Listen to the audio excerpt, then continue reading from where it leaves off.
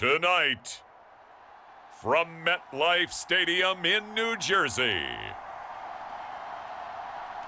it's a special prime time edition of the NFL on EA Sports.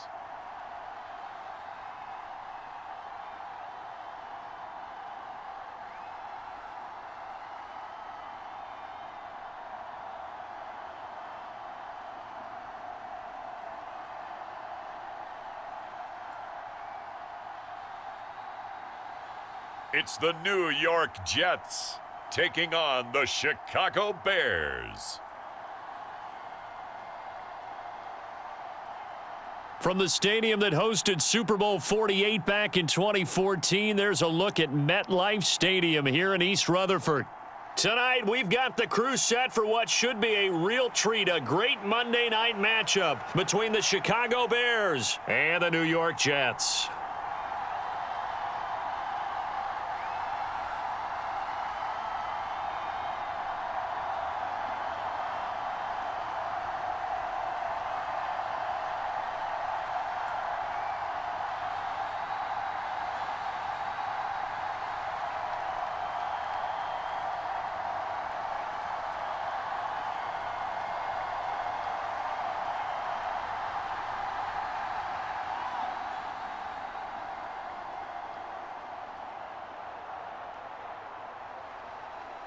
The kickoff unit is out on the field, and they will send this one away.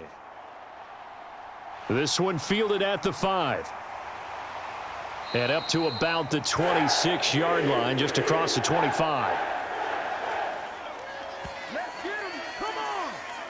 So now here comes the Jet offense as they get ready to take over.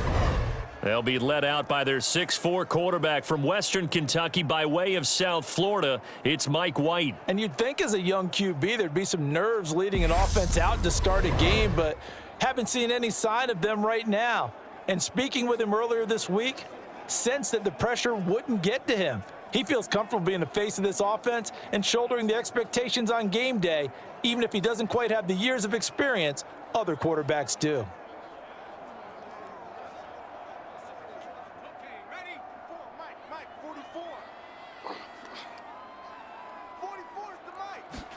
Off play action, here's White. And it's incomplete. Took a shot, couldn't connect.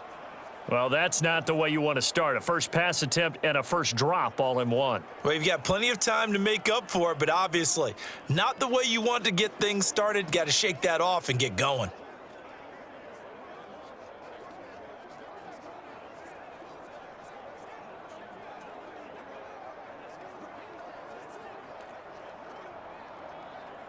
So after the incompletion on first, now 2nd and 10.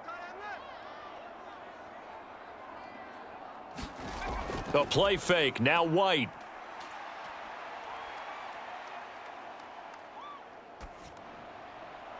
And that'll be incomplete.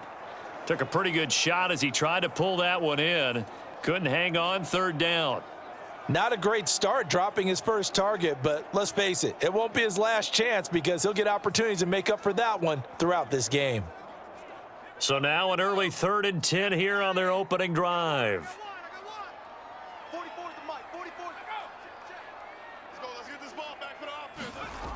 White looks to throw. Over the middle, complete. That's Davis. And boy, he is very close to a first down, but from where they're spotting that football, he's going to be a foot or so short. They'll get 10 there, but it leaves them just short for 4th down. On 3rd down, you'll give them that. You just want to make sure that you play the first down line. They were able to get him down and force the punt.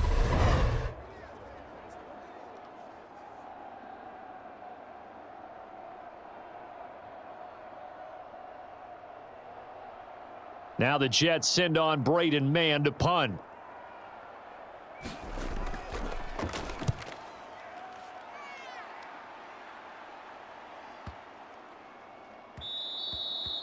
And that one hits at the 7, but bounds into the end zone, and that'll be a touchback. So here now the Bears offense for their first drive of the game. They'll be led out by a first-round pick back in 2021 from Ohio State. It's Justin Fields. And not only does he have all the skills that you're looking for as a quarterback, He's incredibly tough and plays the game fearlessly as both a runner and a passer. You provide a good running game around him and let him throw deep off of play action, you've got an all-star in the making.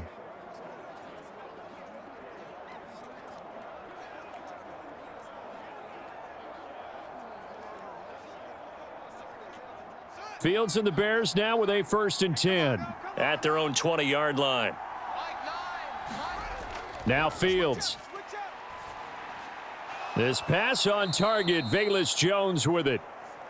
And that's good for a pickup of 10 yards. And that'll leave him with a 2nd and just a few inches left. Nothing flashy there, the slant to the slot. Oh, and the frustration for the defensive guys, because it's a quick play, and you know it's going to be a bang-bang play in terms of the throw and the catch, and then he's able to absorb the contact and complete it. On 2nd and very short, Fields. He'll get that complete to his tight end, Cole Kmet. And they get him down, but not before he takes it across the 40-yard line. Fields to Kmet there for a Chicago first. Well, it certainly feels like there are more stars at the tight end position than there were even 10 years ago. And I think it's become more of a glamour position because of the ways it can hurt a defense, and guys want to be involved. They can be in line, close to the line of scrimmage. They can split out like receivers. But hands, route running, speed, and some toughness to go across the middle, you put it all together, you got a heck of a tight end candidate. So they'll get 8 out of that completion, and it'll be 2nd and a couple. Nice rhythm throw there on 1st down. He located his tight end, made it a nice easy pitch and catch. Hoping he can break a tackle or two. Wasn't able to do that there, but still good yardage. They will run for the first time with David Montgomery. And he is going to be stopped cold behind the line of scrimmage. It'll be a loss of a yard, and that's going to lead to a 3rd and 4 coming up. That was well played there defensively. 2 tight ends in the formation, which essentially gave them 7 blockers up front. Hard to imagine with all that size and beef that they could let a tackler through, but that's exactly what happened. A loss resulted.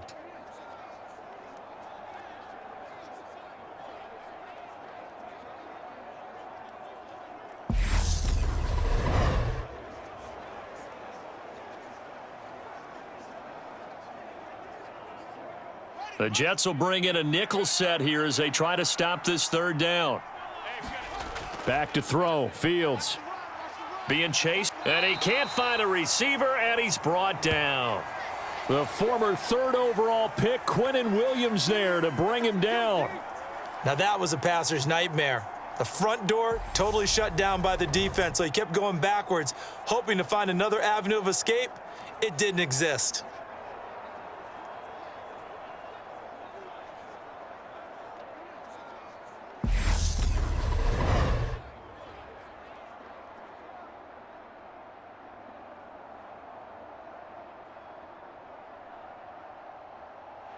Fourth down, so they send out Trenton Gill. The Jets have Braxton Berrios back deep.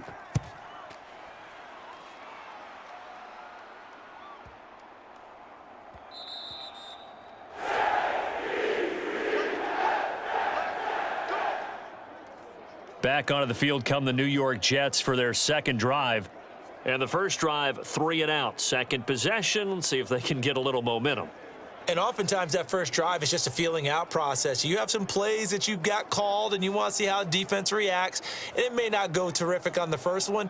Now they're ready to go. They've kind of got to look at them, got a sense. Let's see if they open things up a little bit. See if they open things up. Let's see what the defense does here, too, after a good stop. On 1st and 10, White. Gonna look deep for Wilson. A fight for it, and this is caught. What a catch. Big yardage that time for the Jets. 54 yards. That's a big-time pitch and catch right there. And, partner, I remember the days when quarterbacks would try this. They were holding their breath. But nowadays, they're counting on their receiver to be just a little bit better than the defensive back when it's one-on-one and the ball's in the air like that.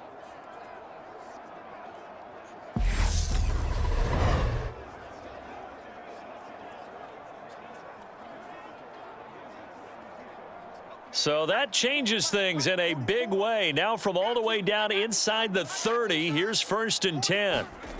White. And that's going to be incomplete. Too tough to hold on to that one. It's second down. He did a fine job there of not hitting him before the ball arrived, and I've got to tell you, you can often mistime that play because of the angles of approach. When you're going to get him, sometimes you panic as well and think, I've got to be there right now. Instead, in this case, timed it perfectly and knocked it free. Throwing again on 2nd and 10. White. Taking in left side, it's Wilson. And they're going to get this down inside the 20. And I think this is a route we'll see more of as this game goes on, because with his speed, they want to get him the ball in space on drag routes just like this. They want him to get the ball and run after the catch. Good job there, though, holding him for a short gain. In need of a conversion on 3rd down. They had the big play to start the drive. Not much sense. Out of the gun, it's White. And this pass broken up. The contact well timed there, and now 4th down. That's a tough spot for a running back coming out of the backfield, because you know he's got to look for the football, knowing full well he's got a man coming his way full steam, and he broke that one up.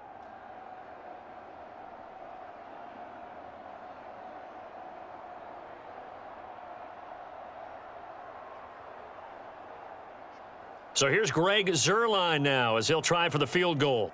From the left hash, it's a 36-yard attempt.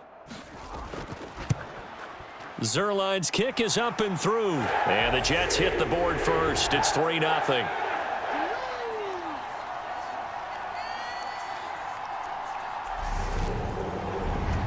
Well, both teams kind of feeling each other out here. And now after 3 drives, we have a score with that field goal. Yeah, they're still waiting for their breakout drive to come to them, all right? They're using the playbook well. They're looking for that extra section that says touchdowns instead of field goals. But they'll take the 3 for now and try and get set up for more later.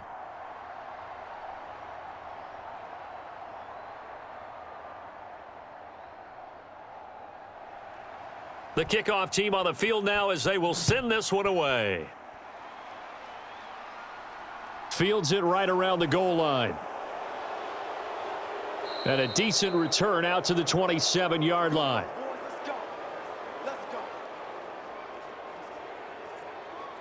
Chicago works their way back onto the field here for their second drive of the game.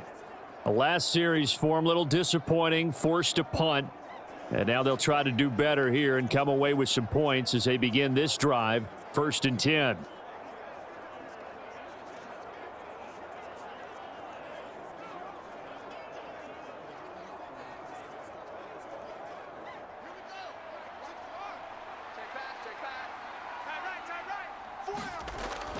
They'll start on the ground with Montgomery.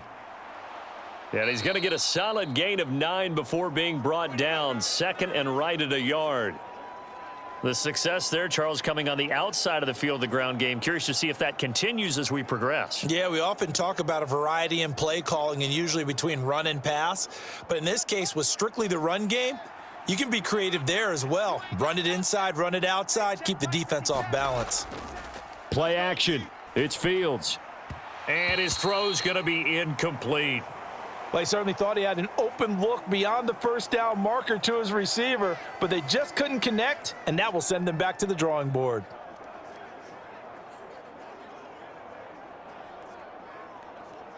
Heavy set out there on 3rd and 1.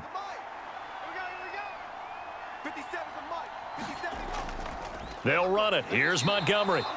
He is going nowhere as he is enveloped behind the line. Nothing doing on 2nd and 3rd down after that 9-yard gain on 1st. Yes, it's the first half, but we'll see if that stuff there on 3rd and 1 comes back to haunt him. I hope you don't mind, but it's not going to stop me from putting a check mark next to this play. Let's look back as this game progresses and see if this is one of the key plays in the game, even though it occurred early.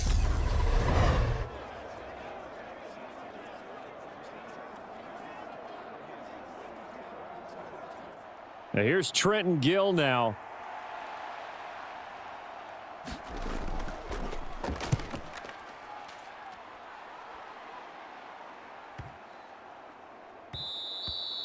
Yeah, he was looking for the checkup bounce, didn't get it. That scoots all the way into the end zone now for a touchback. New York set to take the field.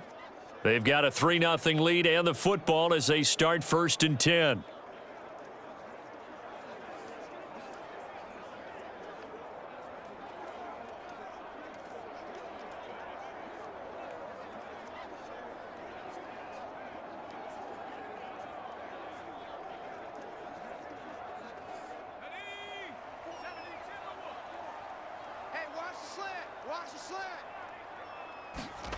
Here's White.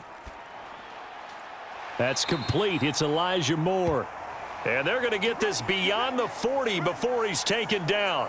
23 yards, the final tally. Certainly no settling into the drive there. They came right out on the first play and attacked the middle of the field for a big gainer and a first down.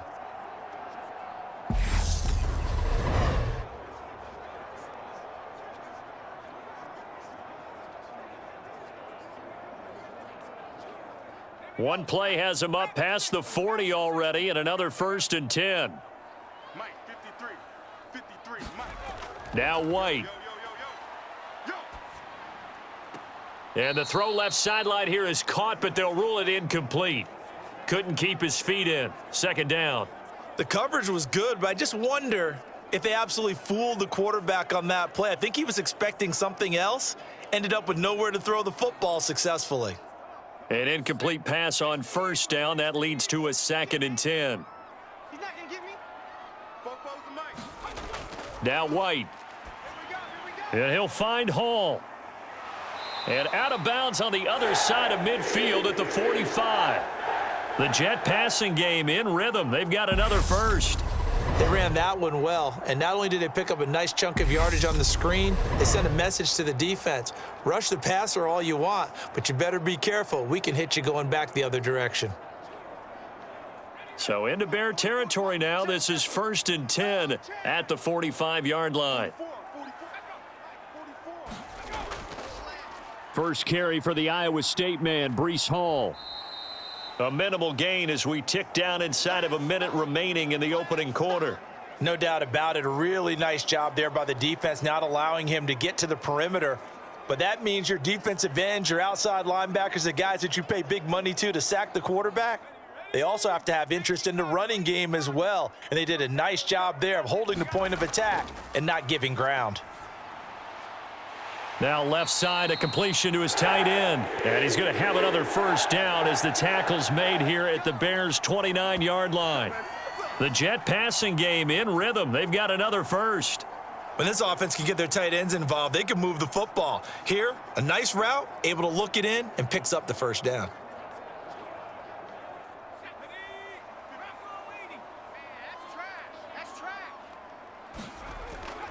On 1st and 10, it's Hall. And he'll be taken down as that will take us to the end of the first quarter of play. 3-0 after 1 on EA Sports.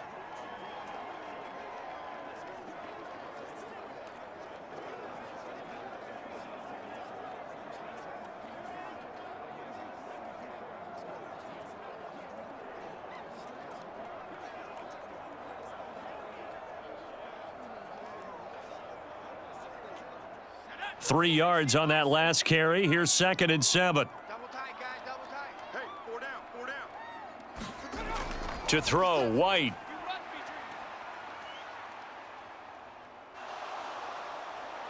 And eventually taken down here. Great coverage downfield.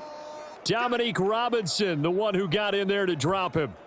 They've gobbled up over 30 yards of turf so far, but a sack knocks them backwards. And that interrupts the momentum they were building. Good opportunity for the defense to escape this drive before they get to the end zone.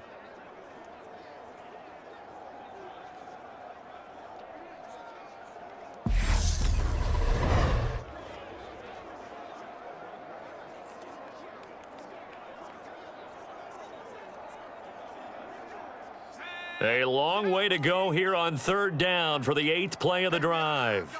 Got four down. Operating from the gun, White. And pressure coming, and they got him once again. Dominique Robinson drops him again for the 2nd straight play, and it brings up 4th down. A 3rd and long, you knew that he was going to throw it. He just couldn't find anybody to throw it to. Yeah, and it shouldn't have been a surprise, but that was perfect execution of their nickel defense. That fifth defensive back, the extra defender, he really tightened up things downfield in coverage, and they were able to get to him in the pocket.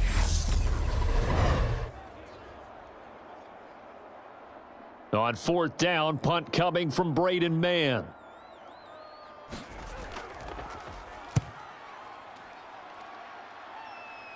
And they'll play keep away from the returner as this one will be marked out of bounds at the 13-yard line. Pretty good spot. And now this offense comes back out onto the field. The crowd may be losing just a little bit of the edge after back-to-back punts. They want some big plays. They want to see some offense. They want to see somebody break away, whether it's through the air or on the ground. Now it'll be interesting to see where the patience is on both sides. Each head coach, can you hang in there and not try and force something that could put your team in some jeopardy? Fields and the Bears now with a 1st and 10 at their own 13. And they'll begin by running the option. And he takes us across the 15 to the 17. Give him 4 yards there on the first down keeper. Well, if you're going to run the read option, typically, you've got to keep an eye on the defensive end. And what does that mean? What are you looking for with a defensive end? Well, you want to play off of what he does. If he collapses inside towards the running back, then you pull it and take it yourself outside in. If he stays outside, you go ahead and leave it with the running back. In this case, pulled it and got good yardage himself. And he's taken down. It's a gain of 3 from the 17 to the 20. Some of the most unselfish players on any football team, defensive tackles, because we ask them to just eat up blocks and allow other people to make tackles. But when he can make a play himself, as we just saw there, that's a big day. 2 minutes gone by, second quarter. Fields on third down. This is Chase Claypool on the receiving end. And he will have the Bears first down as they're able to get the third down conversion. But give the defensive guys a little bit of credit. They didn't let the deep ball beat them on that play, did they? No, the drag, that guy can be your safety valve. We saw it right there. Yeah, and it picked up a first down for them, too.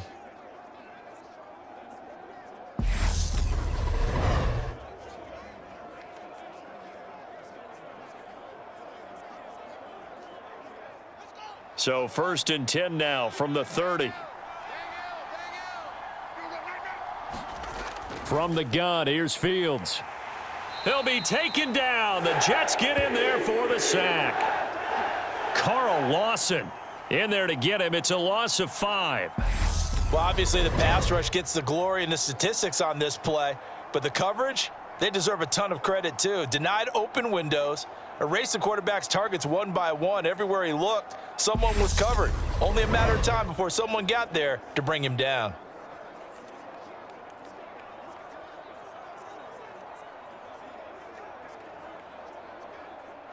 Got to assume this defense will be charging again here. It's 2nd and 15. Another try after the first down sack. Fields. And that is incomplete. A lot of force bearing down on him there. He could not hang on. It's 3rd down. And Charles, got to like what this defense has been able to do these last couple of plays. Yeah, they get the sack on first down, then they force the incomplete pass. Now they're just a play away from getting the football right back, but it's a big play. They've got to hold up. The offense on 3rd down tonight, just 1 for 3 thus far. This will be 3rd and 15. And down he goes, but he takes it up to the 40. That was no 3rd and 2. That was 3rd and 16, but they get the conversion anyway. And that's well executed there on 3rd down, and I love the confidence that they had to let their tight end try and find some space in the middle of the field, right in their quarterback's line of vision. And QBs love to make that easy throw, and they hooked up there for a first down.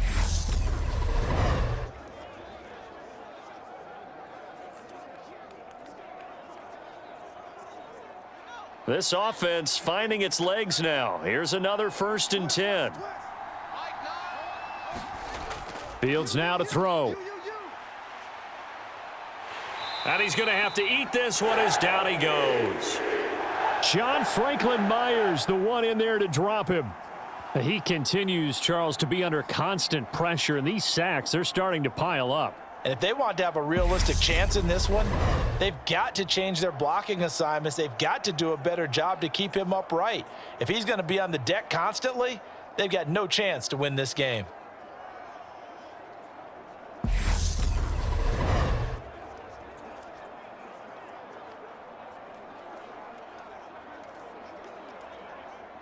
Sacks, a growing theme in this first half. This is 2nd and long. 57. Another try after the first down sack. Fields. And on the left sideline, he caught it, but out of bounds, according to the head linesman. Incomplete, so the ball a little late getting there, and it's 3rd down. Well, partner, guaranteed they approach this play with the idea of making up ground to make 3rd down manageable. Unfortunately, with that incompletion, right back where they started on the last snap. Now they need a big 3rd down play in order to pick up the yardage needed. Now on 3rd and long, they'll look to throw. And that is knocked away in the middle of the field and incomplete. Well, this first half has not gone according to plan so far offensively or even defensively for that matter. They could use a big-time spark somewhere, but it's not going to come on this drive as they have to punt this one away. Now here's Trenton Gill on to punt. He's been a busy man here in this first half as he gets it away. And did he put that on a dime? He did. Wow, out of bounds at the 1-yard line.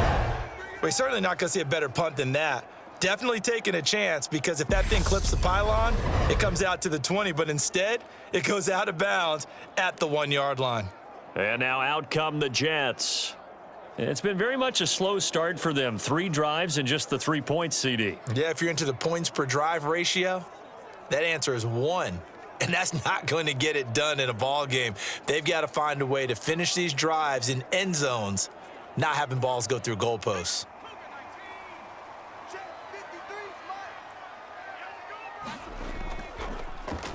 They'll start this drive out on the ground.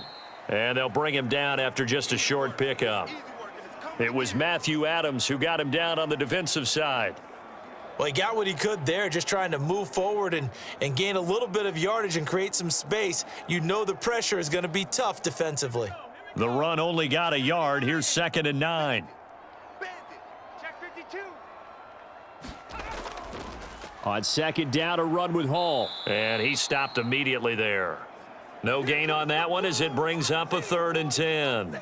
And now, Charles, what do? You want to create some space here for your punter if you have to punt. I think maybe you just go quarterback sneak and try and create that space and hope your punter can help you out. Facing the prospect of a punt from their own end zone, they need some cushion. Let's see what they can do on 3rd down. On 3rd down, here's Hall. And they will get to him at the 7 and stop him short of the 1st down marker. It's a 6-yard gain, and it leaves them looking at a 4th down. And once again, leverage wins. The offensive line, lower than the defensive front.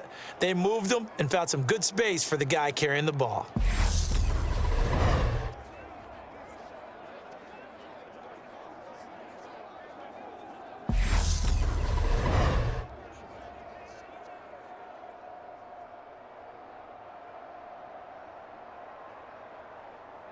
Here's the Jets punter now, as he'll come on to kick this one away. He's averaging just under 50 yards a punt as he gets this away. Oh, an absolutely filthy juke. He's got some space now. 1:50 to go here in the first half.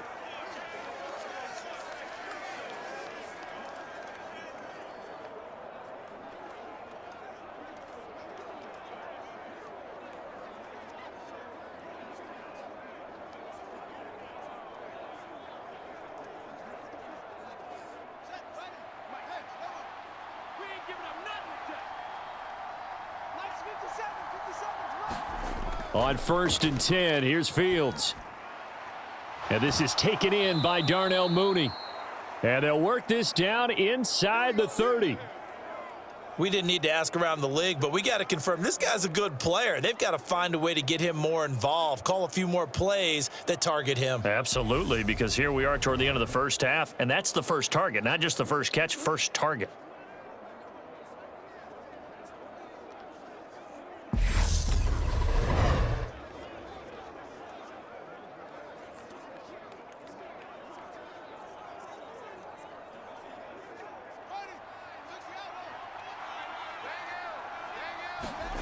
Fields on first down. And this turns into a nice gain with a slide at the end. Nothing open downfield. He keeps it himself for 11 and a first down. Certainly not the way they drew it up in the playbook, but that's why they love this guy back there. He sees things breaking down, and he's more than capable of finding an escape route and still getting a decent gain.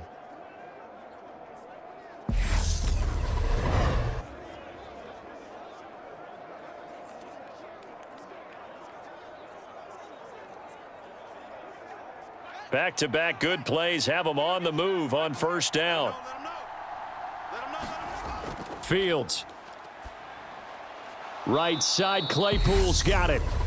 Now the Bears going to call the first of their timeouts as they get the stoppage with a little over 50 seconds to go in the first half.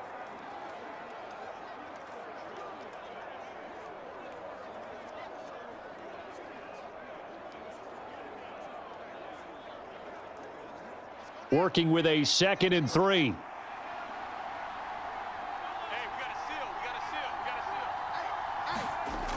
Here's Fields.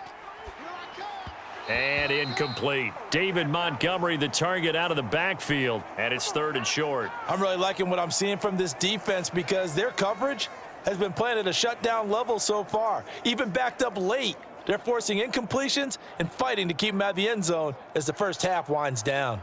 So the incomplete pass on the last play, and that leads us to a 3rd and 3. Out of the gun, Fields. And this time he's got the hook up. It's complete. And the Bears are going to have 1st and goal as they try to finish off this drive with 6 points.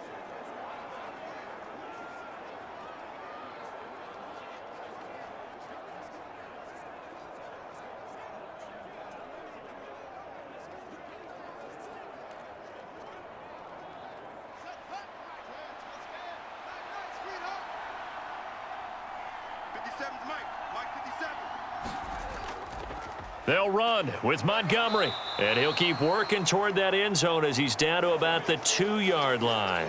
Only a yard that time, 2nd and goal. Good work there, holding him out on first down, and this is going to be a battle down here on the goal line.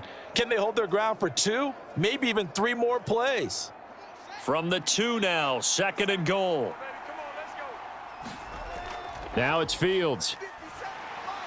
Open man, he finds Komet. Touchdown, Chicago.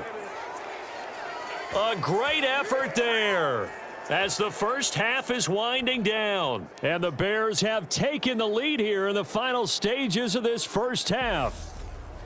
That could be an important swing right there. A touchdown in the final minute of the half to take the lead. And I like the point you just made there. Could be an important swing because now that they have the lead, if they can carry that into the locker room at the half, they'll feel really good about what they accomplished in the first 2 quarters. Cairo Santos on to try the extra point.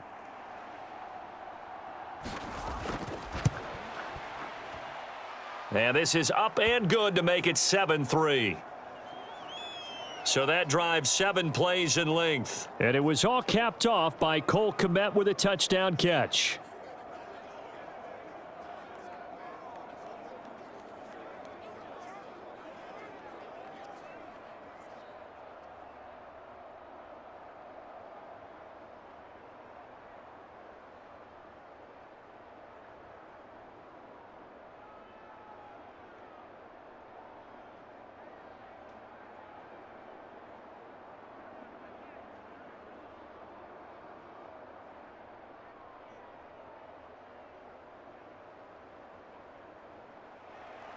So not much time to speak of remaining in this first half as the kick's away. Takes it at the 7. And he's up across the 25 and down at the 28.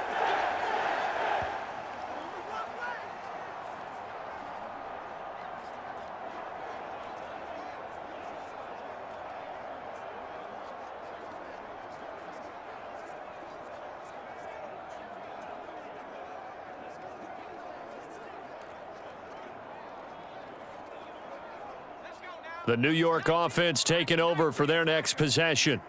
And with time quickly fading here in the second quarter, not sure how aggressively, offensively they want to play this. I think we'll find out just how much they trust their guys in this situation if they decide to take a shot.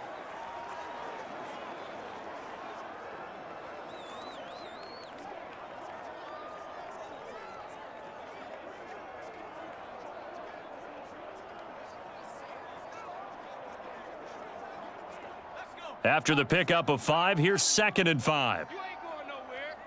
44's the mic. 44's the go. Now a shotgun snap as they'll look to throw. That pass complete to Moore. And they get him down, but not before he takes it across the 40-yard line. And this offense going to elect to burn a timeout with 5 seconds remaining in quarter number 2.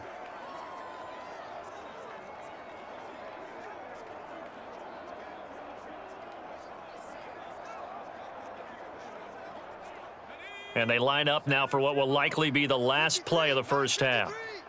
Watch the screen. A final shot before break. White. He's going to look deep for Moore. Try to drop one in, but it's incomplete.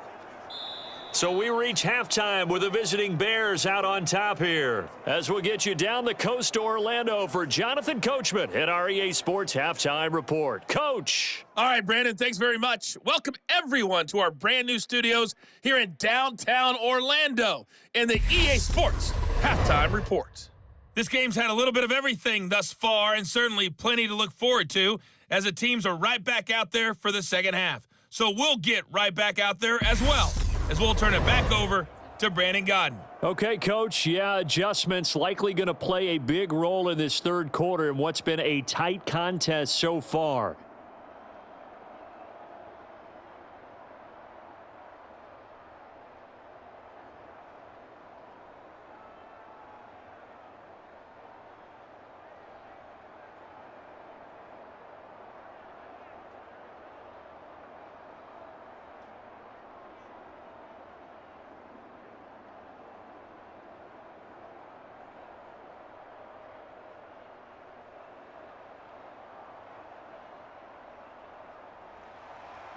Set to resume. Here we go with the second half. The Bears holding the lead and ready to receive the kick.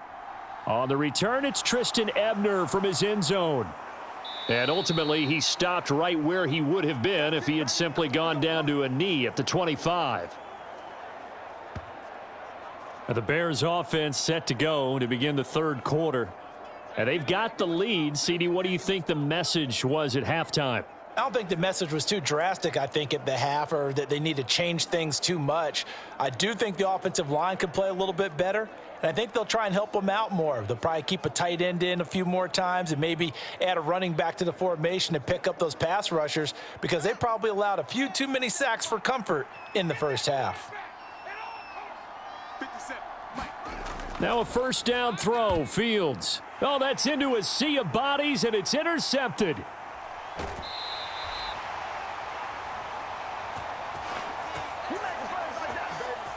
Not the way you envision things to start out the third quarter. One play and already a turnover. It's interesting. You and I were talking with the coach, and he talked about how at halftime, as a play caller, he wanted to make sure he got a new script going for the second half, not just the one that he operated off of to start the game.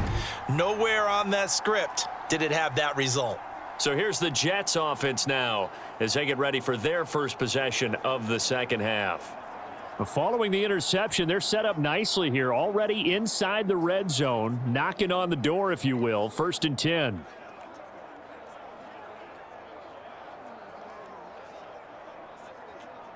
So here's a 1st and 10 now, down inside the 20. You can't block me. 57's the mic. Watch 57. Hey, let's get this. Hall ought to give up the middle. And they go the wrong way here. Knocked back to the 20. 2 yards the loss, 2nd and 12. This defense is just flat getting after it. They have not given up much of anything in the run game. Case in point right there.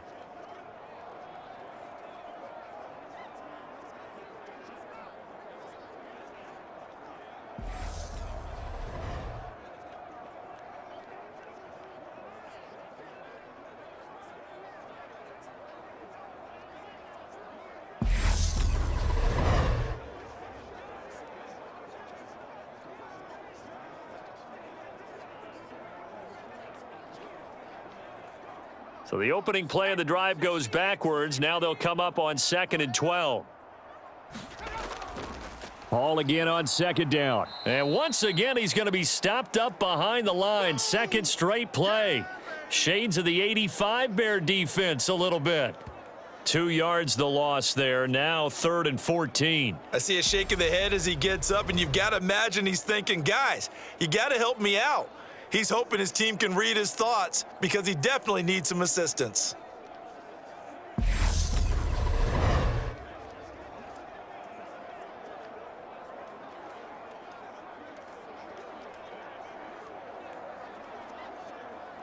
A 3rd down now. Those last 2 plays indicative of how things have gone for them. Just nowhere to go on the ground and struggling to put up points. Operating from the gun, White. Open man here is Conklin. And he is going to be stopped at the 12, short of the 1st down. They'll get 11, but it'll still lead to a 4th down. Nice job understanding the situation. 3rd and long, kept the play in front of them and made the tackle. They gave up a good chunk of yardage, but it does force a 4th down.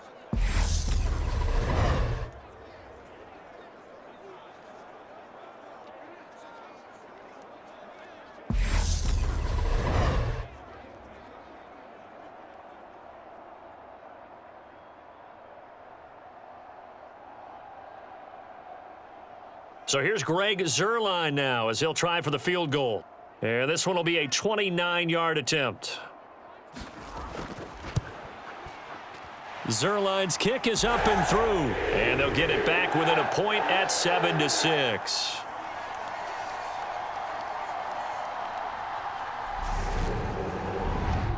So the interception set him up with terrific field position, but 3 points, the end result. Yeah, we can make this one pretty simple, partner. You always want to end drives with points, but that's one that you're going to look back on and probably say, we should have done better there.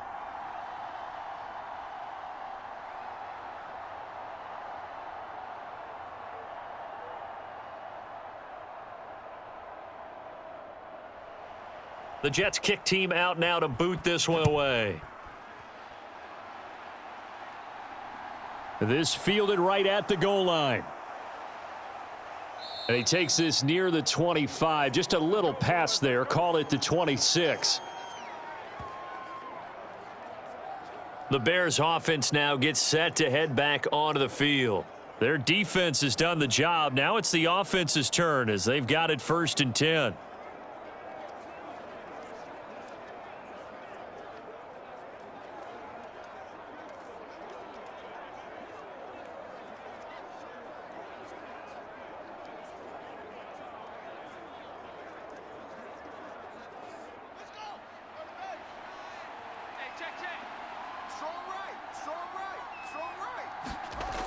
To Montgomery to begin the drive.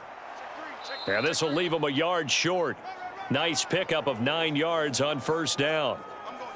He had a ton of success here so far, but you get the feeling that he might be on the verge of popping one. Yeah, even on that one, there was a little bit of a hole, but it closed there quickly at the end.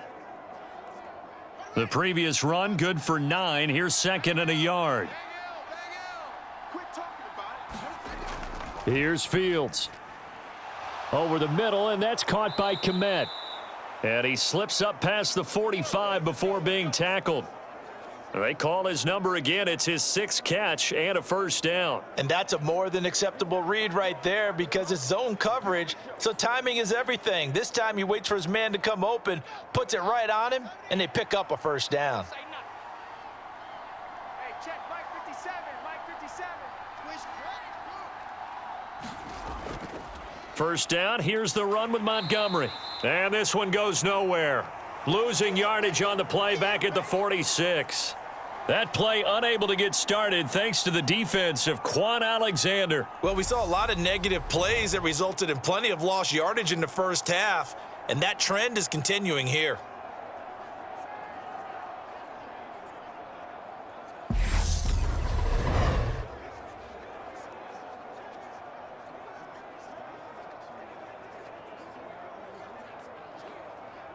Now they contend with a 2nd and 12 after the loss.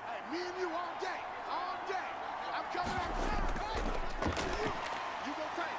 You got tight. You got And they're going to get this to about the 44-yard line. Got exactly what they wanted there out of the RPO and had the defense out of position. One word for you there, excellent, because he read all the keys properly, made the right decision, and look at the result. Pretty substantial gain. So 3rd and 2, this quite possibly 4-down territory, though, if they're stopped. And they'll try and run the option to pick it up. And he goes down, but not before getting this inside the 25. Well, they had a gain of 10 last time, now a gain of 20 here. Well, you certainly have to give a little credit here because they're playing this game now at their pace. This is ball control football, sustained runs, taking their time and making it work.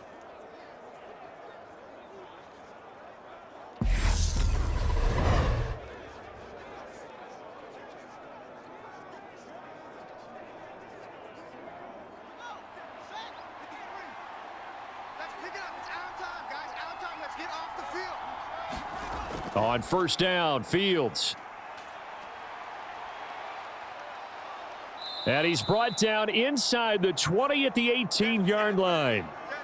Well, he's proven real effective running the football. No one open, don't force it. Just get what you can, and that's what he's done very well in this game.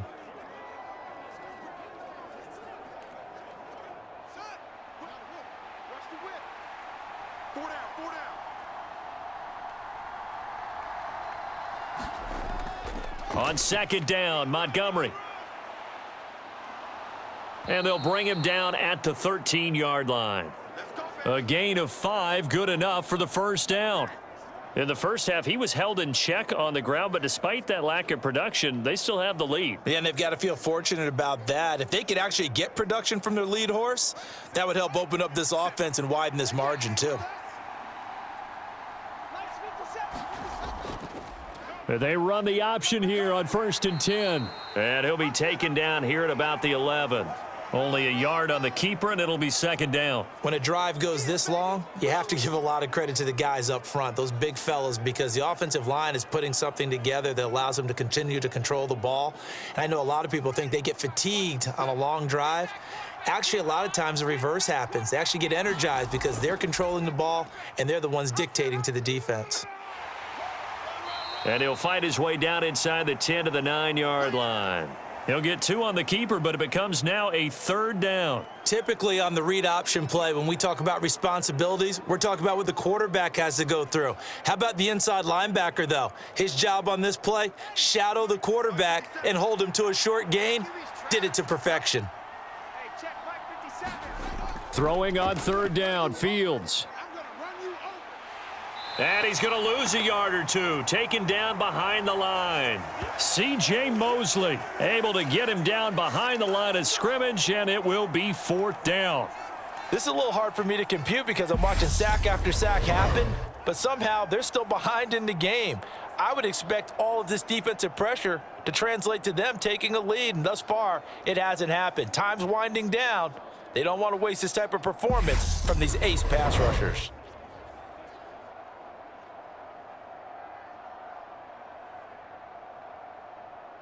So Fields is off, and on comes Cairo Santos for the Chicago field goal. From the right hash here, should be an easy one. Santos' kick is up and through, and they bump the lead up to 4 now at 10-6.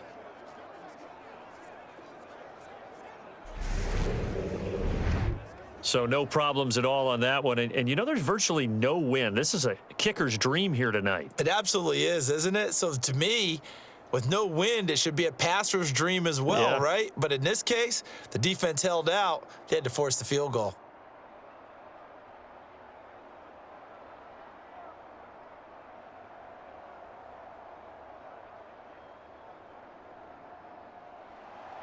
The Bears send the kicking team out there, and they will send this one away. Fielded just outside the goal line. And he brings us out past the 20 to the 24.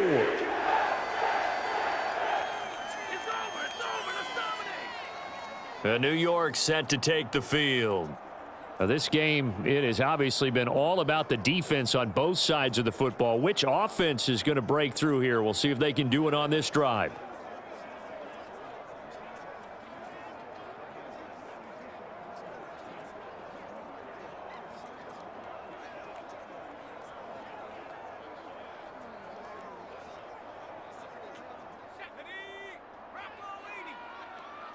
defense. Keep it up, guys. Mike, 53. Now White with a first down throw. It's a short one here, complete to the tight end. And he'll get this up to the 34-yard line. It'll be a gain of 10 to start the drive out, and by a few inches, that'll be a first down. And what a nice example there of a tight end doing exactly what he needs to do. How about how he worked his way to the outside, made sure he secured the catch, and then anything after that, we count that as a bonus. And indeed, he gets enough for the first down. White's throw here going to be caught by Wilson. And he slips up past the 45 before being tackled.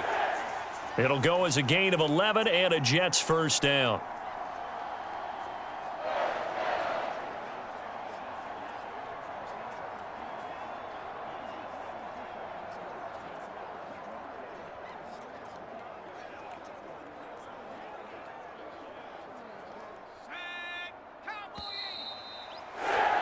And that's going to do it. Clock hits zeros. They're not going to get another playoff. Time has run out on this third quarter. You're watching the NFL on EA Sports.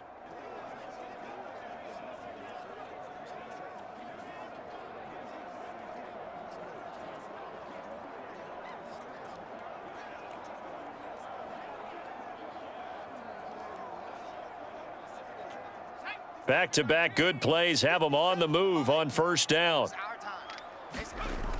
Off the play fake, White.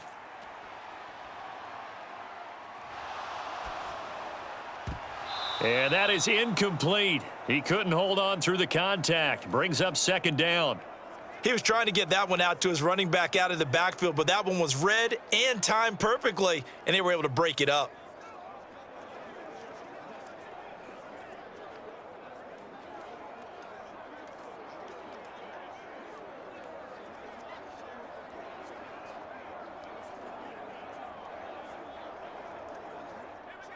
After the incomplete pass, here now is 2nd and 10. I know he ain't got it. 53's the Mike. 53. Check 53.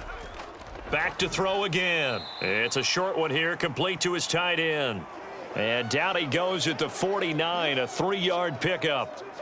One thing I think that's safe to say defensively, the tackling's been really good. And because of that, it's been very, very hard for them to move the ball because you're not getting the benefits of run after catch. They're tackling them almost on the spot. That means you have to run extra plays, harder to move it. From the shotgun, here's White. And he will find his man on the outside.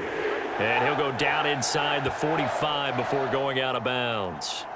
Back-to-back receptions for him, and it's another first down. Tell you what, he's been able to put the ball in some tight spots all game long. That throw, no different. Yeah, a lot of people would call it a gutsy type of a throw. I think he looks at it as, I can do it, so it's not that big of a deal to me, and I'm going to keep firing. So into Bear territory now. This is 1st and 10 at the 43. He'll take a shot for the end zone. It's incomplete. Took a shot, couldn't connect.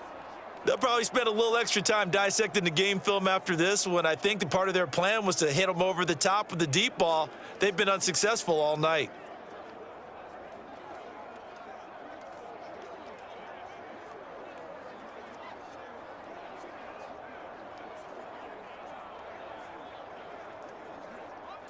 So 2nd down, still 10 yards to go. Ball on the 43. Let's go. 44's the Mike. 44's the Mike. Again, he'll drop to throw. Looking left side, and he's got a man. That's Davis. And he's going to have another first down as the tackle's made here at the Bears' 32-yard line. Give him 10 yards there as this offense is on a roll. This drive continues to plunge forward. And here we are in the fourth quarter, partner, and watch them drive for what would be a go-ahead touchdown. And you and I both know this is where you need a quarterback who can keep his cool back there, not just for himself, but to keep the rest of the team relaxed too. Straight ahead is Hall.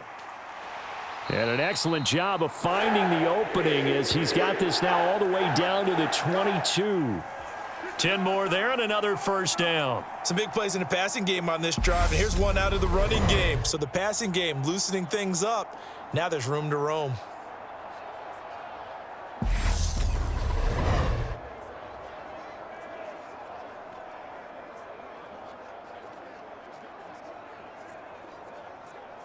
Let's go now.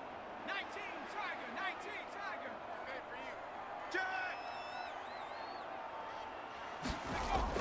On first down, right back to Hall. And he can only manage to get a couple.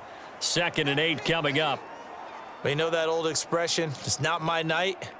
It hasn't been his so far. I don't know if the legs are a little bit heavy. Sometimes having to hang out all day and play doesn't exactly play to your advantage, but it's been a tough go for him. And every time he looks up, somebody's there defensively. That was the same case on that play.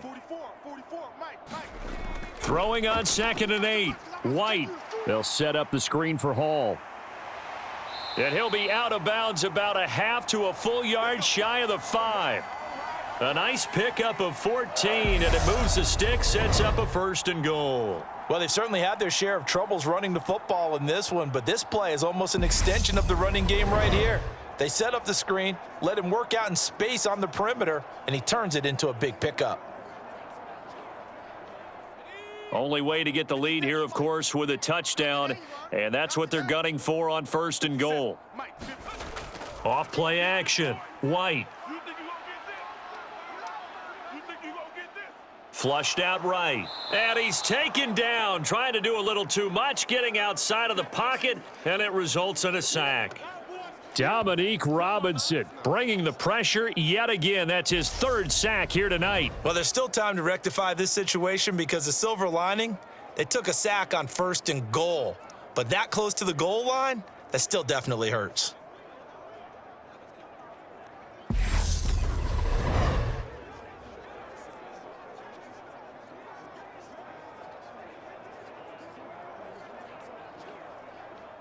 Three red zone trips have yielded just 2 field goals for them to this point, so they'll be searching for something more on 2nd and goal here. Now here's a little touch pass as they tap it quickly to their receiver. And able to fight forward inside the 15 to the 13.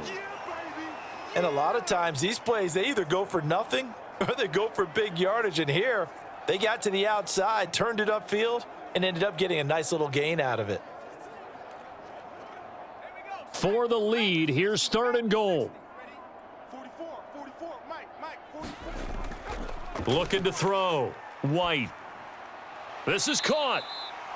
11 yards, but still not enough. 4th down. That's what I'm talking about. Nice completion, nice gain. Great tackle. Really good tackle. Kept him in bounds, kept things going. What do you do here? That's the question. Let's see what they do.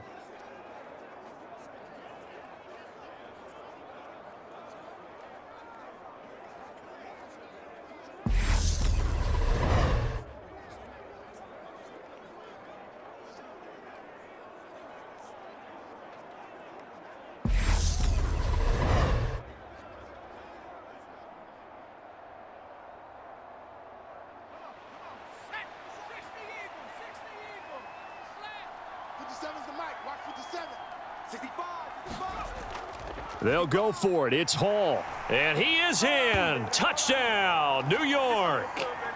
Breece Hall taking it in from 2 yards out. And the Jets have taken a 4th quarter lead. Well, he finishes off the drive with a touchdown run, Charles. Remember, he also had a catch on this drive as well. And that's what running backs want to be in today's NFL, a complete back. 3 downs, stay on the field, run it and catch it, and he gets it done.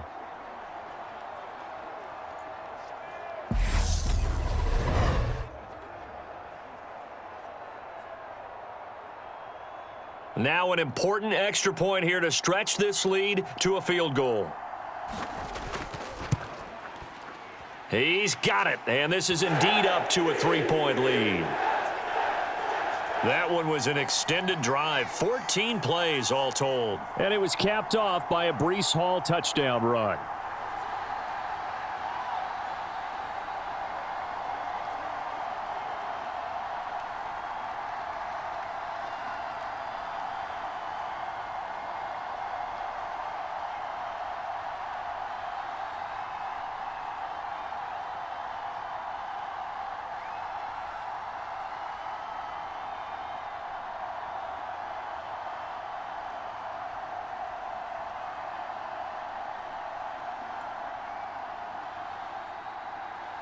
Set now to kick this one away, and off it goes. This will be fielded inside the 5. And he'll be tackled just shy of the 25.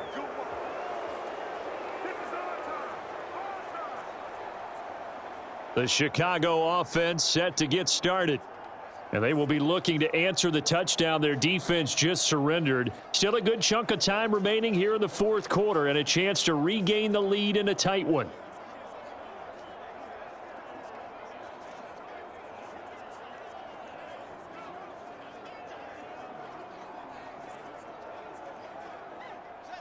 Fields and the Bears now with a 1st and 10 at their own 24. He'll begin by dropping it off to Montgomery. And they're going to get this beyond the 40 before he's taken down. 44 yards on the ground for him now on 9 carries. We'll definitely see some open running lanes, and he's taking advantage of it right now, but that shouldn't be a surprise. Defense has the lead.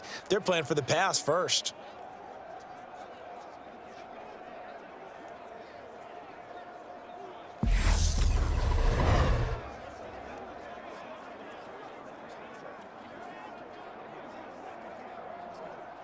One play has him up past the 40 already, and another 1st and 10.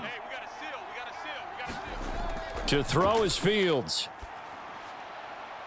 On a bad time late for a poor throw. It's intercepted. Picked up by DJ Reed. Brandon, offensively, this has been a tough day for him. Trying to find a place to throw the football. It's been extremely difficult. I've got to give a lot of credit to the secondary, especially the corners who have had the receivers on lockdown. The New York set to take the field. Another important fourth quarter series coming up. That last INT helping to maintain their slim advantage.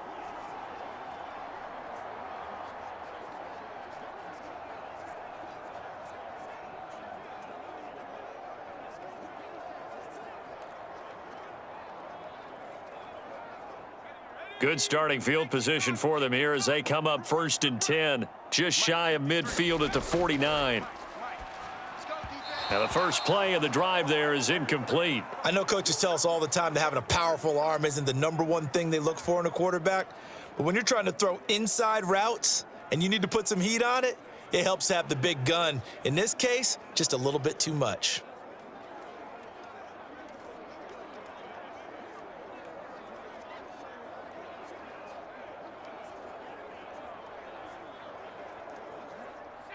So now 2nd and 10 after the incompletion on 1st down. Running left, it's Hall. And just 1 yard here from the 49 to the 50. Seems pretty obvious defensively a key was stopping the run game. How have they done it so successfully? To me, it seems that these guys really did a nice job of paying attention during the scouting report meeting. And you know, Brandon, when they do those, they talk about the top plays that these guys like to run. The best runs for the top running back, those are the ones you focus on and want to take away. And they've done that pretty successfully in this game. From the midfield stripe, they'll look to throw. And that is incomplete. But the pressure there on 3rd down, forcing the errant pass. 4th down coming up. I think he had to unload that one before he wanted to. He was right up in his grill. I think he was a dentist there without a license, don't you?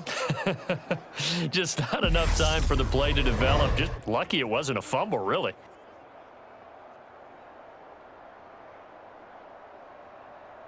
Here's the Jets punter now. He'll boot it away from about his 35. He gets us away. It's a good one, drawing toward the sidelines. And that is much too long. That's into the end zone for a touchback. So now Fields and the Bears down 13-10, just over 2 minutes to go. They'll have one play here just north of the 2-minute warning.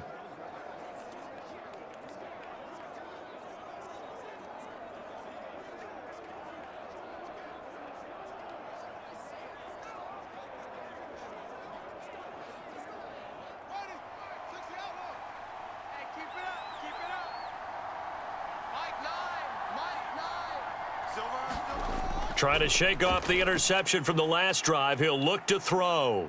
Escaping the pressure right.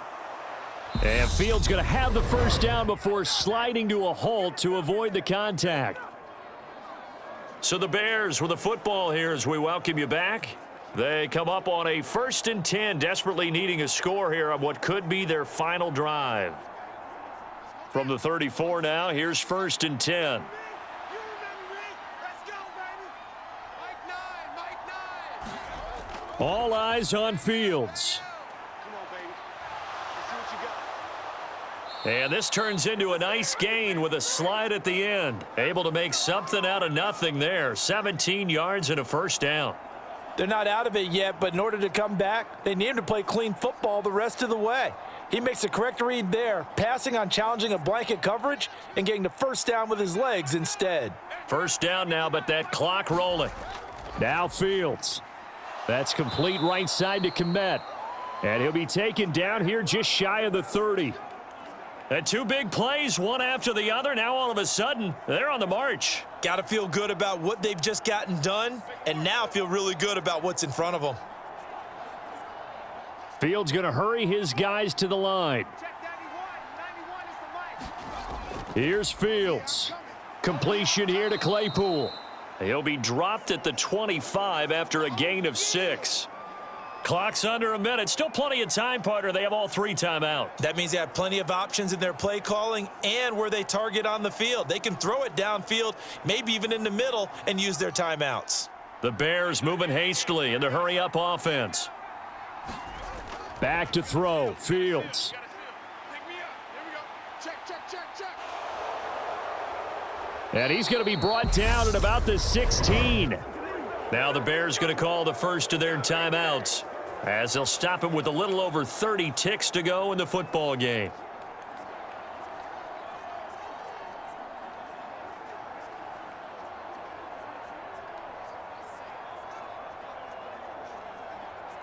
So the ball down to the 16 here for 1st and 10.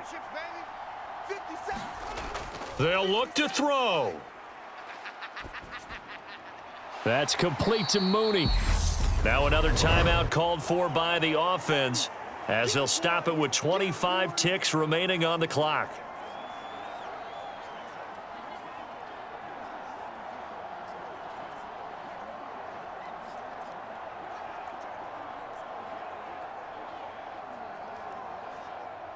Now a 2nd down and 6. Watch the run. Watch the run.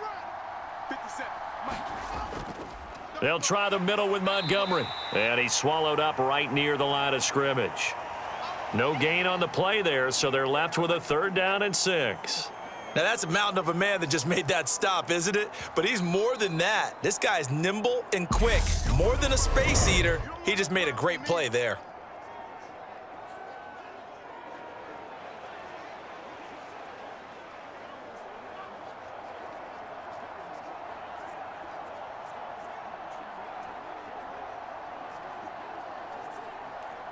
So the field goal unit is on the field, as this is a big spot right here.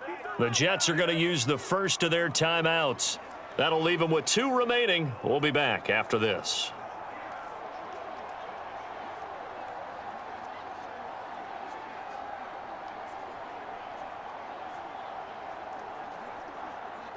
So here we go. Maybe the biggest kick of the game forthcoming. This to potentially send us to overtime. And his kick is right there. It's good, and they will tie this game here in the final seconds.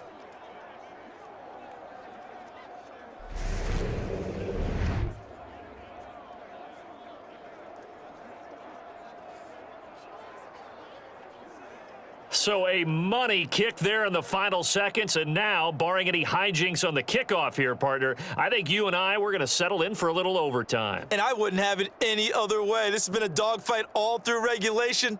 No reason to think it won't continue in the extra period.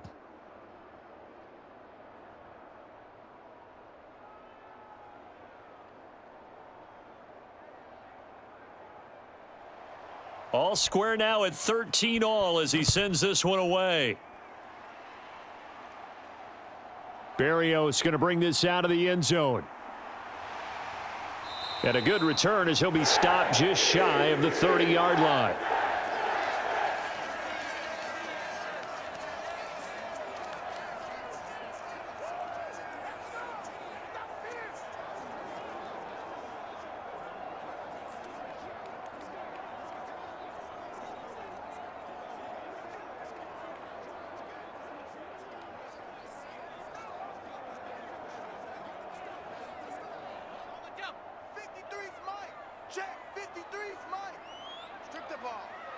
Strip that ball.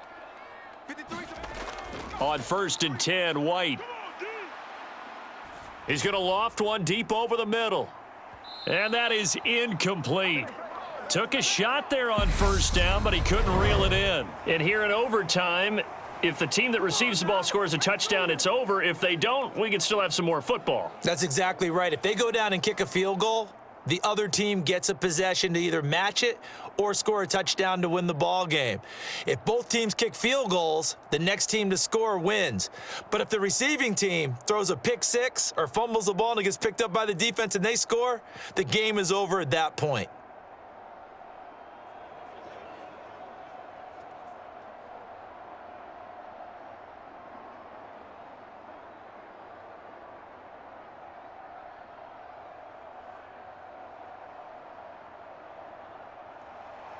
So it's the Bears who will have the first chance to win this thing as we are underway here in overtime.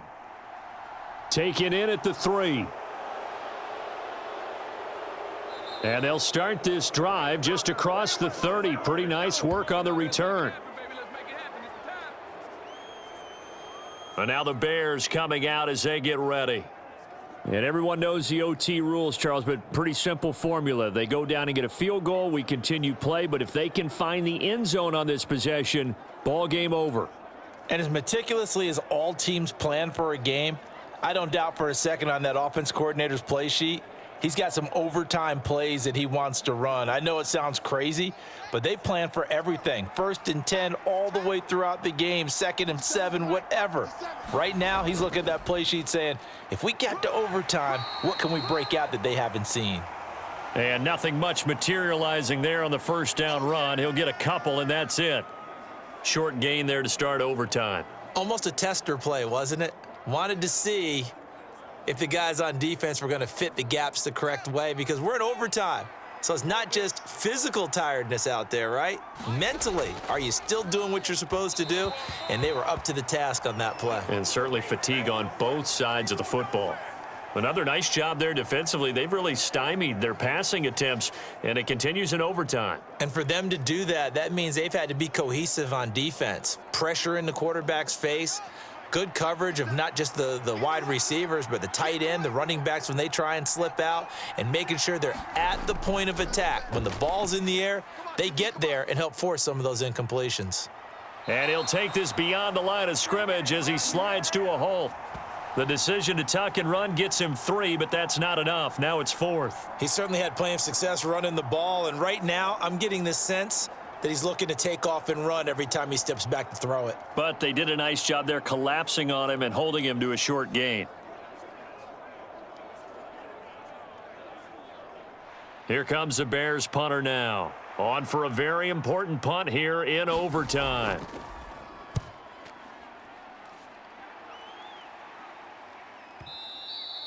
And this is going to hit the goal line and continue on into the end zone for a touchback. And New York set to take the field. Well, their defense did the job, got off the field without giving up any points. And now, Charles, all they need here is a field goal, and they get the victory. Yeah, and this is the way I love overtime. I'm one of those really, really old school guys that like sudden death right from the beginning. Well, we've got it now because any points wins the game. On defense, get a safety, a pick six, fumble return, you can win it as well. So I'm really looking forward to this series and see how both sides play it. Now a first throw here in overtime. Over the middle and complete to Wilson. And they'll get 8 out of this before being stopped at the 28.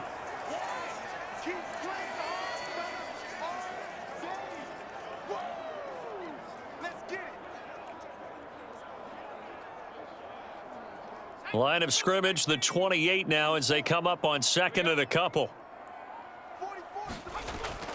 They'll give to Hall. And he'll get it up to the 33-yard line. 6 yards the pickup, and that's a first down. Well, they've certainly been successful throwing it around in this game, and that's allowed them to move the ball on offense. But I've got to tell you, to watch them run the football and successfully, I'm not taking sides, but to see the ball in a running back's hands, oh, that's football for me. On first down, it's White. And that is caught on the right sideline, but out of bounds, says the line judge. The throw took him a little too far. It's second down. Out routes are always timing routes. And if the timing's off just a little bit, it can really throw off a play. It looked like he led him a little too much there. Yeah, there was a fraction of a second because he caught it, just couldn't stay in bounds. To throw on 2nd and 10. White. Got his man complete over the middle. It's Hall. That'll leave him with a 3rd and 2 coming up. They got 8 yards there. And we see another pitch and catch there to the running back. This position just continues to evolve. They become just as critical to the passing attack as a lot of receivers, tight ends, because their ability to make people miss in the open field can really generate big plays for an offense. They'll run with Hall. And he's got the first down yardage as he brings this up to the 47. Give him 6 yards, and they do convert on 3rd.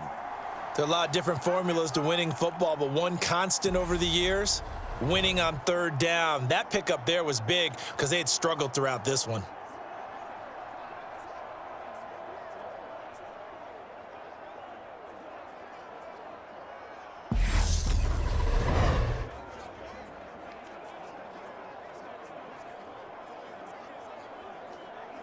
A couple of first downs on the drive already, as they'll go from the 47 now on 1st down. Mike, 53, Mike. Off play action, here's White. I'm coming after you. I'm coming after you. He finds Wilson. And he's going to be taken down right at the 40-yard line.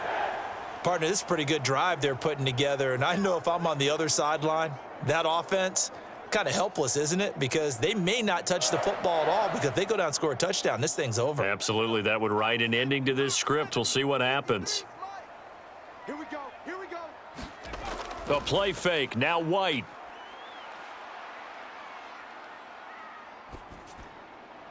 Caught right side, Davis. Down inside the 10. And they are able to stop him, but he does take it all the way to the 2. A big pickup of 38. But, partner, look where the ball's being placed now. They're deep in the red zone, which to me, that opens up their options because they can run the field goal kicker out there right now, or they can decide to run a play and put it into the perfect position he might require in order to make the game-winning kick.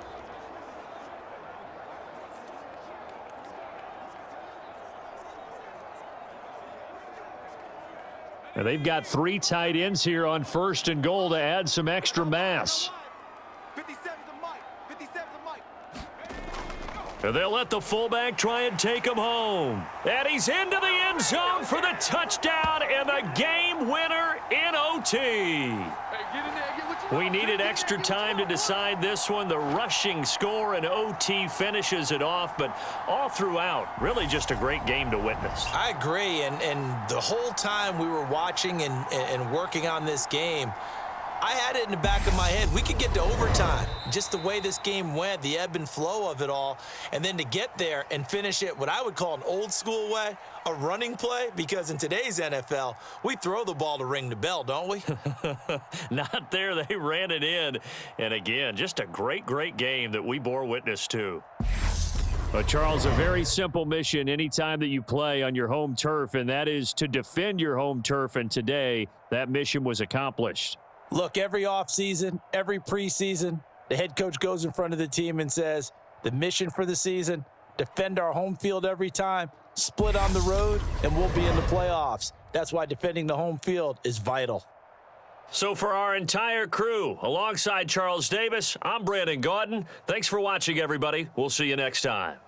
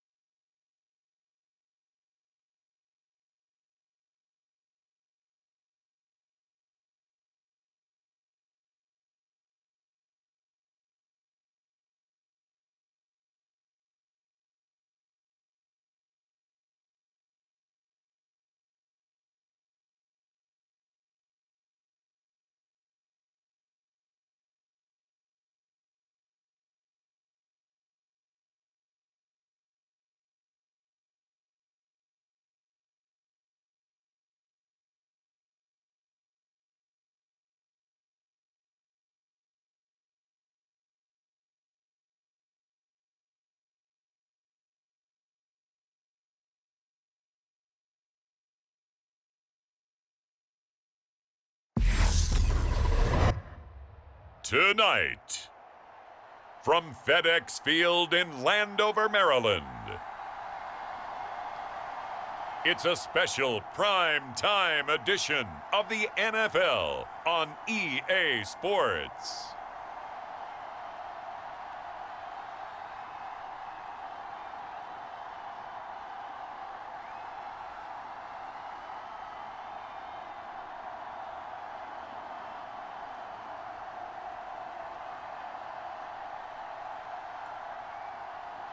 We'll see Carson Wentz and the Washington Commanders taking on Tua Tagovailoa and the Miami Dolphins.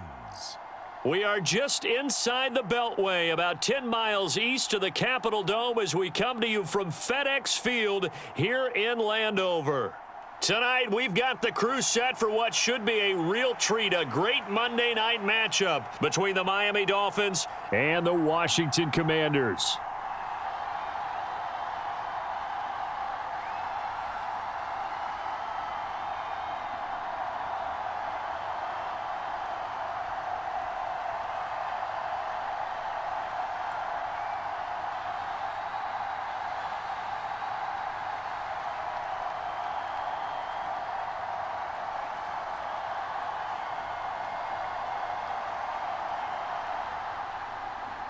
The veteran Joey Sly set to get us started, and we are underway in our nation's capital. And here comes a return from just beyond the goal line. And he'll be brought down at the 28-yard line, so the decision to bring it out of the end zone gets him 3 more. The Dolphins take the field with Tua Tagovailoa, their quarterback from Alabama, at the helm. Every quarterback in the NFL has a little bit of his own signature style out there, but for this guy, he really plays the game in a different way. It's led to a couple double takes from us up here as we see him as something truly unique. It's not that he's just the strongest passer or the best athlete to ever play the position. He just has a certain way of seeing the action, and it allows him to make some special plays out there.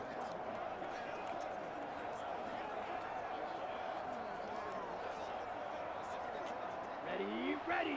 52 blue. Double time. 4 down. Alert. Play action. Now it's Tua. You ain't doing nothing today. And his throw is incomplete. Had the right idea there, trying to throw it to the sideline, but he led him just a little bit too much, trying to get it out to his receiver. Ends up falling to the ground, incomplete.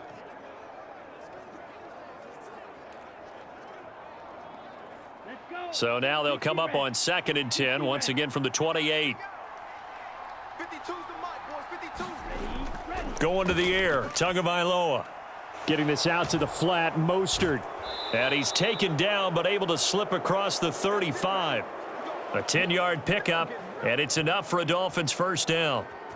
It's funny, throughout the time that we've been together, when we talk with running backs about the ability to catch the ball, their eyes light up when they talk about open field and having one-on-one matchups, don't they? Yeah, they do. And that's the reason why. What we just saw, shedding those tackles, and that's what they're used to doing. It is, and it starts at the beginning of the play. One-on-one matchup if someone's trying to cover them, but they also like those one-on-ones downfield after the catch when they're running with the ball. They think they're going to win those too. That certainly appeared to be a play call where they were just trying to make second down, second and short. I think they thought the coverage was off a little bit more than it was. Nice job there pressing up on it and forcing the incompletion.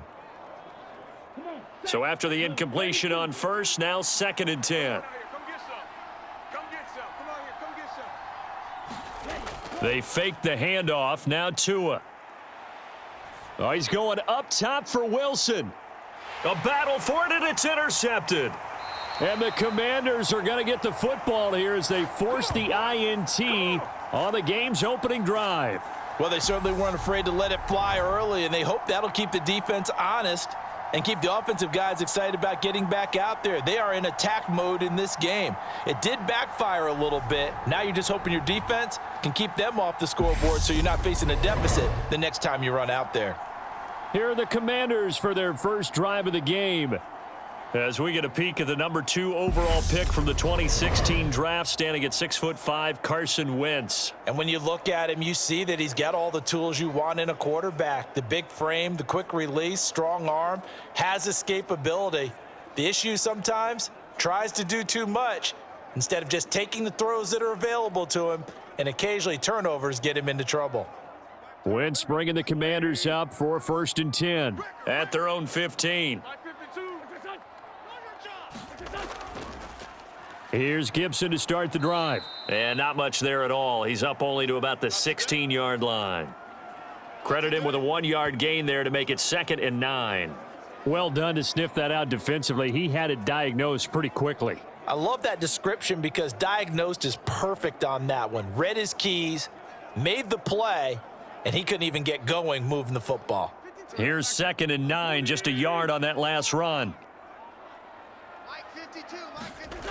Wentz gonna throw. He'll get this into the hands of Antonio Gibson. And he'll be taken down, but not before he gets this football out shy of the 30 to the 29. 13 yards there and a Washington first. We often talk about understanding the playbook, understanding progressions, and understanding what the defense is doing. We saw all of that on that play. Great recognition and understood where his running back was going to be. Found a way to have him leak out underneath, hit him with the football, and they picked up the first down. A lot of times it's that first read that you have. Maybe you get it in pre-snap, and he locked in on his target, but he was covered quite well, and that one's incomplete. Here's 2nd and 10 now from the 29. Big stop, D. Big stop. Let's go. Working from the gun, Wentz. A quick throw knocked away. It's incomplete. This is what defensive coaches ask of their defenders every single ball game.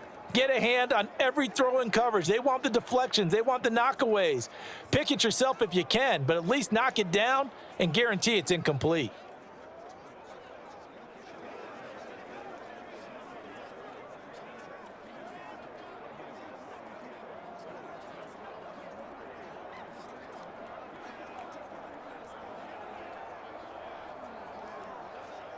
So back-to-back incompletions, and that has him staring at a 3rd and 10. Watch the screen.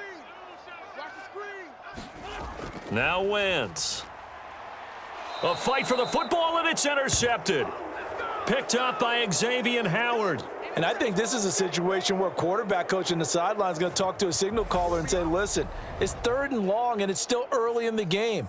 Let's not force things here. If we don't feel good about it, let's just check something down and punt the football.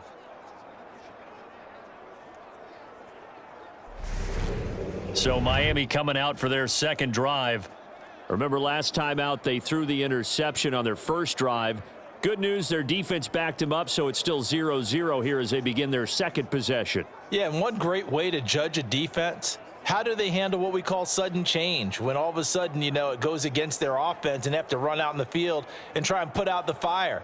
Give this one great kudos for getting out there and not letting that interception lead to points. Excellent job by them defensively. They'll run here with Raheem Mostert. He fights forward for a modest 2-yard gain, 2nd down. Ladies and gentlemen, that is a force of nature at the defensive tackle position. Yes, he's as big as they come, but still plenty agile. And he's able to make a nice play there to swallow up the ball carrier. The last run good for 2. Here's 2nd and 8. Watch tight end. Watch tight end. Tight end's right. Throwing now is Tagovailoa. That's caught by his big tight end, Mike Gesicki. And they'll be stopped at the 28. On a play that started at the 14, they pick up 14. And that's how you shake off the interception you threw on the opening drive, come back and throw another strike and gain nice yardage. And I give credit to 2 people on this one. The man throwing the ball and the person calling the plays. They're not shutting him down early in this game. Now a throw out to his fullback is complete. And he'll be marked down at about the 26-yard line. I wouldn't be surprised to see the next step in utilizing this position is to actually utilize more of a scat back in this spot, because we saw the catch there, right? He made it, but he's a bigger, stronger guy, maybe not quite as elusive as maybe someone else you would put there. Yeah, didn't get the big yardage there you might out of a smaller back.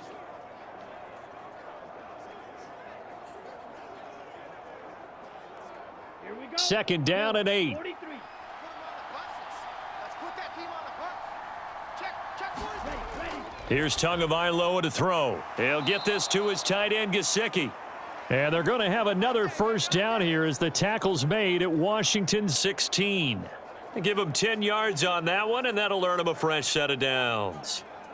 And the tight end is certainly a position built to move the chains because they can control space underneath. If they've got good hands, then, of course, they're a dynamic target. But one other thing is they're right in the sight lines of a quarterback on just about every play, and that makes it easier for the quarterback to pick him out and deliver. He'll get a nice chunk there on the first down run, and it's 2nd and 4. A quick burst there, and he nicely bit off a pretty decent gain.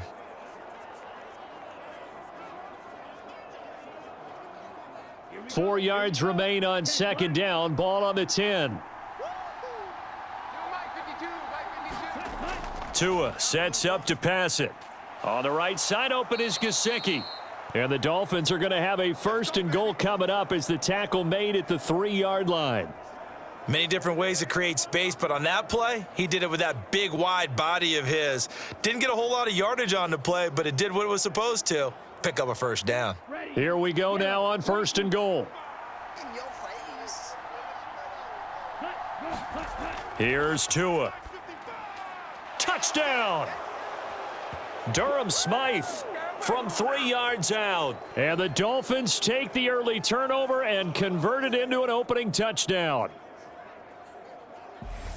Well, he is such a matchup nightmare down near the goal line, CD, and another example right there on that play for the touchdown. It's borderline impossible to defend this guy because that kind of size, he can still get out and run a crisp route, and he has excellent hands. Even if you stick with him, all the quarterback has to do is lob it up, and he can win almost any jump ball. Extra point up and good by Sanders, and it's now a 7-0 game.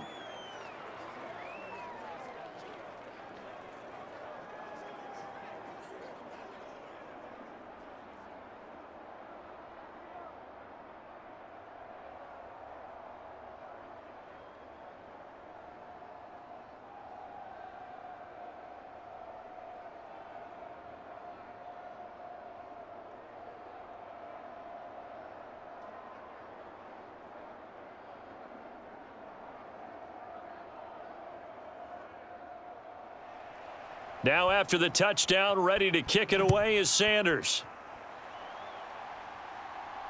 Taking it about the 1. And he won't quite make it to the 25.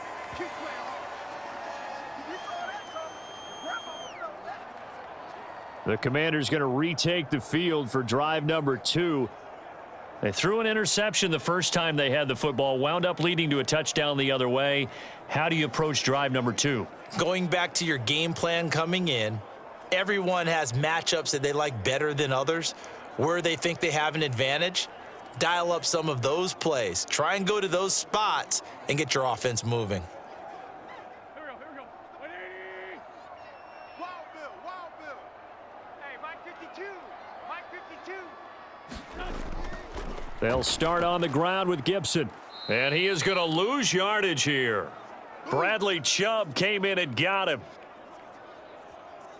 Plays like we just saw there. That's why they're up right now. And the defense, they're doing their job. Yeah, it starts with the guys up front. So when you talk with GMs who are putting together a team, a lot of them say we're going to build from the inside out, because if you control the line of scrimmage, you control the rest of the ball game, and that's what we're seeing here.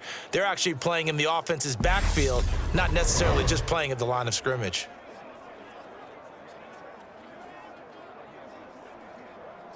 So now they have to contend with 2nd and 13 after the first down run goes backwards. Let's go. Hey, let's get this. To throw is Wentz. Buying time to his left. Into heavy traffic, and it's intercepted. Picked up by Xavier Howard. And the Dolphins are going to take possession of the football.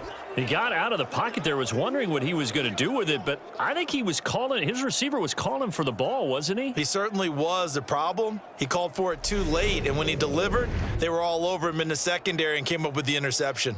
Out comes the Miami offensive unit now. They get set to take over.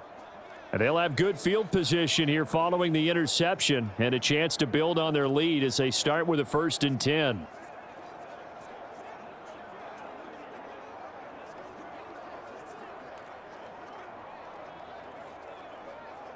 So here's a 1st and 10 at the 38. A run with Mostert up the middle.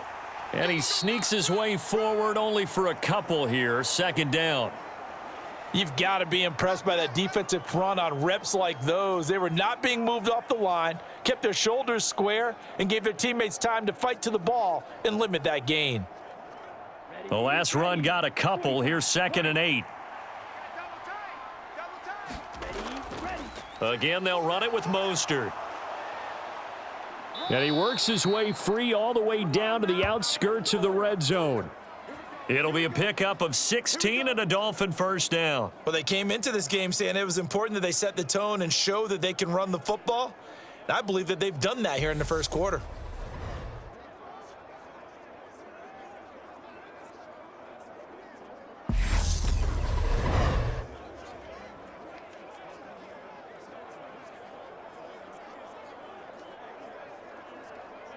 Let's go.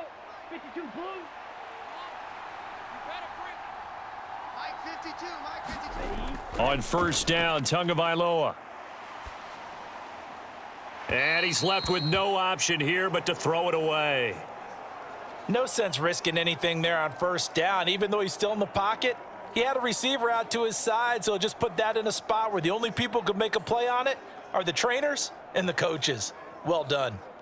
After the incompletion, here's 2nd and 10 from the 20. Tua going to throw. Over the middle and complete to Waddle. And they're going to be set up now with the ball at the 13-yard line.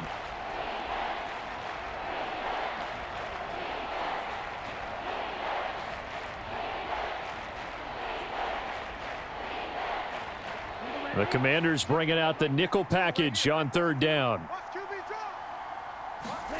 Now Tua.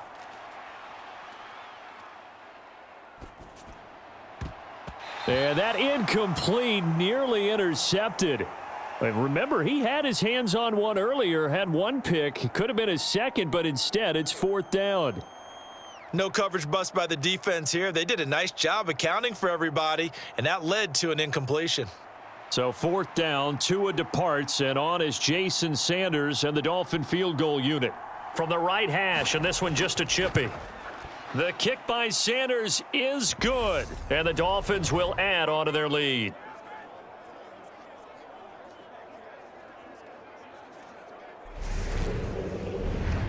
Well, they already had the early lead, and they get the interception, Charles, and now they add 3 more with the field goal. Yeah, they're in control of how this game is playing out so far. You mentioned the early lead. Now they're expanding on it, getting plays on both sides of the ball. A winning recipe if they can keep this up.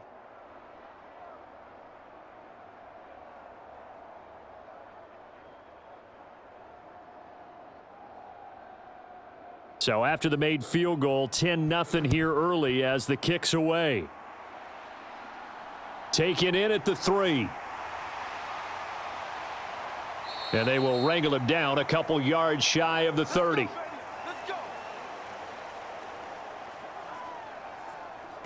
Carson Wentz and the Commanders ready to go again. And he's been loose with the football early. Interceptions on the first couple of drives. As they start again here, we'll see if he can do better. 1st and 10.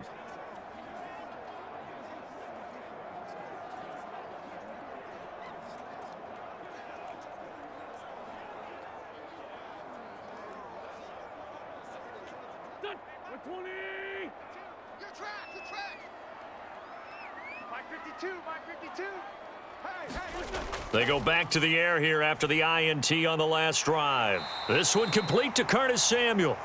And he gets this one just shy of the 40, down at the 39. It's a 1st down for Washington on a pickup of 11.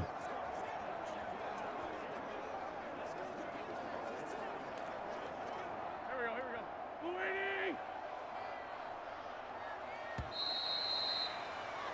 10-0 the score after 1 on EA Sports.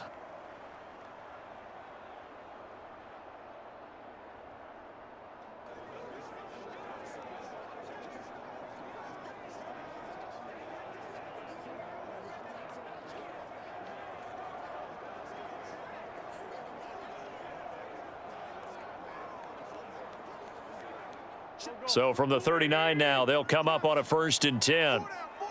Check. Now Wentz. And he wisely will throw that one away. Charles, he doesn't seem to be particularly in tune with his receivers, just 2 for 7 throwing the football, but he did seem really locked in before the game. Yeah, and that has to do with receivers sometimes. Sometimes the defenders knock them off their routes, and you're usually pretty precise. 1, 2, 3 cut, balls out of his hands to the receiver. In this case, might be off by a half step either way. They've got to find a way to get back in sync. So line of scrimmage, still the 39 on 2nd and 10. 52, Mike 52. Here's Wentz to throw. Check curls. That's going to be caught by Samuel. And he'll go out of bounds. It appears right at the 45. They get 7 out of that, so they're left with a 3rd and 3.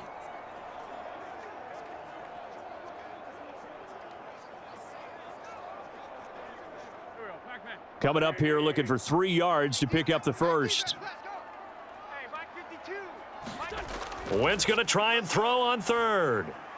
To the right side and complete to Thomas. And he'll lose yardage here, back at the 41.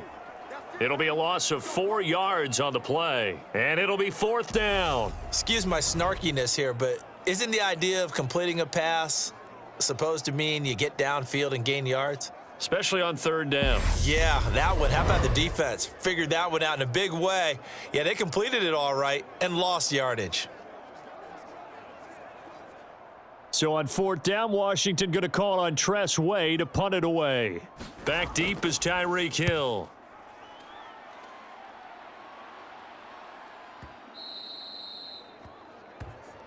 There we go. Miami's offense set and ready to go. Their drive last time, it stalled out. They were forced to take the short field goal. And the key phrase, you nailed it, forced to, because you know coaches look at these short field goals as a last resort, right? To them, that's not how drives are supposed to end. You're supposed to put 6 on the board. That's a consolation prize, like going to the county fair. You don't get the big stuffed animal on that one, do you? No, you don't go top shelf. That's bottom shelf material. Let's go defense. They'll start on the ground with Mostert. And he will lose yardage on the play, back at his own 19-yard line. Officially, it's a 1-yard loss. That's going to bring up 2nd and 11. Sometimes that's a danger putting that jumbo set out there. You just get a lot of bodies massed in one location. You could wind up with 18, 20, maybe even all 22 in the box, and there's nowhere to run the football.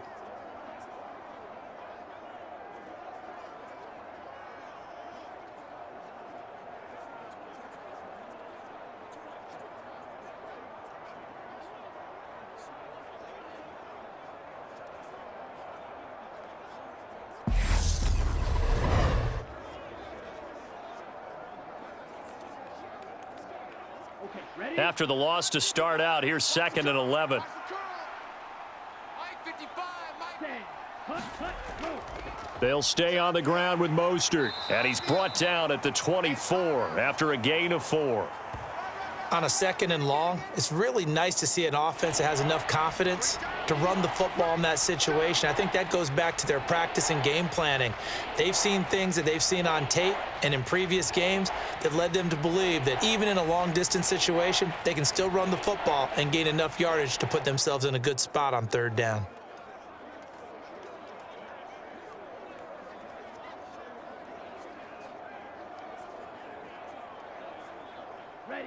And 6 DBs on the field for Washington on 3rd down. Looking to pass. Tua. Throw left side here, complete to the tight end, Gesicki. And they will stop him short. They get him to the ground at the 27, no 1st down. They'll give him 4 yards there, and that's going to bring up a 4th down. I thought they might take a shot down the field, but instead they ran a little drag route there. I think they were hoping he could catch it and run away from the defender. But a really good job keeping the play in front of them, and they force a 4th down.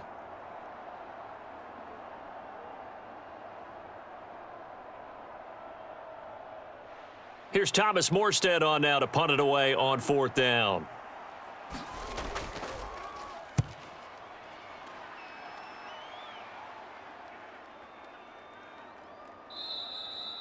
And he couldn't get it to check up. That kicks all the way into the end zone for a touchback.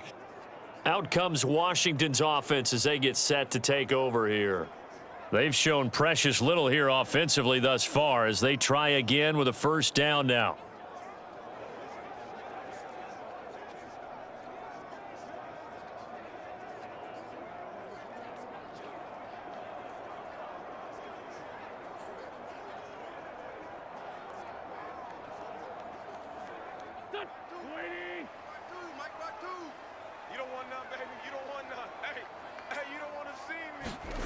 To throw, it's Wentz. Thomas has got it, complete. And they're able to get this one across the 35. The catch and run there, good for 16 and a first. And this was a nice example of an offensive coordinator scheming his guy open. Just a little underneath route, just trying to free up some space. And it worked awfully well. Got him not just space, but plenty of room to run after the catch to pick up really nice yardage.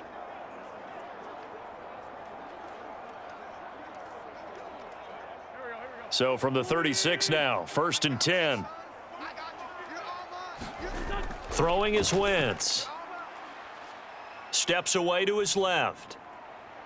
Thomas brings it in. And he'll have it past midfield almost to the 40 before being taken down. Back-to-back receptions for him, and it's another first down. On any given pass play, you never know exactly where your exit points are going to be. On this play, he was flushed to his left, still on the run, able to accurately throw the football for a nice first down.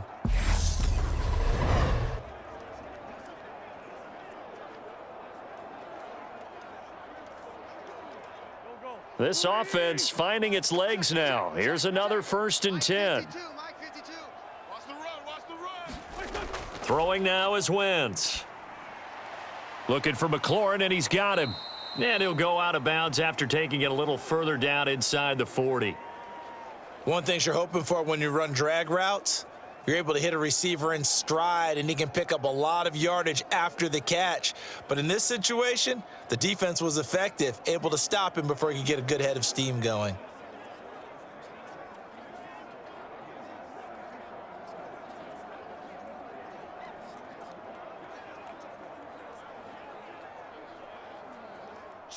Second down at 7.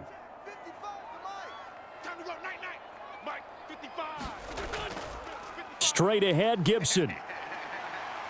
And he'll get this down close to a first down at about the Dolphins' 33. A gain of 3 last play. This time they double it and pick up 6. I really like the vision he displayed on that play because he saw there wasn't a lane to completely break off a huge gain. So he found where there was the most space and got what he could. A nice dirty run that's a positive play for the offense. They'll run with Gibson. And he picks up the first before he's taken down at the 29. They're able to convert with a gain of 4. I know the game's changed. A lot of people would say it's evolved. Look, I'm a little bit Neanderthal, okay? I love this. No exotic formations, no misdirection. Just line up and run the darn ball and pick up the first down. I love it. Yeah, 3rd and short. That's what you're supposed to do. Like you said, old school smash mouth football.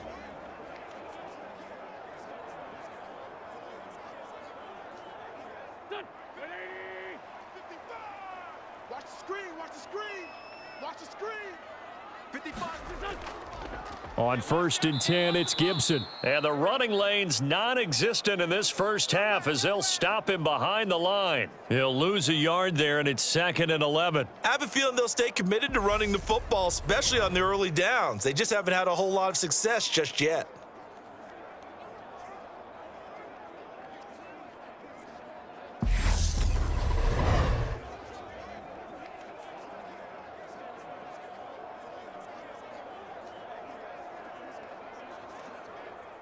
Maybe just a slight detour on what's been a strong drive. Here's 2nd and 11. Hey, Mike 52, Mike 52. Now Wentz. And they will not get the connection there. It's incomplete. They're putting together a drive here in the final minutes of the half, but the coverage has been tight all game long, and they certainly want to keep them off the scoreboard here.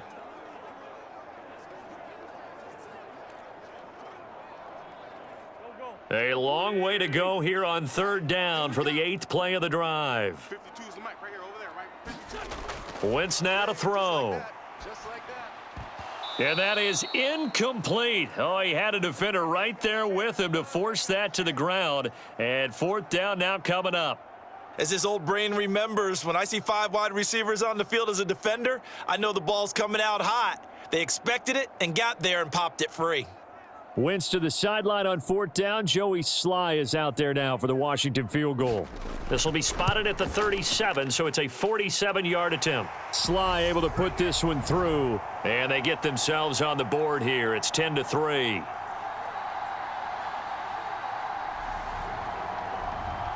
So from an offensive perspective, at least able to get on the board here right in front of the 2-minute warning. Yeah, now it's time to talk about complementary football, isn't it? Because if the defense can force a 3-and-out, there could be enough time on the clock that they can get the ball back for their offensive guys and maybe put some more points on the board before the half.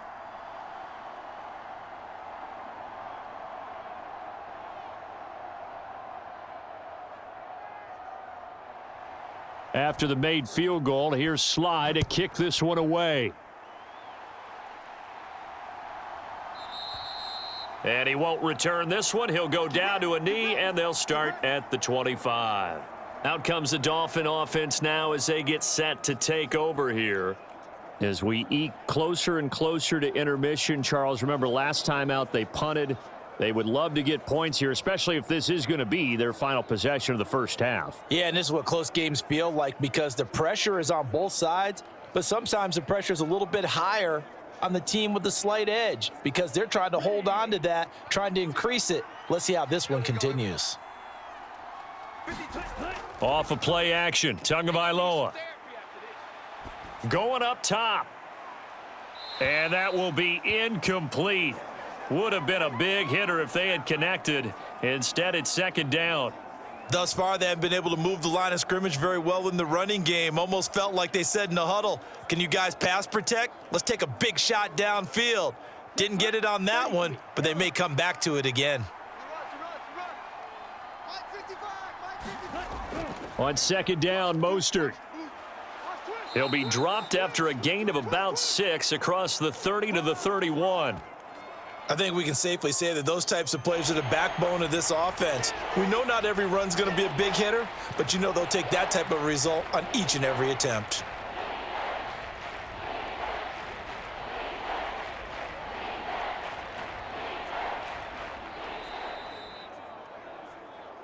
Our score 10-3 with 2 minutes remaining in quarter number 2.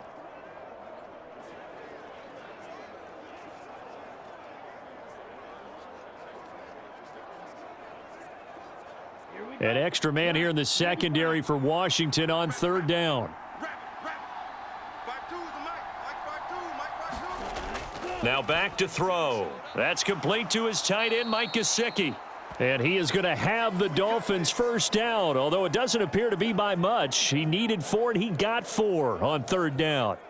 That's a big conversion there on 3rd down because they did not want to give the ball up here late in the half. They'd love to take the clock all the way down and score. This will definitely help the cause.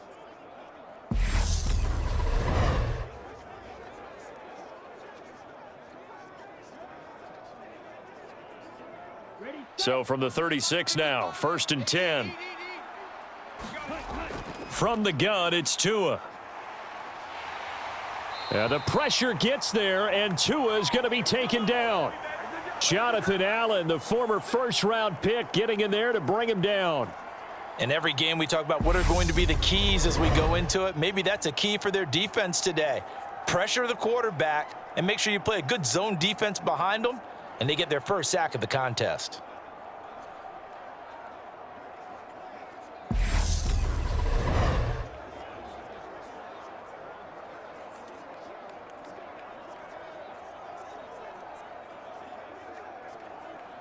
Creeping up on a minute to play in this first half. Let's go, Heavy. Let me know what you got. What you got, Heavy? What you got, Heavy? Give me some.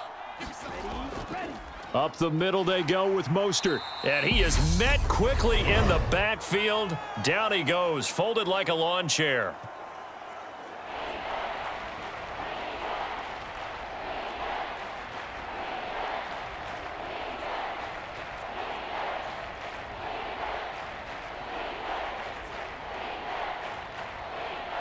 Really in a hole here, 3rd and 17 following the 2 negative plays.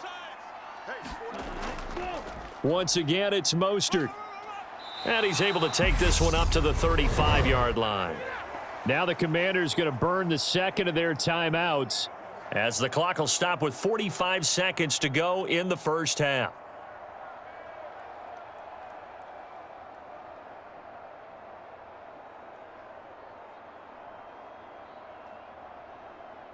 Now the veteran Thomas Morstead on to punt it away.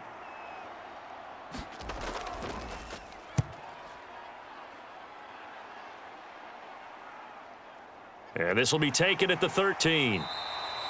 It's a 49-yard punt, but subtract 9 there for the return. And it will be Washington football now with a 1st and 10. The Commanders back out late in this first half. With this slim deficit closing in on the end of the first half, we'll see if they can move this at least into field goal range and try to get 3 out of this drive.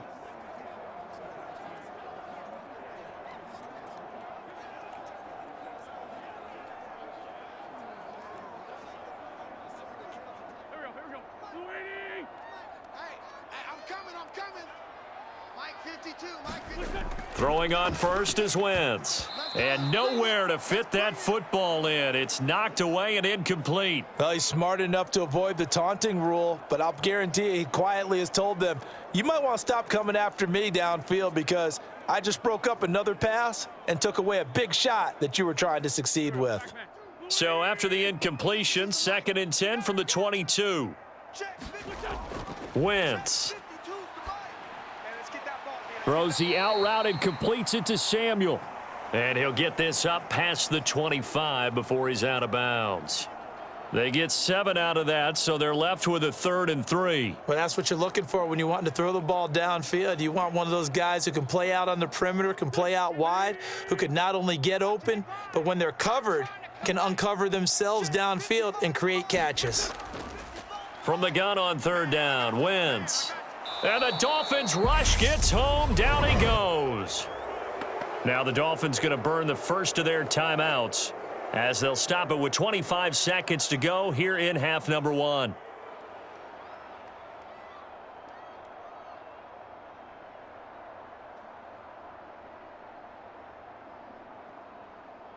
Tress Way on 4th down is sent out to punt.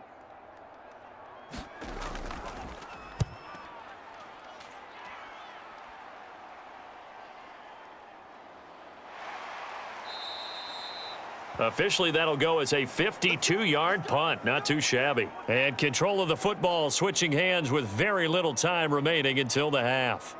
Speedster Raheem Mostert and the rest of this offense out to start the drive. We're in the second quarter. They've got the lead. The lead, though, not so much because of the ground game, because of their air attack, Charles. So what they're seeing so far is the possibility of things loosening up later in the ground game.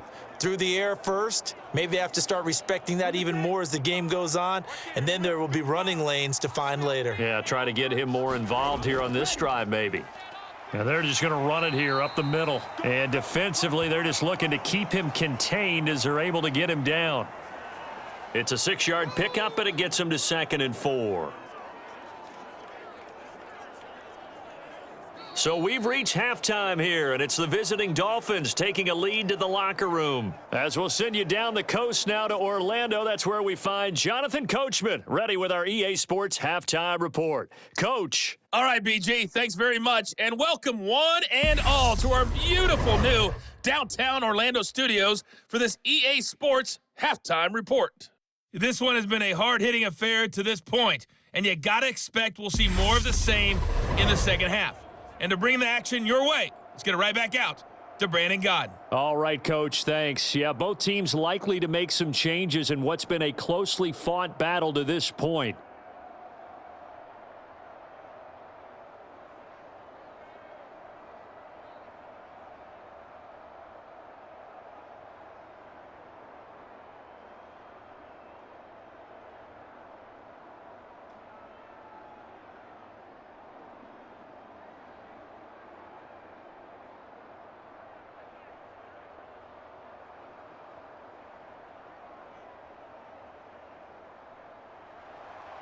Washington down on the scoreboard, but they are getting the football first here, and we are back underway on EA Sports. Fields it right around the goal line. And out a little across the 25 to the 27.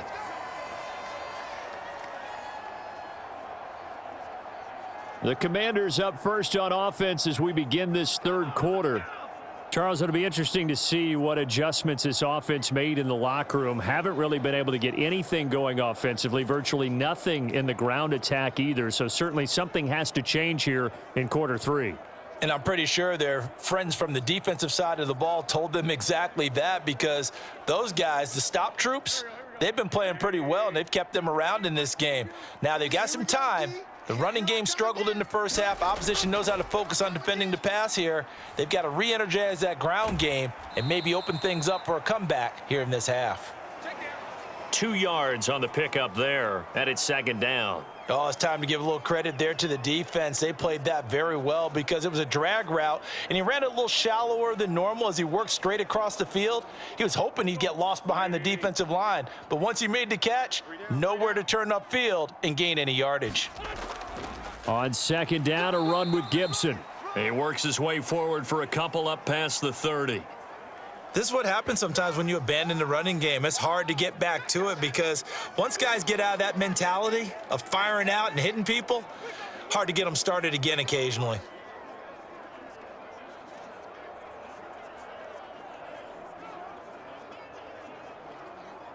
They are in need of 6 yards here if they hope to move the chains. Now Wentz on third down. Dancing to his left. And he'll go out of bounds, it looks like, right at the 40. Wentz can pull it down when he needs to, and the 6'5" quarterback picks up the first down. It was starting to become a game for him to forget with the interceptions, but that's a step in the right direction. Not only did he choose to run it instead, but he saw the field well and made a nice pickup to get a new set of downs.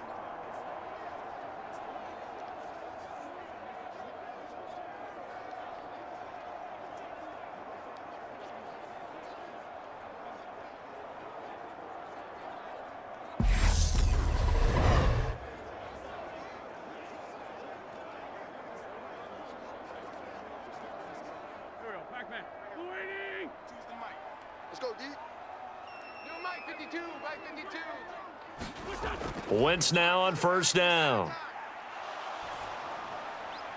He completes this one to Terry McLaurin. And he gets this to the other side of midfield across the 45 before going out. Just his second catch of the game so far. This one moves the chains. A couple of first downs right in succession, and this is an offense that could really use a good drive, and they're off to a fast start here.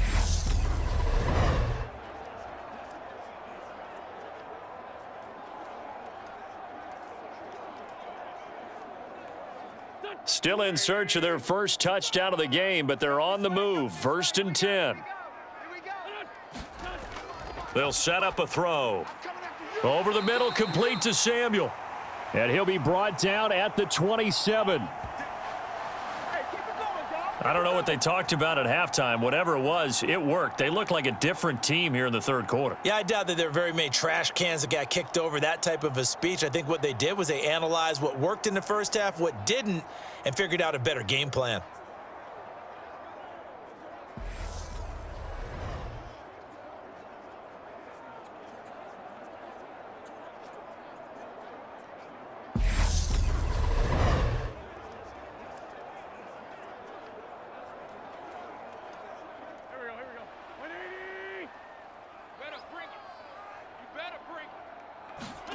Wentz now on first down. Forced out to his left. And they're going to get this down inside the 20. I do think it's fair to say that they were caught off guard a little bit when he decided not to throw it on first down. But give them credit. They recovered in time to deny him the first down yardage. But it's only second and short. So that run is still likely to lead to a new set of downs. Yeah. 5'2" is the mic. Mike's 5'2", Mike 5'2". Now a first carry here for Robinson. They'll get 3 as the drive continues. It's a first down. think they like this drive a little bit better there, partner. Running game helping out, picking up some of the slack. Because remember, the last drive, they went 3 and out. So the ball down to the 16 here for 1st and 10. 52's the Mike. Watch Mike. Watch Mike. Looking to throw. That one is slant to McLaurin. And he's brought down. That gain of 15 gets him on the doorstep, 1st and goal. I think he has to be saying to himself, how did that not wind up a touchdown? Remember, you just need the tip of the ball to cross the plane. It's not going to get there, but they're going to be set up in great shape with 1st and goal.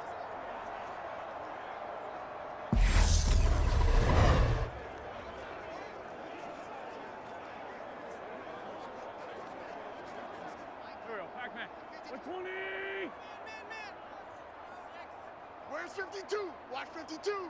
52. Shotgun now for Wentz. Dotson has it. Touchdown, Commanders. A great play there. There to make the grab. And the Commanders are an extra point away from evening this one up. Well, that's just how they drew it up, CD. His first read was there, got it to him quickly, and into the end zone. Absolutely excellent execution by all involved. And the coordinator, got to give him credit, found the perfect play call. Quarterback let it fly as soon as the target came free, and his guy made a nice catch. Just how you draw it up in practice and then execute it in the game.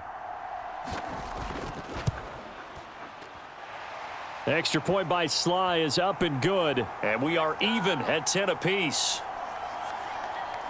That time a 9-play drive. And it was Jahan Dotson with a touchdown catch to finish things off.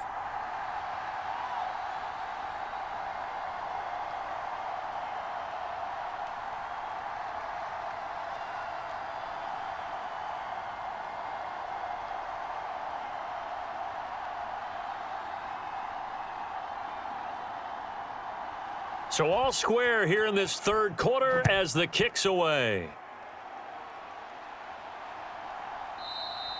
The return man down to a knee, and this will come out to the 25-yard line. So here are the Dolphins now. They get ready for their first possession of the second half. Their halftime lead now evaporated. We're back to level following that touchdown a moment ago. And that shouldn't change the mindset a whole lot from an offensive perspective because they already knew this was going to be a hard-fought game. Now they just need to go out, execute their game plan, and keep moving. Tagovailoa and the Dolphins come up 1st and 10 at their 25-yard line. They'll try and start this drive in the air. Oh, looking for Waddle, but it's intercepted. Picked off by Jamin Davis. And the Commanders are going to take possession of the football. Boy, he had to fit that into a pretty tight window over the middle. And, Charles, I think they were in zone defensively, weren't they? They certainly were. Nice read on your part. And sometimes the quarterback isn't fooled between zone and man. Sometimes just fooled by the type of zone that he sees. Because oftentimes, those linebackers will vacate and run downfield with receivers. In this case, he played a pure zone and was in the wrong spot for the QB. Hey,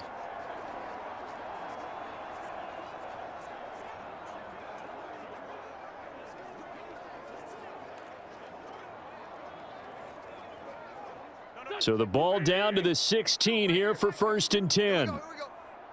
Hey, Mike 52. Mike 52. So after the INT, here's Wentz. And that'll be complete to the running back Gibson.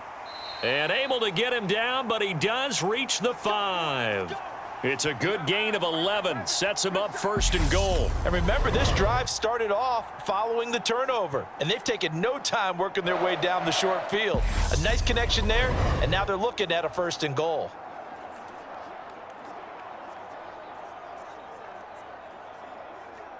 Here we go. hey, watch the screen. Watch the screen. Watch the screen.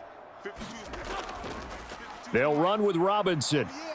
Oh, yeah. And he will take it in. Touchdown, Commanders. Brian Robinson Jr. A 5-yard touchdown run. And the Commanders have scored again in this 3rd quarter, this time to move out in front. Oh, CD, there didn't seem to be much resistance there down near the goal line. Yeah, partner, from what I saw there, not a real good job of matching up defensively because to me, they looked like they were just in their base 3-4 package. You need bigger bodies in there in a goal line type situation. The 3-4 fine between the 20s, but not down here when you're guarding your end zone. Sly on for the extra point.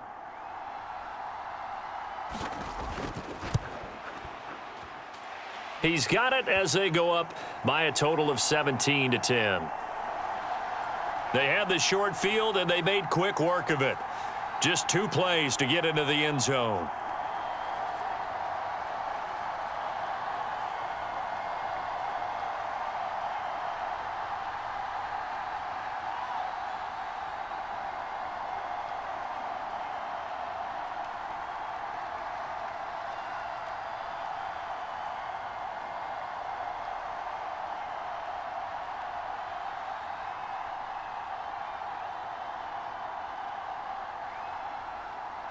Joey Sly now to kick off after the touchdown.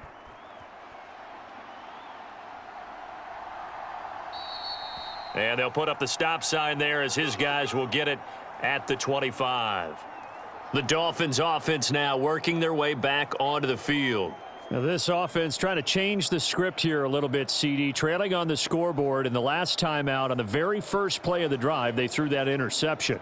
And you definitely saw his coaches, teammates come over to him on the sideline trying to help him shake it off because in this game, his team is down right now. So it's important to make sure you get some confidence back for both the quarterback and the entire offense. Otherwise, those mistakes could continue to pile up. Tua and the Dolphins now with a 1st and 10 at their own 25-yard line. Flush to his right. Open man is Waddle, complete. And not much to speak of. Call it a 1-yard gain up to the 26. As a defense, you're more balanced when you're in zone coverage because you're able to keep your eyes on the quarterback and see the play develop in front of you. They're able to keep the quick pass in front of them and stop it right at the line of scrimmage. Don't get nervous. 52's the mic, boys. 52. Throwing again on 2nd down. Tua. That's out to Hill, right side complete. And he's taken down but able to slip across the 35. That his first catch so far. They've held him under wraps, but he's got a 1st down there. I think that's a big pickup for a 1st down because when you run a drag route against zone, you're sometimes asking for trouble because you might run into a defender. Yeah, well, there they ran into a 1st down. Executed it to perfection. Here's Tagovailoa on 1st and 10. And he cannot avoid the pressure as the Washington pass rush gets home. Chase Young just would not be denied. That's a loss of 7.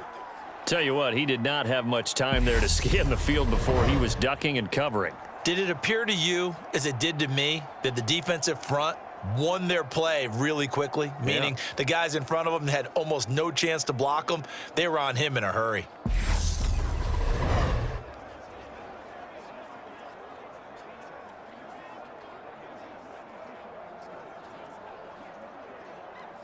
Now following the sack, they'll look to make amends on a 2nd down and 17. From the gun, a run with Mostert. And he'll take this to the 32, a gain of about 3. I do know from experience that when you slow down someone's running game, you're now doing the dictating on defense. And guess what? Now you're getting ready to tee off on their quarterback because they have to throw it all the time. But you still have to be alert for the draws and other plays of that nature to make sure you don't get hurt. Now on 3rd and long, they'll look to throw. Eluding the pressure right. And time finally runs out. He can't get rid of the football, and he's taken down. Chase Young able to drop him that time for his 2nd sack of the evening. And that's his 2nd sack in this one. And you just can't ask a defensive end or an edge rusher to play any better than what we're seeing right now. And, partner, it's still just the 3rd quarter. I'm thinking he's not done yet. Even if he's not getting a sack, he's bringing a lot of pressure to the pocket.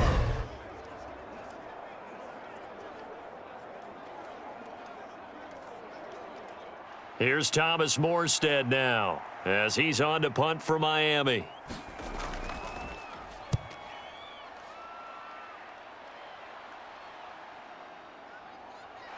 And he's able to get this one up to his 30 before he's out of bounds. It's a 4-yard return following a punt of 49. And the Commanders will take over with a 1st and 10. A look at Washington as they come onto the field. And as the offense begins another drive here, pretty simple, Charles. They want to carbon copy what happened the last time out when they ended their drive in the end zone. You're right about that, partner. Sounds pretty simple, doesn't it? Just score again, but we know it's not that simple because we don't just make adjustments at halftime. If you're a good football team, you spend that time on the sideline, you study what's on the notes and the tablets, and you make those adjustments, prevent a repeat of the last drive. Series to series, the best teams, that's how they get it done. And we'll find out here soon enough whether those adjustments are enough defensively. An opportunity to get a drive started here at the end of the 3rd quarter. What you're trying to do is break the game down a little bit. Don't let your guys see too deep into the game, into the future, and say, oh, we got to get here. No, right here, right in front of them, melt the clock down, get to the 4th quarter, try and keep going. And try to keep that lead. Exactly. Meanwhile, Wentz's throw taken in by Samuel.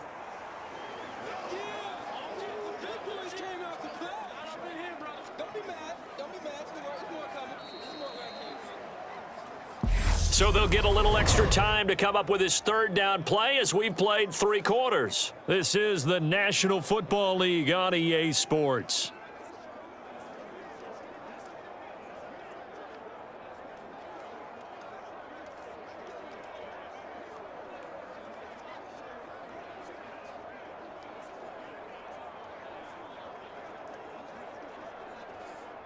Washington on 3rd down. They've converted just 2 for 6 thus far. Here it's 3rd and 3.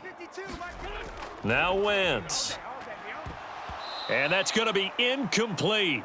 The coverage too good there. The contact popped the ball free, and it's 4th down. That's an excellent job right there on 3rd down. Like any defense, you never want to let them get anything started, and that would have been a 1st down. Instead, you saw the contact on time, no penalty, and before this drive could get wings, it's 4th down. And now the punter, Tress Way, as he sends this one away. And that one hits at the 7, but bounds into the end zone, and that'll be a touchback.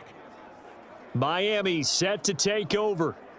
These guys definitely hoping for a better showing than their last appearance. They couldn't really even move the football much beyond the shadows of their own goalpost, Charles. We'll see if they can get a better, more sustained drive going here. Yeah, and every team that we ever talk to says the exact same thing. When you start a drive from that deep in your own territory, the goal is a minimum of at least 2 first downs, because even if you have to punt then, you change the field position, right? You flip the field a little bit. They didn't get that done. This time they want to string together a nice drive and help themselves out. Tua's throw here going to be caught by Wilson. And he's going to get 7 out of this before being taken down at the 27. I got the sense that the defense created a little momentum for them there, didn't they? Did their job, forced the punt. Now, nice start to the drive. Offense has to do their part. Yeah, they certainly do, but what a great start for them. They got to go thank the guys on D. From the 27, Tua. That's to Waddle on the quick slant. Couple of Alabama guys there. Tua to Waddle for the Miami first. This has to go down as one of the simpler routes in the playbook, but oh so effective. Nice completion there. Keeps the sticks moving. So signs of life in what's been a dormant offense in this second half. Here's 1st and 10. Throwing now is Tagovailoa. On target over the middle to Hill. And they're able to work this across midfield to the 48. I like the design that we're seeing right there. This is what they need. Down by a touchdown here in the 4th. They just need to keep working their way downfield. And when they see openings, take their shots.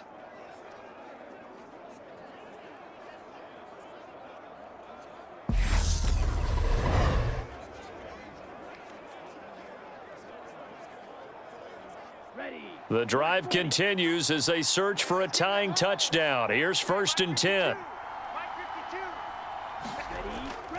On the handoff, this is Mostert. Oh, he shifts past him. And great blocking downfield as he's got this almost to the 35-yard line. 61 yards rushing on 12 carries for him now. They're making it look easy out there. Another 1st down. So far on this drive, let me do this little bit of math here.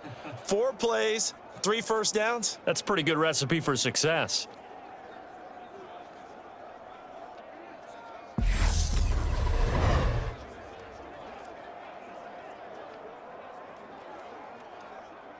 So from the 36 now, 1st and 10. That's right, baby. They don't want it. Hey, check right. Watch it, you Going to the air, Tagovailoa. And he's going to be intercepted for the 3rd time thus far. Picked off by Bobby McCain. And the Commanders are going to get the football here as he gets this up to the 38-yard line. And that was one I kind of saw coming, Charles. You had a free safety just hanging back there over the middle, waiting, and he saw that ball go in the air, and he jumped on it. And I don't know why the quarterback didn't see that. That was just your standard cover 3, which means the free safety in the middle of the field, the 2 corners, and they divide the field in thirds. But when you have a free safety with range, like a good center fielder, he can go from side to side and make plays on the football as he did there.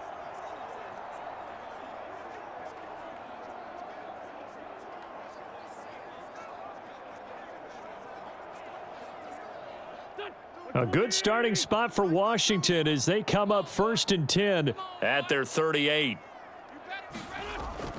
Here's Gibson to start the drive. And he is going to lose yardage here.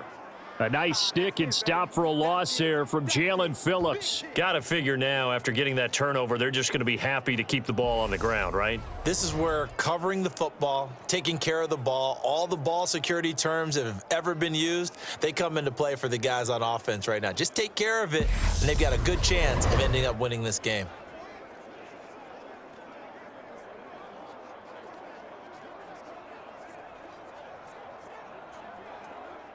First play of the drive goes the wrong way. Here's 2nd and 12. Once more, Gibson.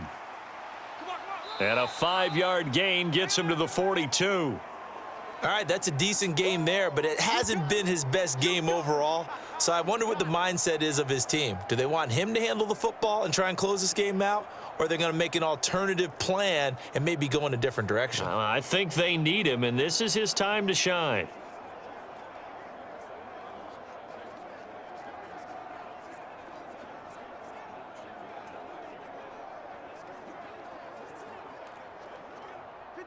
The Dolphins bring on an extra defensive back on 3rd down.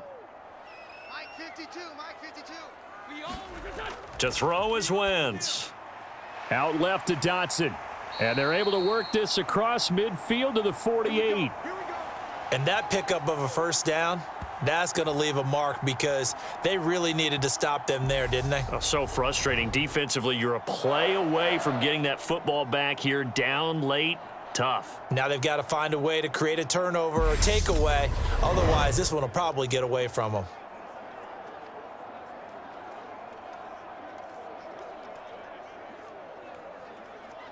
Here we go.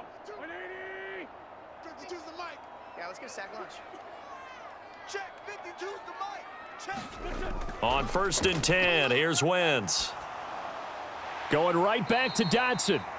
And they're going to get this down to about the 37. And these guys certainly are not hiding what their intention is. They're absolutely showing it. They're definitely not going to sit on this lead here in the 4th quarter. Line of scrimmage, the 37 on 1st and 10. Rip left, rip left. Wentz going to throw. This pass hauled in by Dotson. And they'll work this down inside the 30.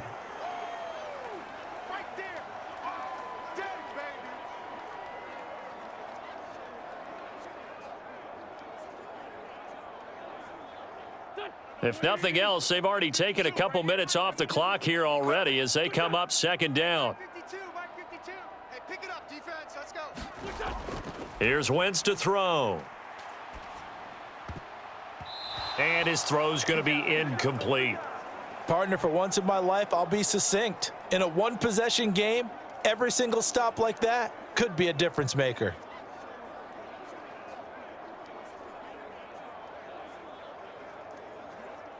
This is 3rd and 2. Maybe the biggest play in this football game. 52's the mic right here over there. Again, they'll throw with Wentz. And he finds McLaurin.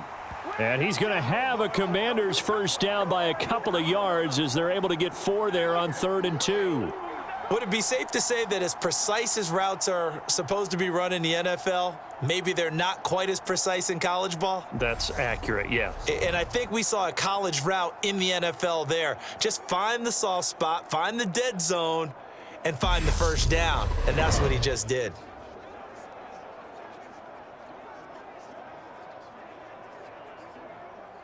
Not totally home free yet, but it's looking good as they come up 1st and 10.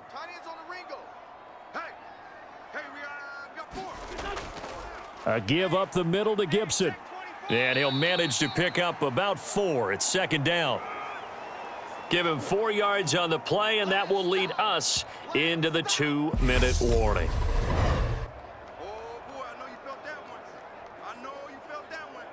So it's Washington with the football here as we welcome you back.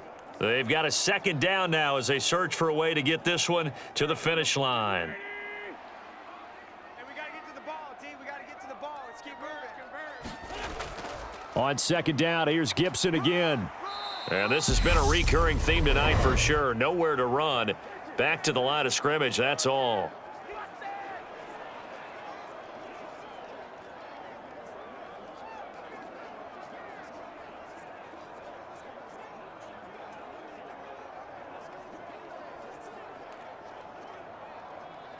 Now, this is a big 3rd down, and you'd have to think we'd see a timeout right away if they can't stop him here. Wentz to throw. And he will not be able to hang on through the contact. It's incomplete. The coverage strong, and now it's 4th down. That's a good job there creating the contact to force the incompletion. And now since it's 4th down, that should set up a field goal situation. And a nice sigh of relief defensively to be able to hold them to 3.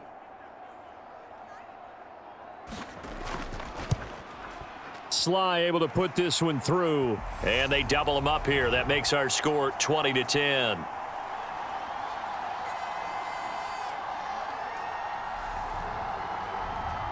So that one, CD, going to make the road back a lot more difficult. Oh, there's no doubt about that. You know they were praying on the other sideline for a miss because now, as you pointed out, a very difficult road. Down 2 scores. You don't just need a touchdown. You need a chain of events to go your way. You've got to score, somehow get the ball back, and score again. The odds of that happening, not great in your favor.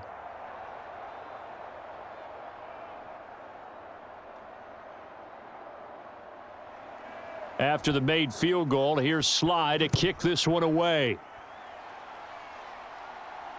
Taken at the goal line. And they'll get him down inside the 30 at the 27.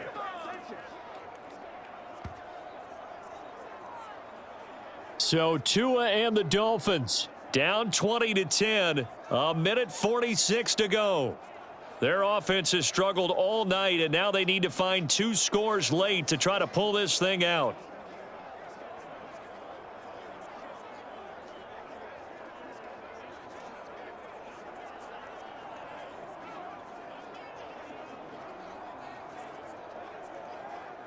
Here we go. 33. Yellow. Ready? Tua to throw. And that's into the hands of Gesicki. And he gets this one just shy of the 40. They'll mark him down at the 39. Give him 13 yards on the opening play of the drive and also give him a first down. Obviously, this has not been a banner game throwing the football.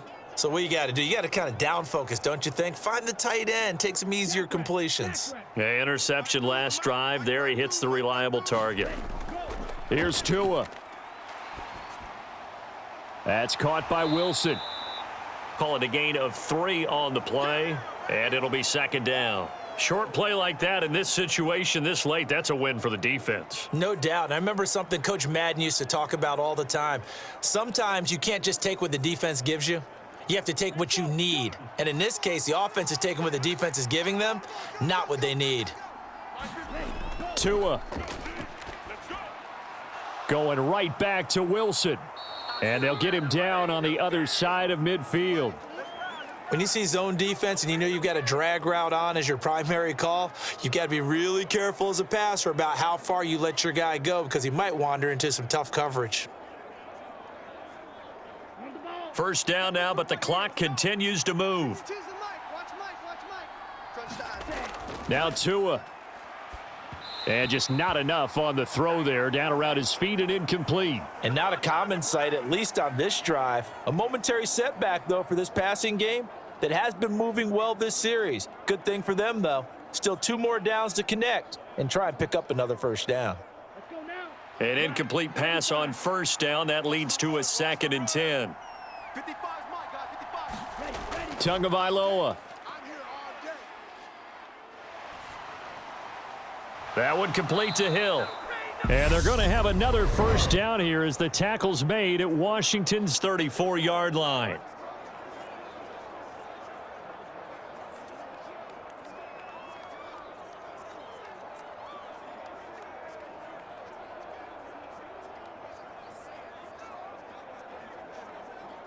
Here we go. Here we go.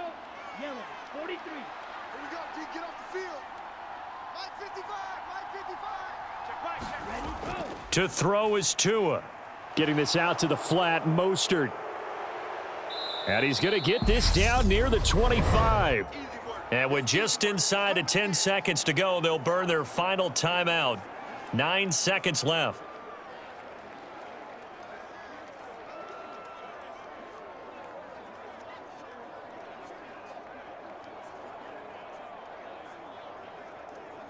Set. Ready. Red. 38. Let's go. Mike. Cut. Cut. Tagovailoa looking to throw it. Check. Being chased out left. And he'll be out of bounds as he gets this down to about the 21 or 22. Late in the game, defense trying to avoid a big play. He's able to work out of the passing game, turn it into a run, pick up the first, and stop the clock as well. And you know in this situation, everything is sped up. The intensity, the thinking, everyone's movements. But for a quarterback, he has to continue to be what we call a flatliner. Level in everything he does and read the clock, feel it in the pocket, and go at the appropriate time. One final try for Tagovailoa. Oh, Gesicki, a nice grab. And able to get him down, but he does reach the 5.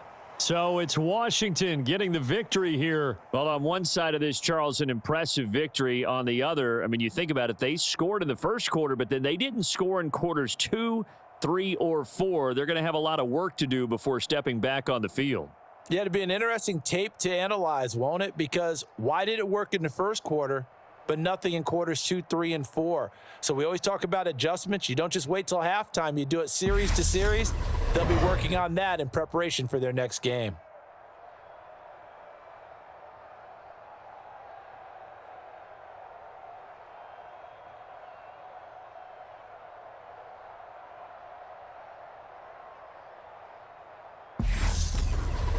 So that'll do it for my partner, Charles Davis, and the best darn crew in the industry. I'm Brandon Gaudin. This has been a presentation of the NFL on EA Sports.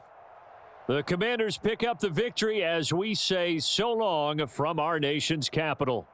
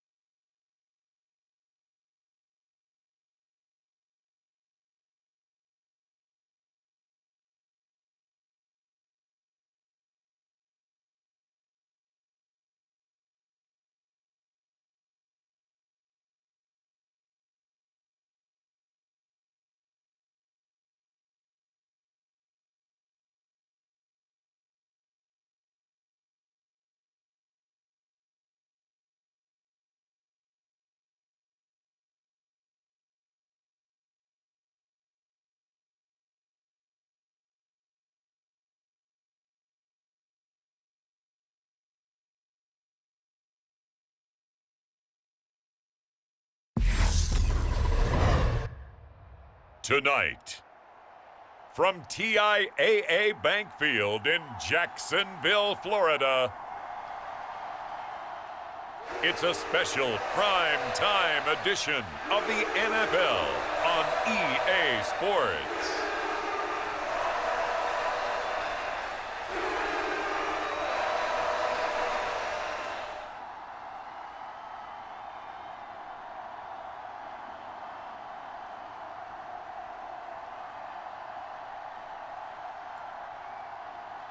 We'll see Trevor Lawrence and the Jacksonville Jaguars taking on Matthew Stafford and the Los Angeles Rams. We are 15 miles due west of the Atlantic, nestled in downtown Jacksonville at TIAA Bank Field. Coming up, we've got what should prove to be a good one between the Los Angeles Rams and the Jacksonville Jaguars.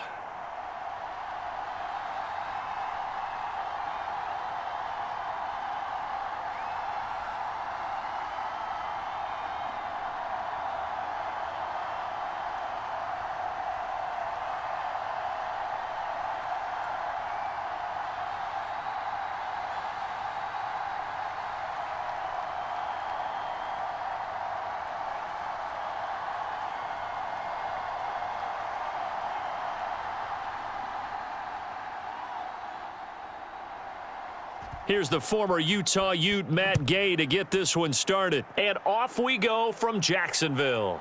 This taken in at the goal line. And he'll go down as this drive will start at the 25-yard line. So here's the first drive now for the Jags. They're led by the #1 overall pick in the 2021 draft, Trevor Lawrence. And you want to talk about enormous expectations being placed on a quarterback. How about what Trevor Lawrence faced coming out of college? But the good thing for him, he's used to it. He had the same type of expectations leaving high school and going to Clemson. They always expect him to be a franchise savior, whatever team he joins. And to his credit, he shouldered those expectations, and he's doing everything in his power to follow through. Come on, set. 90 Wolf.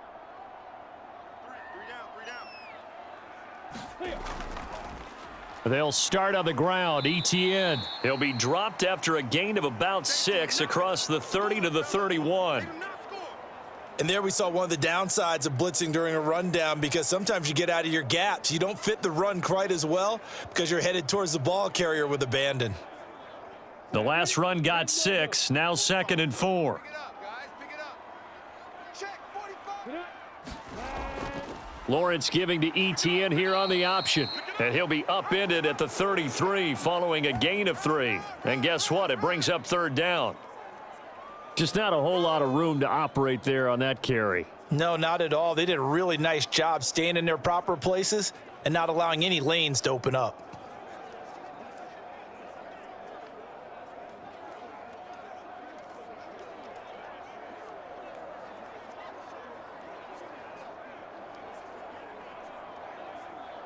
An early test, 2 plays in. This is 3rd and 2. Off the play fake, here's Lawrence. He'll get this one complete to Zay Jones.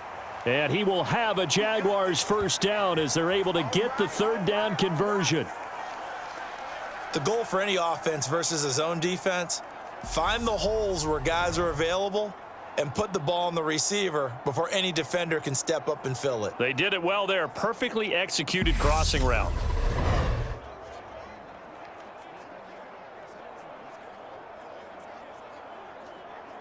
So from Rams territory now, it's 1st and 10 at the 49-yard line. Now Lawrence. He'll get this out to the flat for Etienne. And he'll be brought down inside the 40-yard line. I like it, I like it, I like it. Get everyone involved in the passing game, and you know you can create those great mismatches throwing it to your guys out of the backfield. And on the first drive, that can also help establish some rhythm, right? I think so, and gets everyone involved. They feel like they're part of it and really gets them amped up as they go forward. On 1st and 10, it's Etienne. And he'll take this ahead for about 4. 2nd down coming up. Now, that was a quality play to start a new set of downs. That was simply an offensive line winning the battle up front and winning it in a big way and giving their guy in the backfield a nice lane to hit. Following the pickup of 4, here's 2nd and 6.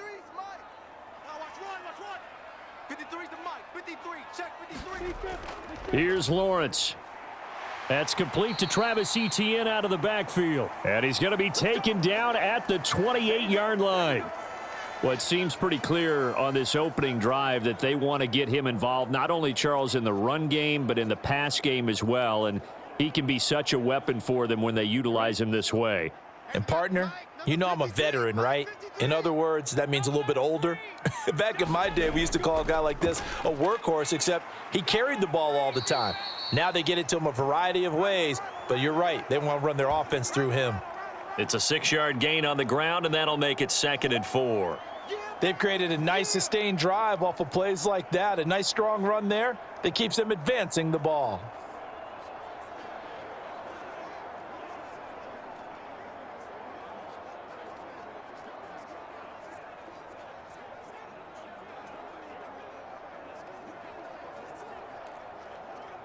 Six yards on that last play. Here's 2nd and 4. Let's go, D. Big series right here, so we got to step it up. Mike, 53. Here's Lawrence to throw. Quick slant caught by Kirk. And they'll get this down to the 10. It's a gain of 13 for number 13, and it gives them a first down. A lot of precision being shown on this opening drive. They've been methodical. They've been crisp. And as a reward, they're going to be set up with an early 1st and goal. A terrific opening drive has them knocking on the door, 1st and goal. 45's the Mike. 45's the Mike. Let's go. Now Lawrence fighting through pressure, but he can't get away forever, and down he goes. Multiple players combined for their team's first sack of the game. On any 1st and goal, the real estate to work with for the offense is really cut down, and the defense knows it. So they often bring heat and pressure, which they did on this play. Got him down for a loss. Not a big one, but any loss of yardage in this position is tough for an offense.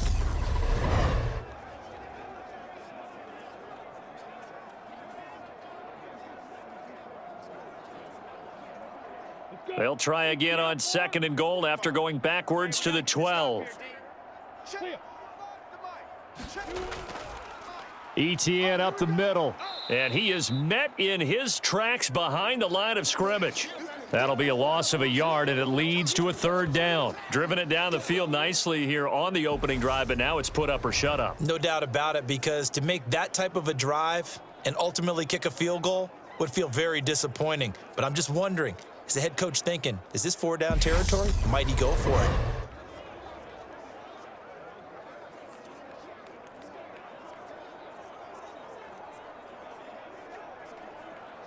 And now can they reverse the trend on 3rd and goal with the last 2 plays having gone backwards?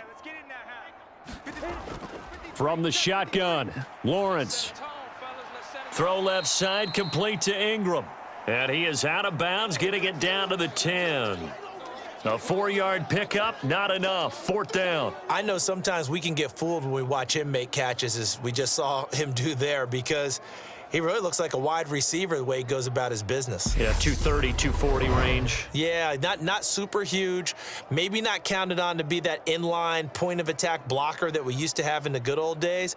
But you can flex him out. You can run wide receiver routes with him. You can make him a primary target, and that's how he'll shred a defense. Riley Patterson now on for the field goal. From the left hash, should be a fairly easy one here. Patterson's kick is good, and the Jaguars grab a 3-0 lead.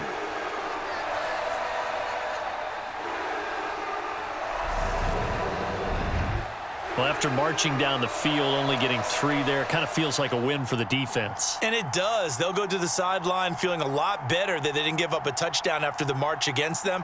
But if I were the offense, I wouldn't hang my head over that one. That's a good drive, and 3 points were put on the board.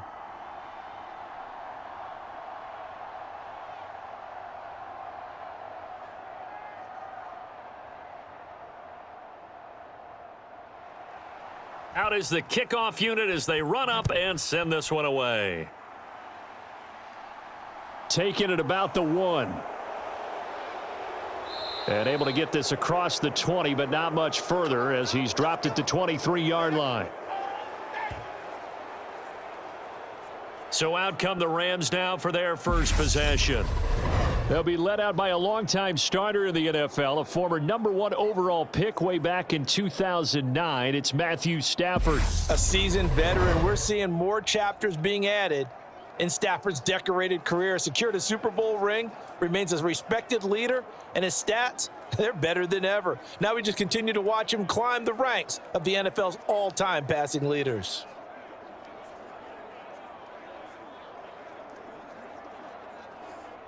Stafford and the Rams come up 1st and 10 at their own 23.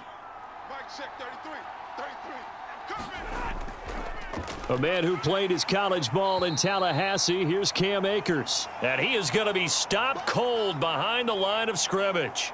Officially, it's a 1-yard loss. That's going to bring up 2nd and 11. Well, let's face it, that's just a helpless feeling for a running back there. He's looking up to find a hole, and all he finds is a whole lot of ticked-off linebacker.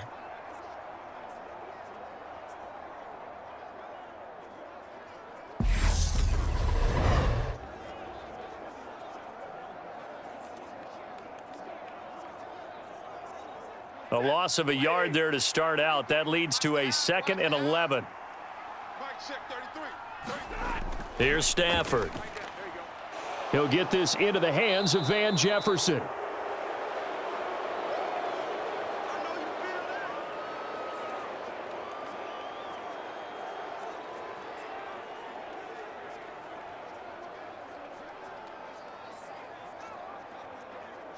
Oh, it's a nickel set here defensively on 3rd and inches. Still want to be prepared for a pass.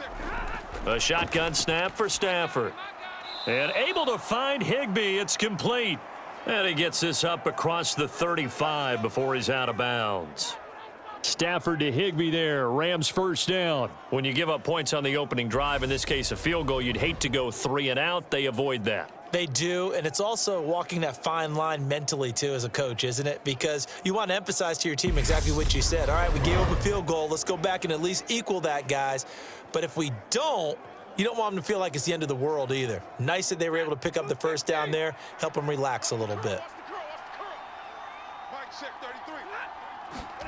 On 1st and 10, Stafford. Throw left side, complete to Kupp. And he'll be out of bounds after getting this one across the 40. So the completion good for just 3. And it's 2nd down. All that practice time came to fruition on that play. All those timing routes that they work on through training camp, OTAs, minicamp, and just regular season, they got it done on that one. An outcut, ball was delivered, and picked up the completion.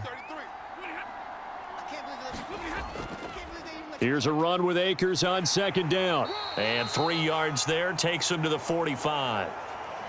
Brandon, all things considered, they have to feel pretty good about getting that type of a gain, considering the blitz that they just had against them.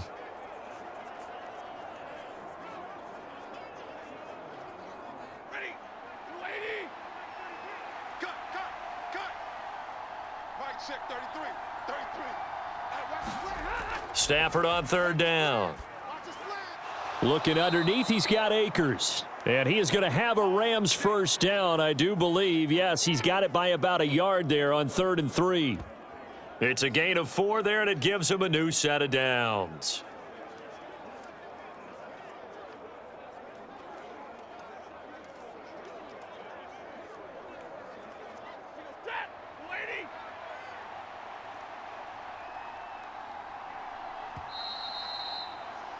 Three 3-0 after 1 on EA Sports.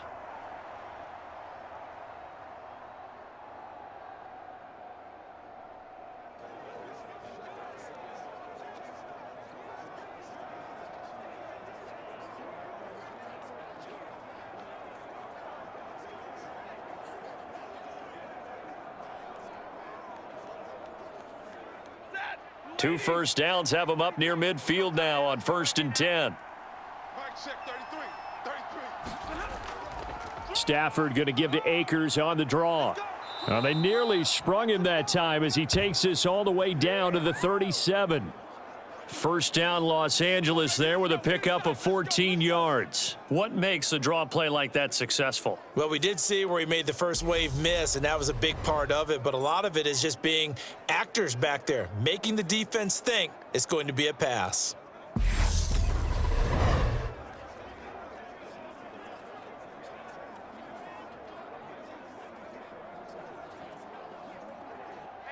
So in Jacksonville territory now. Here's a 1st and 10 at the 37-yard line. They'll go again here with Akers. He'll get a nice chunk there on the first down run, and it's 2nd and 4.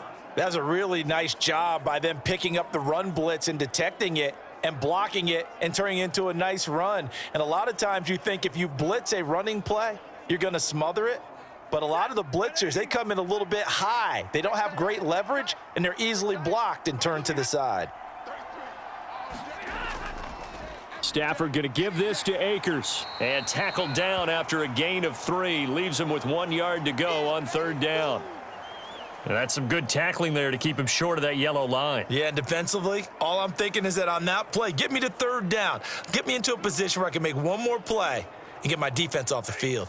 They'll look to make it 3 for 3 on 3rd down conversions. They need a yard here. They'll fake the give. Now Stafford. And the throw there going to be incomplete. They converted twice on 3rd down that drive already, but couldn't make it a 3rd. We always talk about in-game adjustments. How about what the defense did there, able to shut them down on that attempt?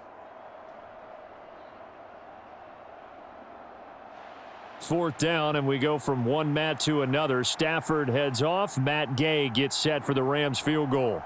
From the right hash, this from 45 yards away. And Gay knocks this one through, and that will tie us at 3-3.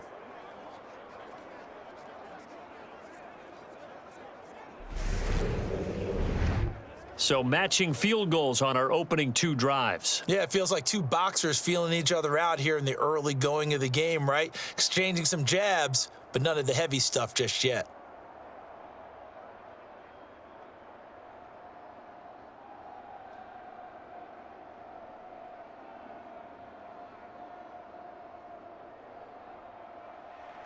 Each team with a possession, each team with a field goal as the kick is away. Fielded just outside the goal line. And able to take it past the 25 and up to the 28-yard line. So time to see Jacksonville again on offense for the 2nd time here in this game.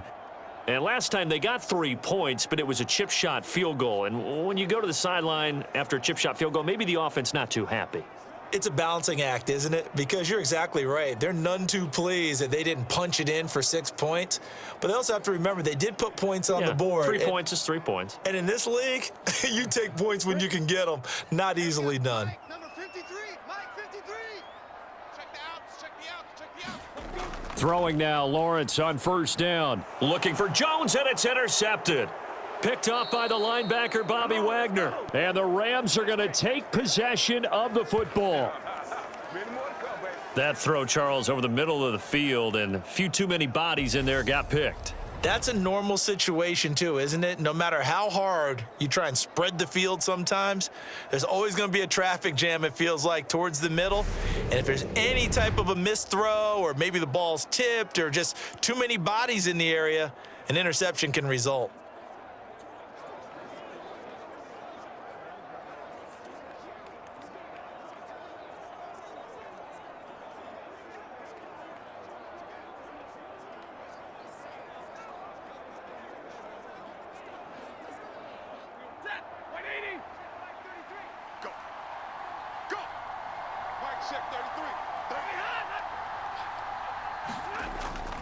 They'll run on 1st down with Akers.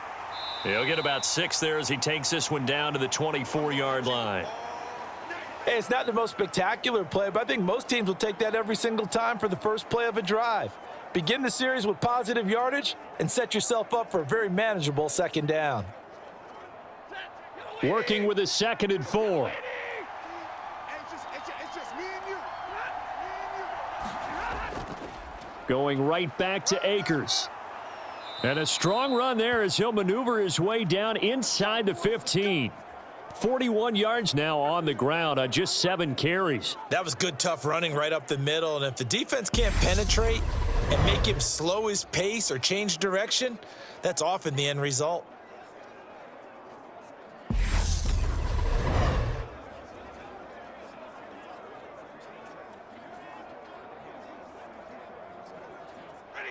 They had to settle for 3 last drive, hoping this second go-around ends in 6. In good position, 1st and 10. Throwing is Stafford. Touchdown, Rams! Allen Robinson on the receiving end from Matthew Stafford. And the Rams have moved out in front. Well, on that connection, it looked like they maybe had some pre-play communication. Maybe one of them noticed an area that was open in the defense to get the pass to. When you put the time in, sometimes you have that great silent communication that you just noticed right there, because the best quarterback-receiver combos in the NFL, they know how to make those adjustments at the line of scrimmage when they see something pre-play, and they got it done there. Matt Gay on for the extra point.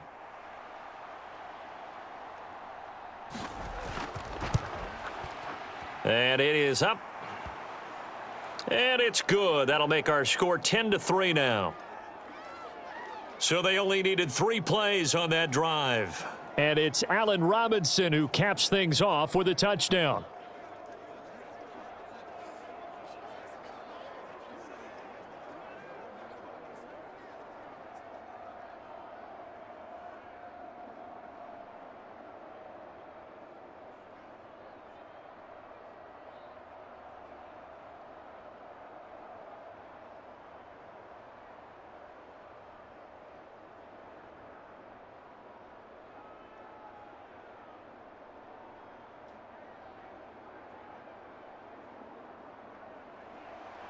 After the touchdown, it's Gay to kick this one away.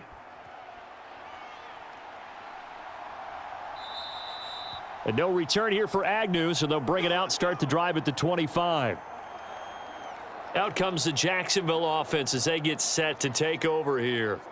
And for this offense, Charles, you got to think kind of crucial here to put something together on this drive, because remember, last time out, they threw the interception on the very first play. And you can't afford to let this defense keep building any more momentum. They're playing awfully well, and they're awfully confident right now. To me, it's time to attack and take some of that momentum back, but make sure you're selective in doing so. Understand where you want to throw the football and make sure it's open before the ball leaves your hands.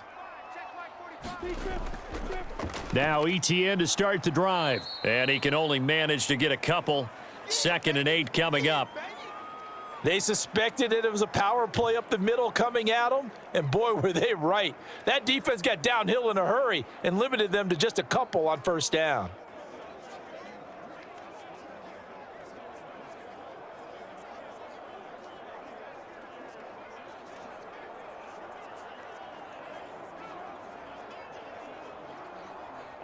They'll break the huddle, come up on 2nd and 8 at the 27-yard line. Now Lawrence to throw. Completing it here to Marvin Jones. And they're able to get this one across the 35. Lawrence to Jones, 1st down, Jacksonville. In so many ways, throwing the hitch route is actually one of the safer things an offense can do. Get the ball out to the receiver as fast as possible, hope he's got man-to-man coverage, and hope that his athleticism wins on the perimeter. Line of scrimmage, the 37 on 1st and 10. That's what I do. Mike, 53. Straight ahead, ETN. And this winds up a pickup of 2, maybe 2.5 to about the 39. Certainly a nice job there by the defense rallying to the football and getting him on the ground, but I think the play gets made by the defensive front, because if they can't get upfield, their job is to go ahead and get low, almost get into a ball sometimes, stack things up, and make it difficult for the runner to find a hole. From the 39, Lawrence. And this one incomplete. Too much contact to hold on to that one, and it's 3rd down. As soon as he leaked out and began his route, someone on the defensive side broke with him and arrived just in time to separate him from another reception. So the failure to connect on second down, that leaves them staring up here at a 3rd and 8. Looking to throw, Lawrence. And looking for Kirk, but this pass is intercepted. Picked up by Jalen Ramsey.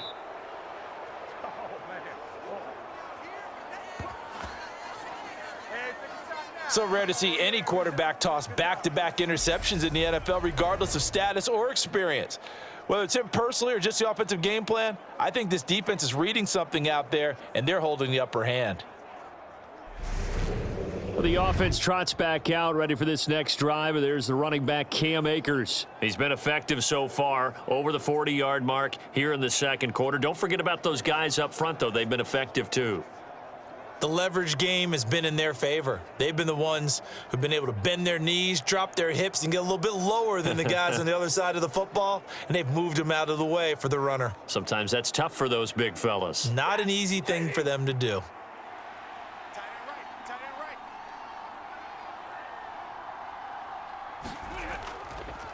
They'll go with Akers here up the middle. And he struggles to get a yard here, maybe a yard, down to the 31. Absolutely love the effort there. The ability to flow from his inside spot and stop that one at the line of scrimmage.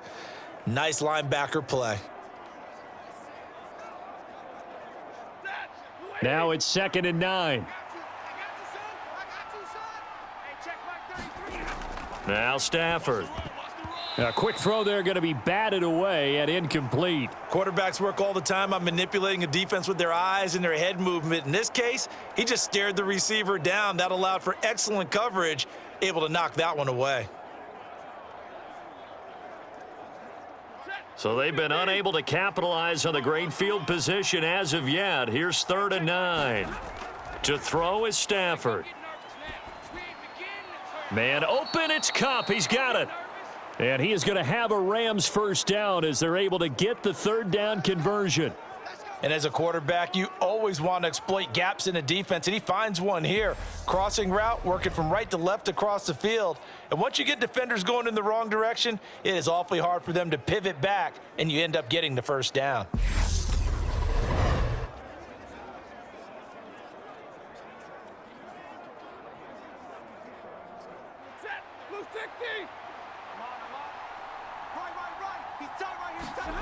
Now a first down throw. Stafford. Open man is Higbee, the tight end. And the Rams are going to be set up with a 1st and goal here as the tackle made at the 9.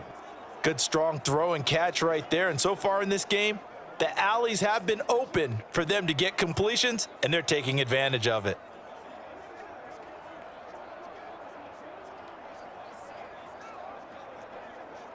Our score 10-3 with 2 minutes remaining in quarter number 2.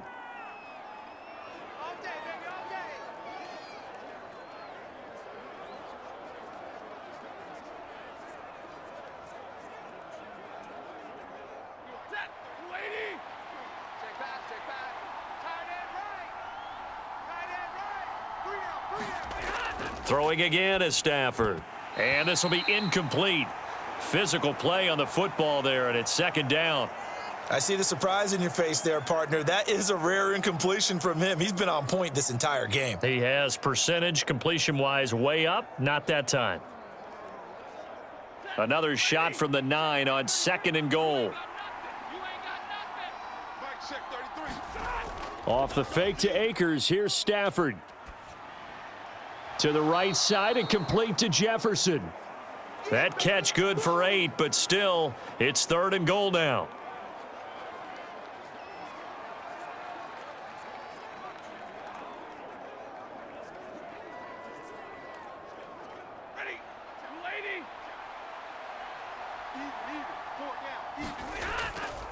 They'll look to run with Akers. And he takes it across for a Rams touchdown. Cam Akers punching it in from a yard away. And the Rams go up by 2 touchdowns. Everybody in the stadium knew what they were going to do right there, CD. 3 tight ends on the field, all that extra bulk, and they run it in. And you saw where that one went, right? You run it over your best blocker. I can just see the head coach right now. I want to run this one over the big boy. And they got it done. Here's Gay now to add the extra point.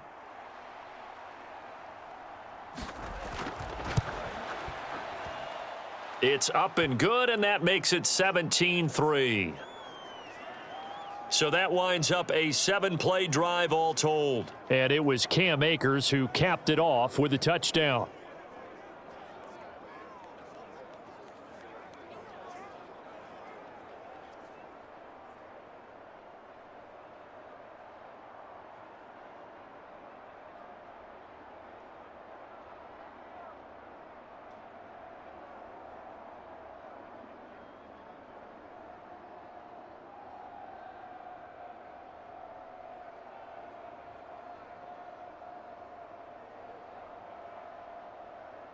Following the touchdown, here's Gay to kick it away.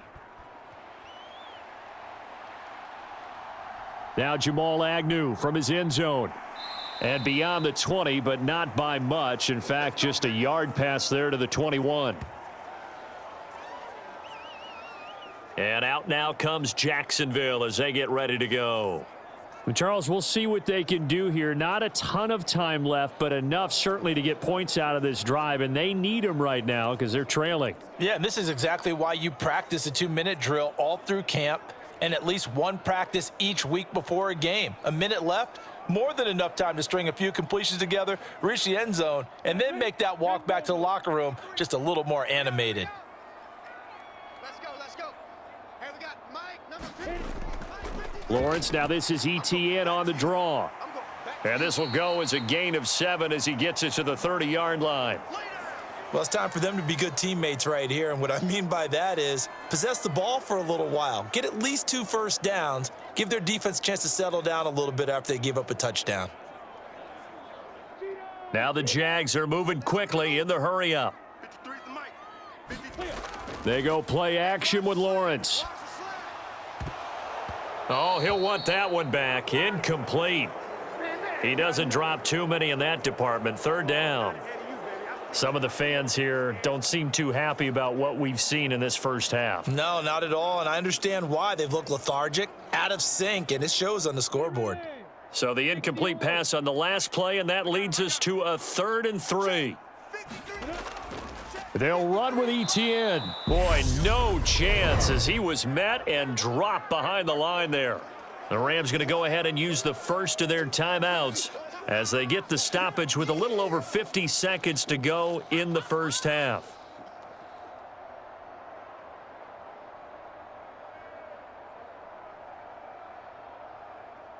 On 4th down, on is Logan Cook to punt. Back deep, Brandon Powell.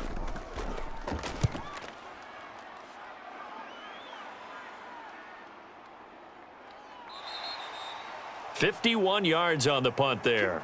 And the Rams will go on offense here with a 1st and 10. Well, the Rams going to take over late in this first half. And with a 2-score lead already, they may just look to get this thing to the locker room.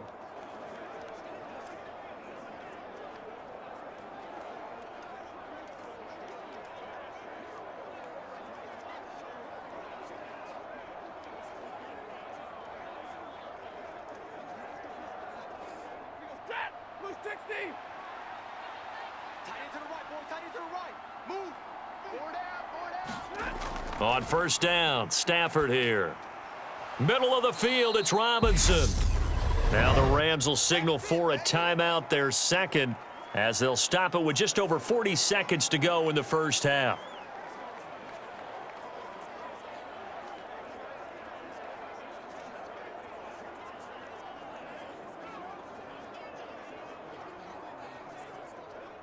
A good gain on 1st has him set up with 2nd and just a couple of inches now from the 29.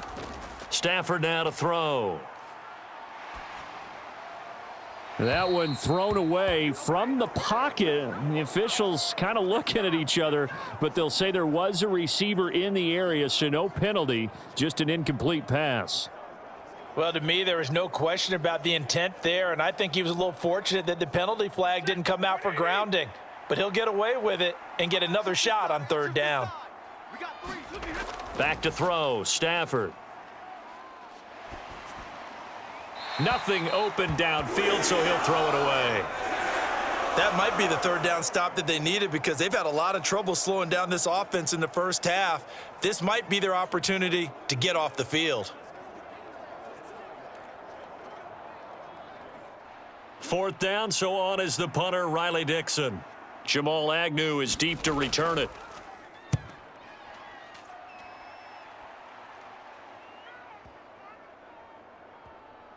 And a nice job here to down this one right on the 5-yard line.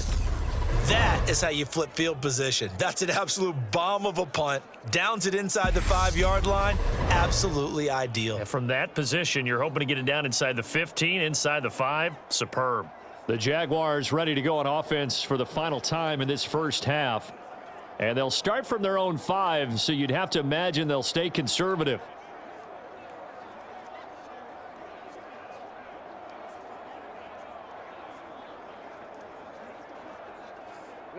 A little over 20 seconds remaining in the half as they'll line up here 1st and 10. Lawrence will throw. This is caught. It's Kirk. And he'll be taken down at about the 22-yard line. Now a timeout signaled for, and they'll get it with 10 seconds to go before halftime.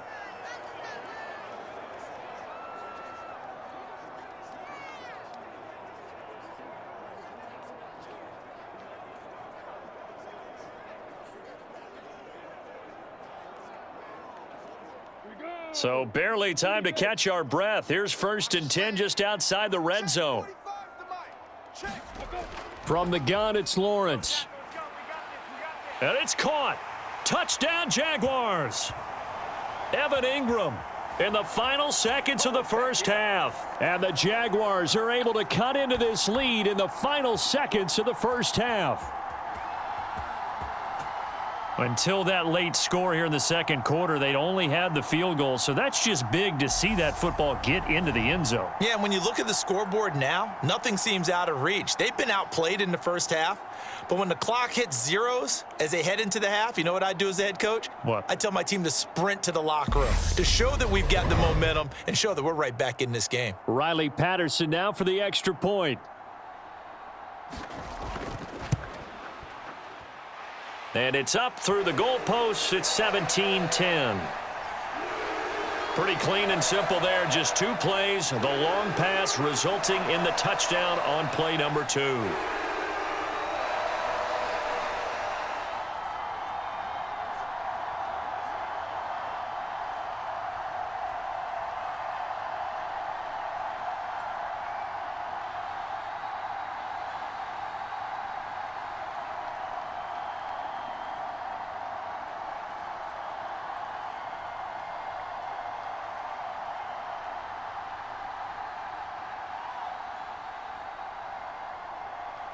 So 6 seconds, all that remains of this first half as the kick is away.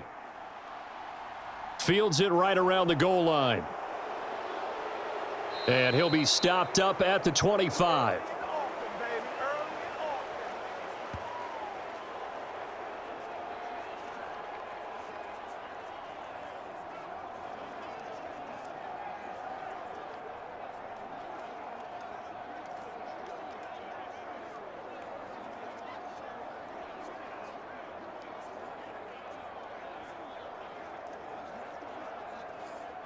So time perhaps for one final kneel down before they take this lead to the locker room. He'll take the knee, and the final couple seconds will tick by in this first half. So we have reached halftime with a touchdown. That's the difference on the scoreboard. As we send you a couple hours south of here to Orlando, that's where we check in with a coach and our EA Sports halftime report. Okay, Brandon, thanks very much. Back to you guys in a bit. But first, we welcome everyone to our EA Sports halftime report. This game's had a little bit of everything thus far, and certainly plenty to look forward to as the teams are right back out there for the second half. So we'll get right back out there as well, as we'll turn it back over to Brandon Gaudin. Okay, Coach, thanks as always. This one's still anyone's game as we welcome you back for quarter number 3.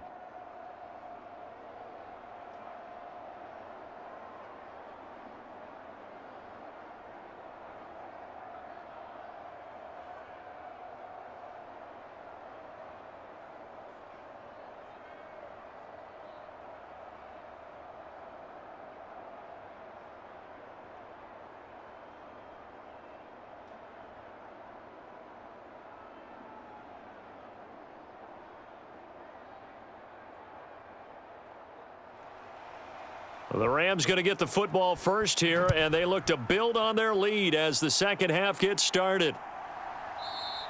And they'll start at the 25 as Powell decides against returning it. The Rams offense ready to begin quarter number 3.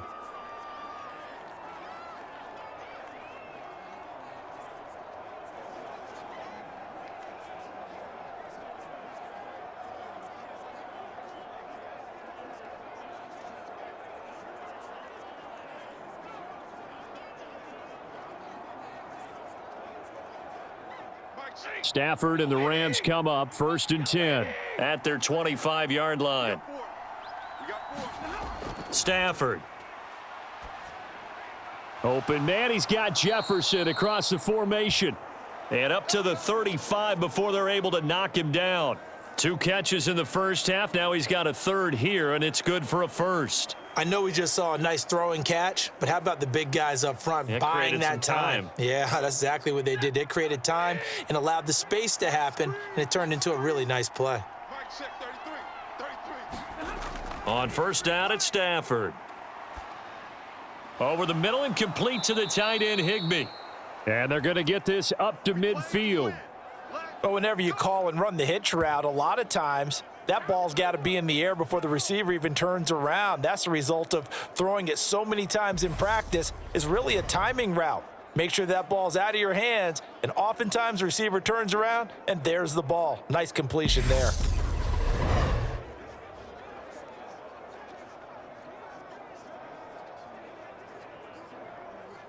Back-to-back good plays have them on the move on first down. From the 50, it's Stafford. Robinson's got it. And they'll get this down to the 42-yard line.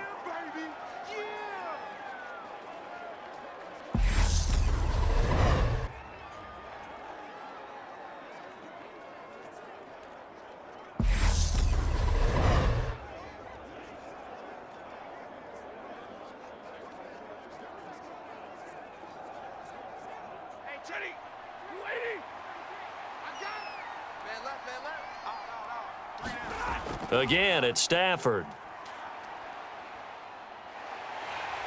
Jaguar pressure and a Jaguar sack. The defense rising to the challenge and setting him back on the sack. And the passing game's been struggling a bit today, and that was the latest example. Haven't been getting much yardage out of it, and now on his back after the last play, he faces 3rd and long.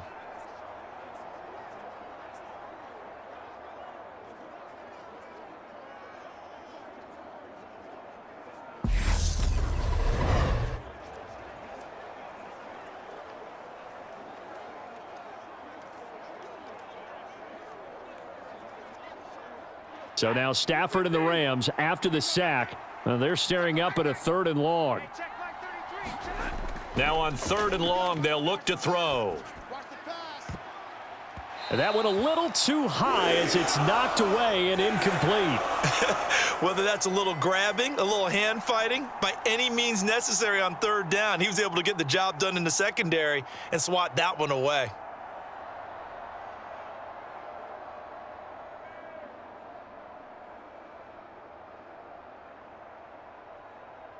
Here's Riley Dixon now as he'll kick it away for the 2nd time.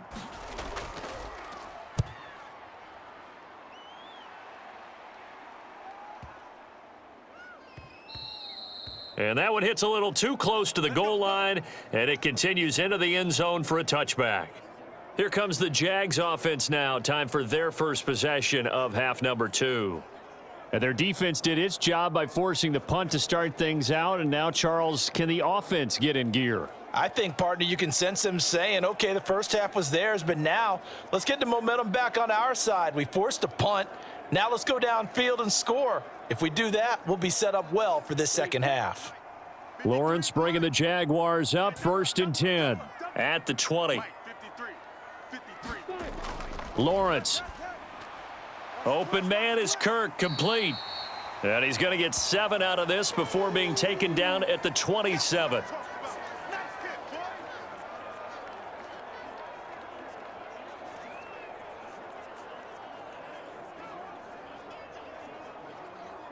Operating from the 27 now. Here's 2nd and 3. You. They'll try the left side with ETN. And he's going to lose yardage and be backed up to the 25. That's a big loss of 3, and it brings up 3rd down. I like the strategy. Extra tight ends, extra beef. They want to run the football, but that means they probably want to run it inside. If you get strung out on the perimeter, you're in peril. Yeah, we saw the result, negative yardage.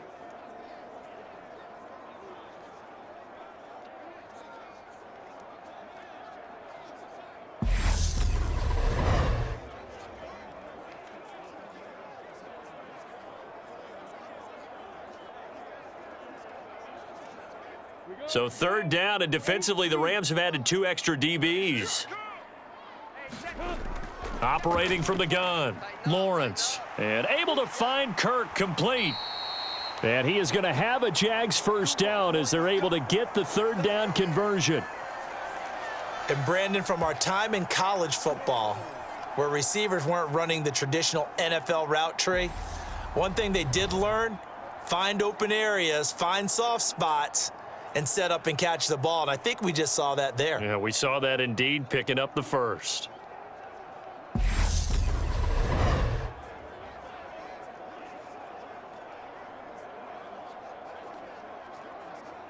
From the 34 now, here's 1st and 10. Cut his left.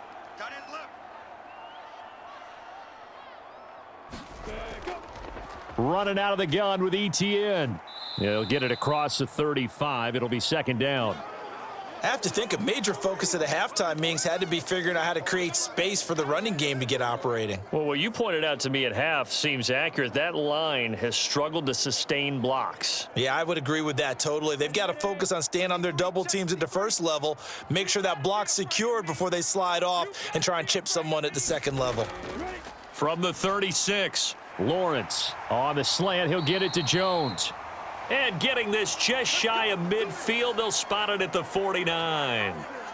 That one good for a gain of 13 for Jacksonville and a 1st down.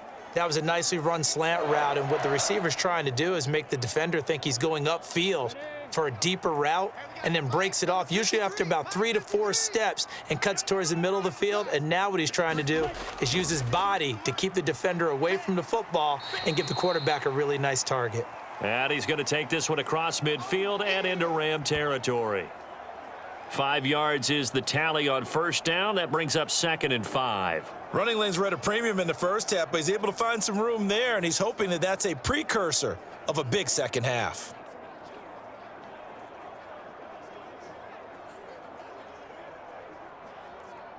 The 1st down run got 5. Here's 2nd and 5. ETN once more. Trying to run inside, but nothing there. No gain on the play there, so they're left with a 3rd down and 6. Now, they struggled to get him rolling on the ground in the 1st half, and that's sort of continuing here in the 3rd quarter. Yeah, but I don't think it's time to abandon the running game. I would say keep feeding the horse, and I believe he'll eventually reward them, especially as we get deeper in the game. On 3rd down, Lawrence. And he's going to find his man out of the backfield. That's complete. And this is going to be another 1st down as the tackle's going to be made at the Rams' 37. And they get 10 yards there and convert on 3rd. It's taken a while for this offense to get going. A little creaky at the start, but they're oiled up now. A nice throw there, and they're really putting together a good drive.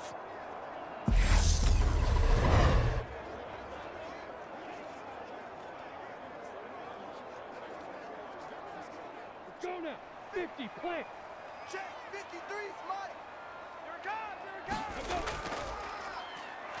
Lawrence hit and the ball is free. And now the Rams have got it, going the other way. 30, the 20. And they are going to score on the fumble return. Touchdown, L.A. This was a close game. They needed a little breathing room. Boy, they got it right there on that return for a touchdown. Yeah, we would say that this could be huge. Forget it. It was huge. Gave them a comfortable lead.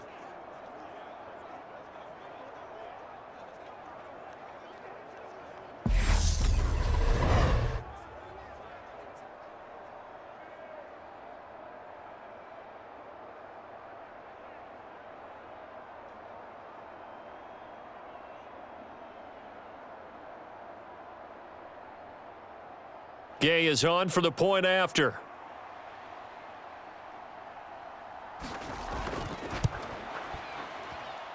And the lead is up to 14.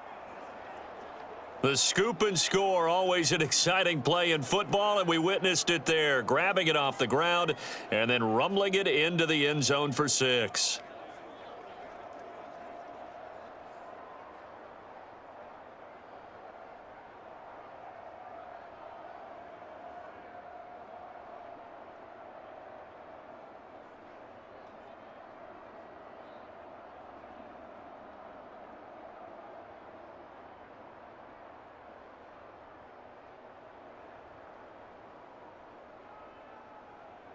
And you can bet they're preaching two hands on the ball here as the kick's away following that fumble return. Taking it about the 1. And able to get this out to the 25.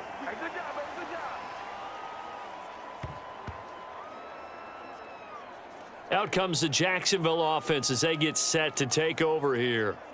And they have done themselves absolutely no favors to earn a win today in this one, Charles. The turnover woes continue. On that last drive, they had that fumble that led to a touchdown. And, Brandon, I would say they have a mission on this drive, and the bottom line is protect the football and just put together something that they can let the last drive go. Yeah, it was a bad play. They gave up points, but that doesn't mean it has to go that way the rest of this ball game.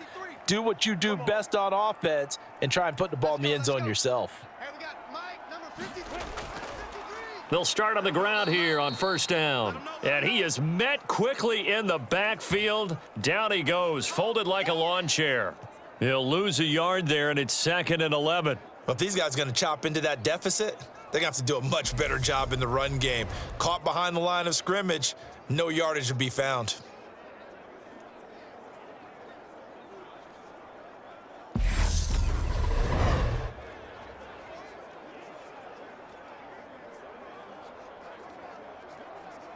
After the loss to start out, here's 2nd and 11. Here I come. Here I come. Off the play fake, here's Lawrence. Completes it to Evan Ingram. And past the 40 before he's out of bounds. 19 yards to pick up there. Move the chains. Good job there of getting his tight end involved because he lines up on the right side of the formation, just works his way across the field. I really like how they were in sync on that one. He spotted the open gap in the zone, and his quarterback found him, and they get a first down.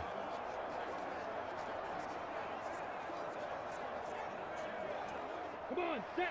90 Wolf. I got you, boy. I got you, boy. Check. Come. And they'll throw on first down with Lawrence. A slant to Jones. And they're going to get this to about the 44-yard line. You can see the time and effort and thought that they've put into their passing game because it was evident right there. It looks like a simple pitch and catch, but you and I both know that they have planned for this and worked hard to make it happen. So from Rams territory now, it's 1st and 10 at the 44-yard line. Here's Lawrence to throw.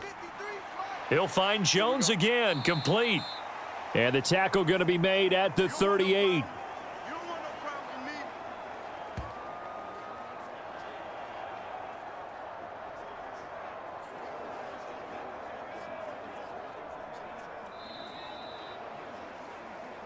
And that is going to do it for this third quarter of action. We'll return with more after this break. You're watching the NFL on EA Sports.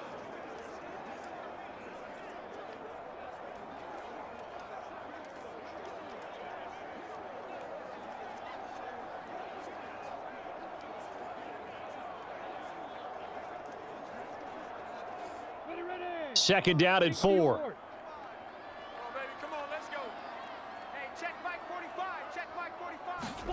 Lawrence going to throw again and completes it to Kirk over the middle.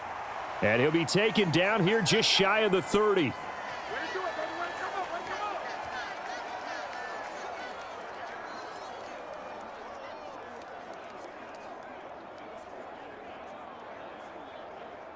Line of scrimmage, the 31 now on 1st and 10.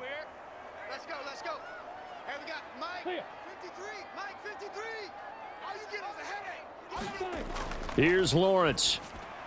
And Jones has it over the middle. And he'll be marked down at about the 26-yard line. You got the big lead defensively. Willing to give him that underneath stuff, right? And this is why you work on your tackling. Tackle them after the catch, inbounds, keep the clock running. Just go ahead and bleed the game out that way. Pass.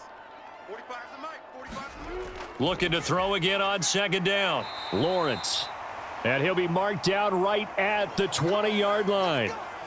Now that tight end position, it just seems to continue to evolve every year in the NFL. Yeah, you're getting really terrific athletes. A lot of them maybe were wide receivers at one point. They continue to give you speed, great hands, and big bodies, which make them excellent targets for quarterbacks. Here's a give to Etienne. And he'll take this inside the 20 and down to the 18. Give him 3 on first down. It'll set up a 2nd and 7. Well, they certainly had success throwing the ball on this drive and not as much running it as we just saw once again on that last play. Stopped after a very short gain. But I wouldn't abandon the run totally because otherwise, pass rushers just tee off on your quarterback. Makes it very, very difficult for him in that situation. Meanwhile, Lawrence's throw here taken in by Ingram. And they're going to be set up now with the ball at the 13-yard line. The completion was given up, but that's why you play zone defense, so that you can have people around the ball when it's caught, and you don't give up much run after the catch. The Jaguars on third down. They've hit it 50%, 3 of 6 to this point. This time it's 3rd and 3. Out of the gun, it's Lawrence. Flushed out right. And he'll get this down inside the 5 to the 4 before he's out of bounds. Nowhere to go downfield, but he's able to get out of bounds and stop the clock here with a first down. It hasn't been the cleanest game for him, but there was a sign of improvement as he looks towards the next one. Nice bit of scrambling to move the sticks, and even more importantly, he didn't risk adding another interception to his ledger.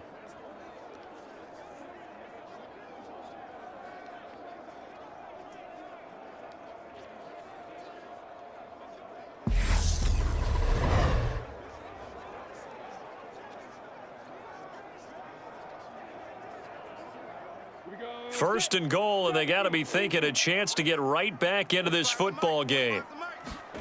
Now Lawrence. Got his man, it's caught. Touchdown, Jaguars. Zay Jones from 4 yards out. And the Jaguars have made it a one-score game again here in the 4th. Well, time to let those folks know who are tuning in looking for the late local news. We may be a moment because we've got a game again. And partner, except for those on the West Coast where it'll be seen in its regular time, right? That's the way it works, doesn't it? But how about that? Big time drive right there. If they're going to have any chance, they needed a touchdown there, and they went right down the field and worked their way into the end zone. Extra point by Patterson, up and good. And now things get a bit more interesting here in this 4th quarter.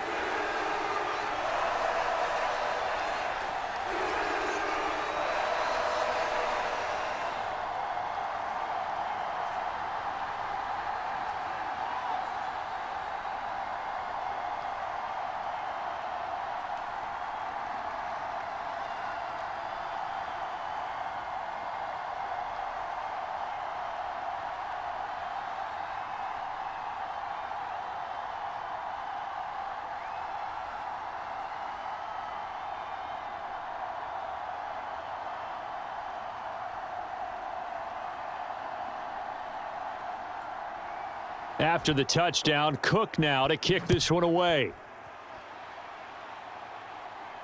Fielded just outside the goal line. And not much happening on the return as he'll get this to about the 23.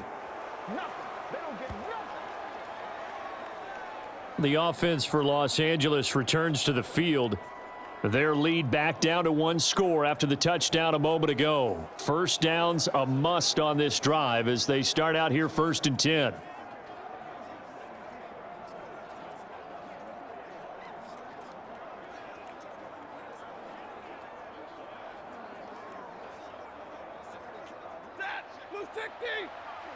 Squeeze, double. Tight end left. 3 down. Now it's Stafford. And he's got this to Jefferson. And they get him down, but not before he takes it across the 40-yard line. That's a good way to start the drive, 17 yards and a first down. Well, how about this aggressive approach? Got the lead, fourth quarter, continuing to throw the football. Are you thinking about Super Bowl 51? Atlanta had the lead against New England, and they ended up giving it up? I was going to say don't say it, but you did say it. I did, didn't I? Yeah, anybody watching Atlanta, our apologies.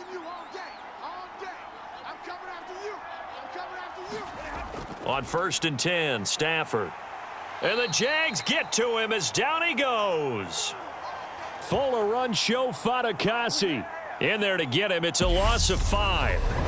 Well, they were trying to set up a screen there, but that one just too slow in developing. Yeah, too slow in developing and well read, because that ends up being a bad feeling for the quarterback. When he's got no blocking in front of him, his guys are just going to let defenders go, and they're coming for him. So if it's not there, you just got to throw the ball at the turf at your running back's feet.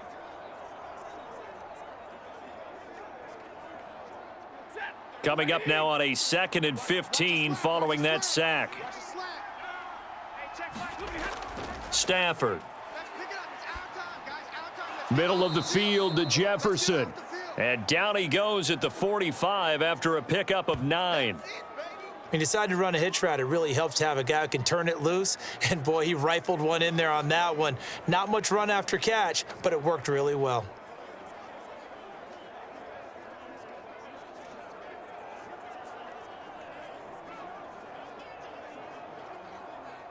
One of the bigger plays in the game thus far, and the crowd getting into it as we come up on a big 3rd down. Here's Stafford.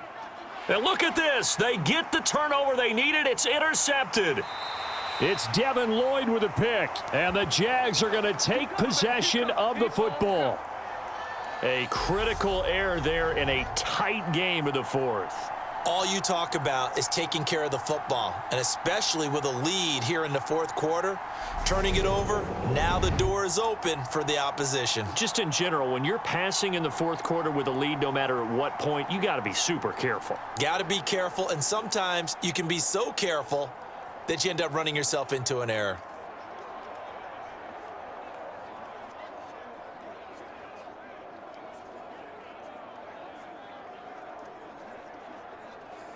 Double.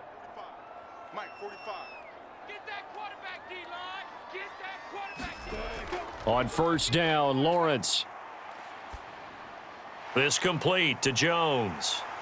And they'll work this down inside the 30. I think it all came together there. In-breaking route, drove it with excellent pace. Money throw right there to move the sticks.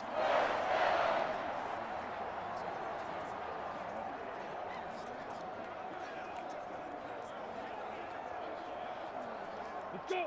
60 out more. Check 53's Mike. Hey, that QB's trash. Let's go. Throwing now, Lawrence on 1st down. Oh, not sure he saw the linebacker there as that's batted down and incomplete. But based on the play we just saw there, he might not be the guy you want to challenge in coverage on these all-important snaps. He certainly looks dialed in right now. Here's 2nd and 10 now from the 29. I'm going to run you over. I'm going to run you over. Now Lawrence to throw. Throwing over the middle, but it's incomplete. From the snap, he certainly looked like he knew where he wanted to go with the ball, but surprise, that guy was covered. So that took his attention elsewhere to no avail.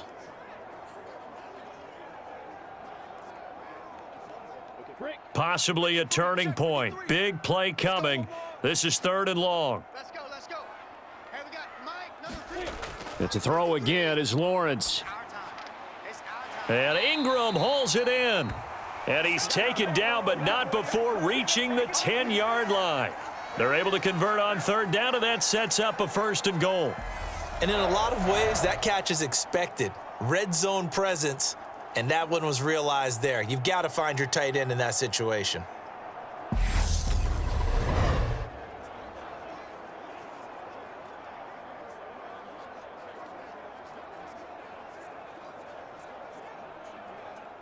A looming decision to make on the conversion, down 7, but first things first, they need to score as they come up on 1st and goal. And only about a yard there as he takes it from the 9 to the 8. Defensively, pretty good start there with their backs against the wall. That's a win for the stop troops right there, and if I'm them, I get a little bolder now. They won the first battle, keep coming after them, put the pressure on them. 4th quarter, down to the final 2 minutes, and we've got a one-score game. So it's Jaguar football here as we welcome you back. And they're knocking on the door. 2nd and goal now in a one-score game. Nothing on first down, so the ball remains at the 8-yard line. 2nd and goal. Mike, 45. Looking to throw, Lawrence. Now he'll escape to his left. And he takes this down to about the 2 before going out of bounds. 6 yards there off the scramble, but it'll still leave him with a 3rd down. I did like his decision-making there to make sure they picked up something instead of forcing a throw. Now they've got more manageable play coming up to try and pick up the 1st down, and don't rule out the possibility that he just keeps it and runs again.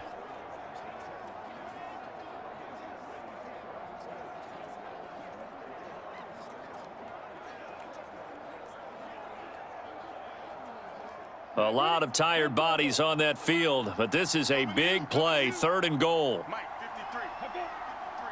Mike. Hey, let's get some. Back to throw, Lawrence. And he's got it. And he'll be brought down right on the edge of the goal line at about the 1-yard line. A great job to hold him to just a yard there. Now it's 4th and goal. And that absolutely cannot happen. Just a gain of a yard in this situation, you've got to get chunks of yardage. Otherwise, the defense, very happy with what you're doing. 45 to Mike. Check. 45 to Mike. Here we go. Got to have it. Lawrence. And it's incomplete. They cannot convert, and they turn it over. They throw for it on 4th and goal at the 1. And this Rams defense comes up with a goal line stand. So the defense has to stay out and get one more stop. They were able to do it, forcing the incompletion. So on their record, that goes down as a successful play. Doesn't matter how they got there, how it happened. They got it done. They're the ones that are jubilant.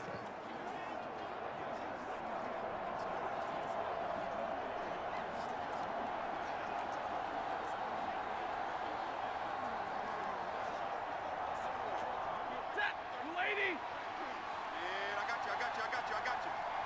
Hey, check Mike 33. Check Mike 33. I'm coming after him. I'm coming after you. On 1st down, they'll start out with Akers. And he'll get this up past the 5 to the 7-yard line. The Jaguars going to go ahead and use their first timeout as they'll talk things over prior to this upcoming 2nd down play.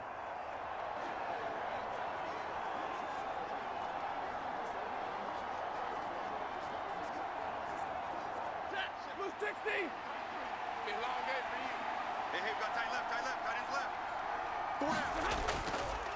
On the handoff, running left is Akers. And he's going to have to protect the football and take his lumps here at this stage of the game as they stop him behind the line.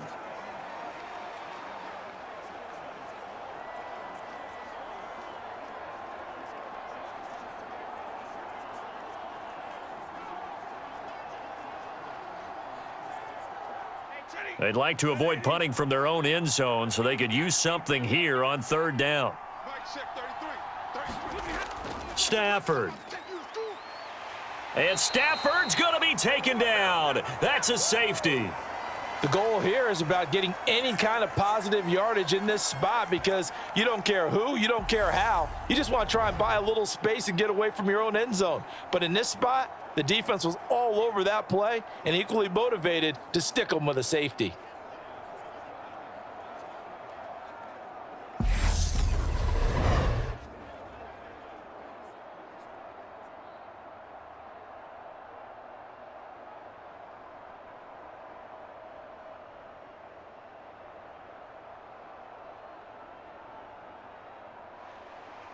Now the free kick comes after the safety from the 20 as they bring the punter on to try and get some hang time here.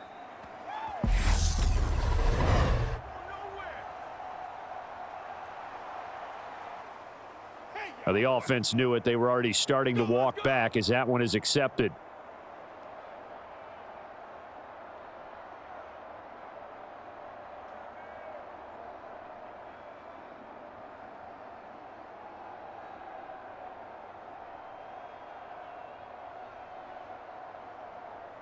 So good starting field position for him here as they come up 1st and 10 right at the 50-yard line. Throwing now, Lawrence. Escaping the pressure right. And he's going to be taken down right at the 40-yard line. Nice solid game there, partner, but the clock is starting to become his enemy. Absolutely. Every second right now, more and more precious as it ticks.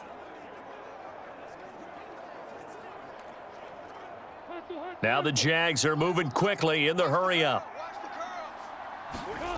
Here's Lawrence. He'll drop that underneath to ETN. And he's going to be taken down just shy of the 35. Well, they certainly had success throughout this contest, getting him the ball in the passing game, and there he picks up another first down. Whatever they saw going into this one, they've been able to capitalize on it, and no adjustment has been made to take it away. The Jaguars now will use the last of their timeouts as the clock will stop with an even 20 seconds left to go.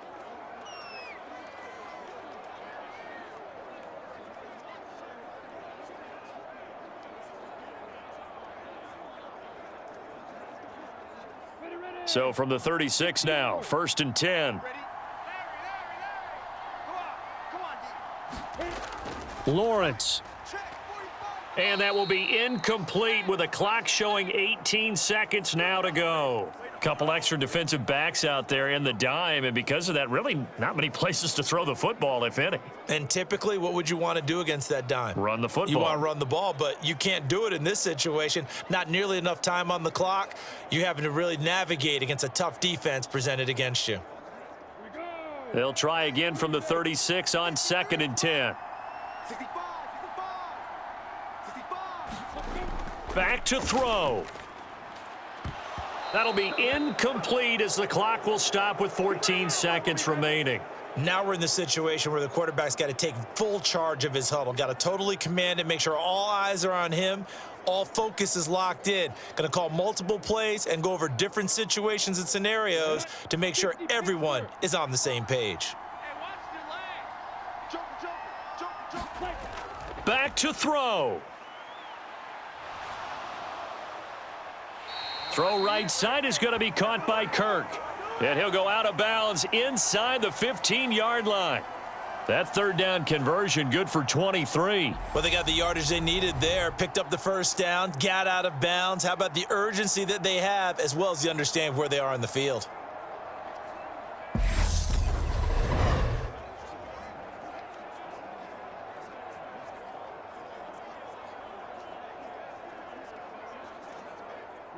From the 13 now, they work on 1st and 10.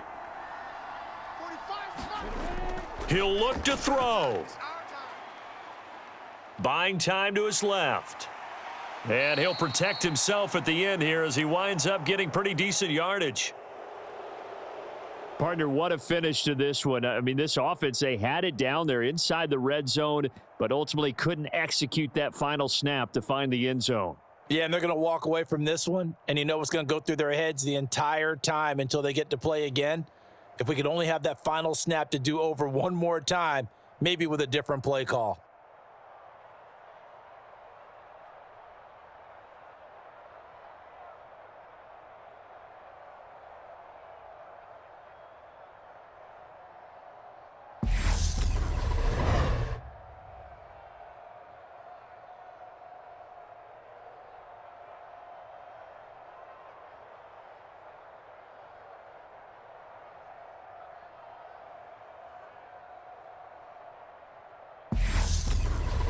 So that'll just about do it for Charles Davis. I'm Brandon Gaudin. You've been watching the NFL on EA Sports. For more, log on to easports.com.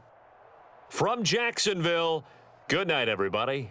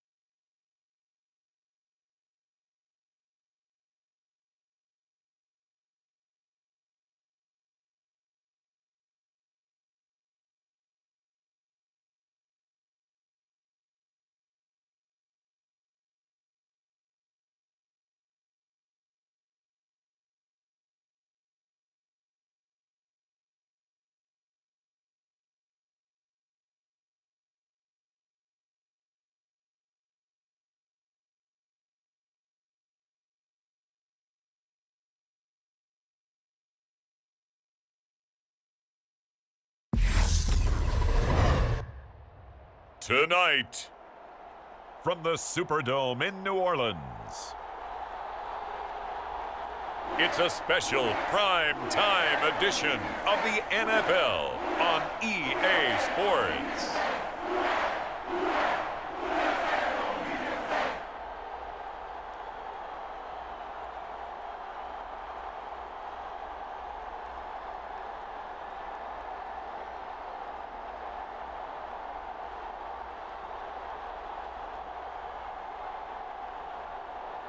As we'll see Andy Dalton and the New Orleans Saints versus Lamar Jackson and the Baltimore Ravens. EA Sports coverage of the NFL has us in downtown New Orleans at the Caesars Superdome. Straight ahead, we've got a good one on tap here between the Baltimore Ravens and the New Orleans Saints. And hi again, everybody. Alongside my partner, Charles Davis, I'm Brandon Gaudin. And, Charles, when you and I were going through our final run-throughs at breakfast, we kept thinking tonight we're going to get to see a couple of very good passing offenses. And we're talking about both sides having multiple receivers that can have an impact on this game. It's not just one guy that's going to make all the plays. If you take him away, maybe number 2, number 3, they make the big plays that impact who wins the game. The kicker for the Saints, Will Lutz, has it teed up, and here we go from New Orleans. Fields it right around the goal line. And they'll start this drive just across the 30. Pretty nice work on the return.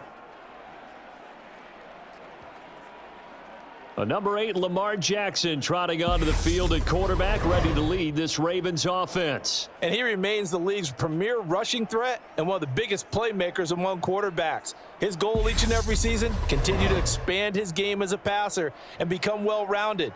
All those highlight reel plays you see, they come off the fact that he can run it, throw it, and scares defenses every time he takes a snap.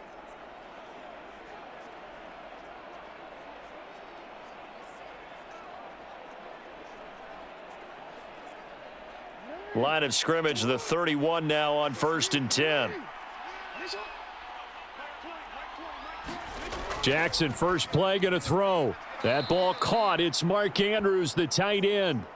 The game's first play produces 6 yards, brings up 2nd down. I think defensively you're okay with that. You're in the first quarter. He's going to get some catches, but they rallied to him quickly. And that's what you count on, and I like what you just said. First quarter, can you do it all game long? They catch it, you tackle them, they go down on the spot. Because when you're able to do that and you don't give up big chunks of yardage after the catch, now you put the offense in a position where... And he will not make it back to the line of scrimmage as he's going to be taken down. Give the sack to David Onyemata, the product of Nigeria by way of Canada.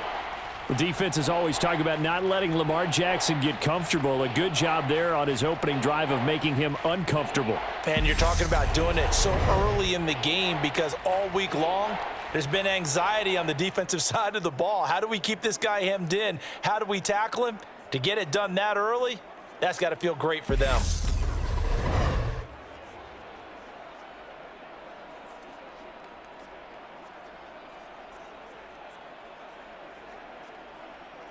And they'll look to avoid an early 3-and-out here on 3rd and 4. Now it's Jackson. And that's going to be incomplete. The contact there enough to jar that ball free, and it brings up 4th down.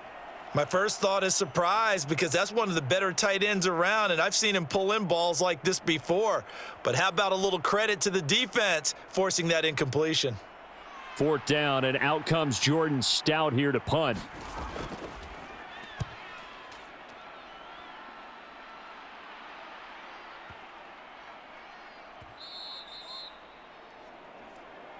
Let's go, baby. And here come the Saints for their opening drive. And they'll be led out by a guy who's very familiar with this defense, playing against the AFC North for the better part of the last decade. It's Andy Dalton.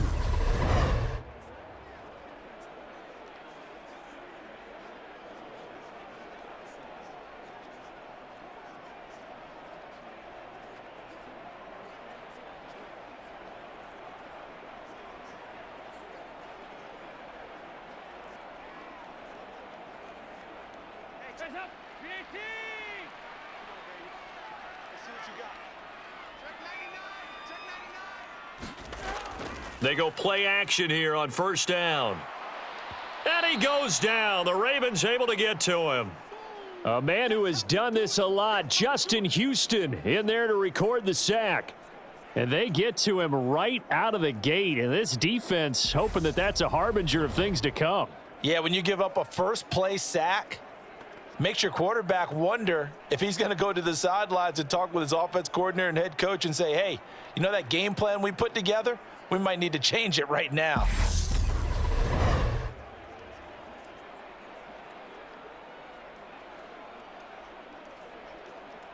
And they need to work to at least get some of this yardage back after the sack. 2nd and 19. A first carry now. This is Alvin Kamara. And not much here as he'll get it to the 11, maybe the 12-yard line. And they only get a yard back there. They'll be left with a 3rd down and long. When we talk about defenders, specifically linebackers, keeping their eyes in the right spot, he had that eye down the entire time. And you know that's not easily done because they throw a lot of misdirection at you. They try and fool you and get your eyes in the wrong place. But you're right about that one. He correctly figured that one out and made a really nice play. And that is incomplete. That was their first 3rd down try of the game, and clearly something was off in the execution of that play. Good news, they've got a whole game left to clean that up and start clicking on those key 3rd down throws.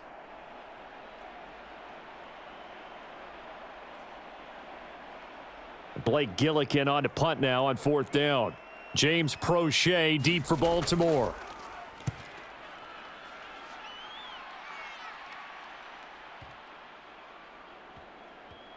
And they'll go ahead and down this one right on the chalk of the 20-yard line. Baltimore set to take over here for their 2nd possession of the game.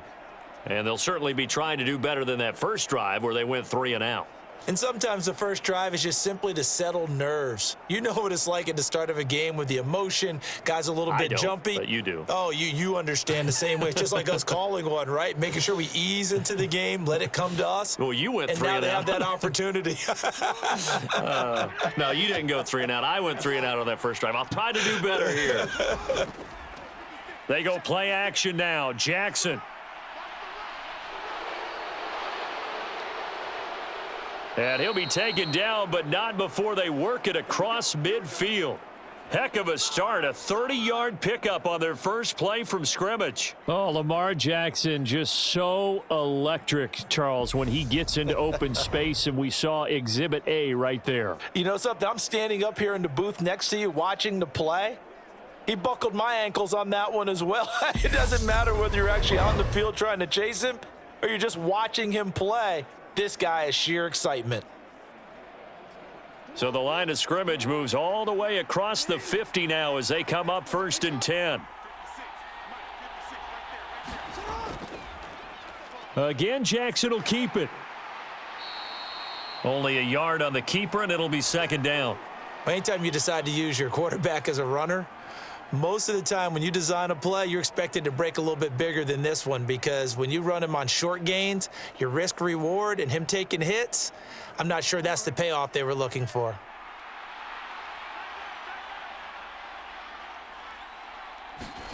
On 2nd and 9, Jackson flush to his right. That's taken in by Duvernay. And they're going to get this to about the 44-yard line. They kept the receiver in the short field, but that let his quarterback get the ball quickly to him before either guy in double coverage could react. In need of a conversion on 3rd down. They had the big play to start the drive. Not much sense. From the gun, Jackson.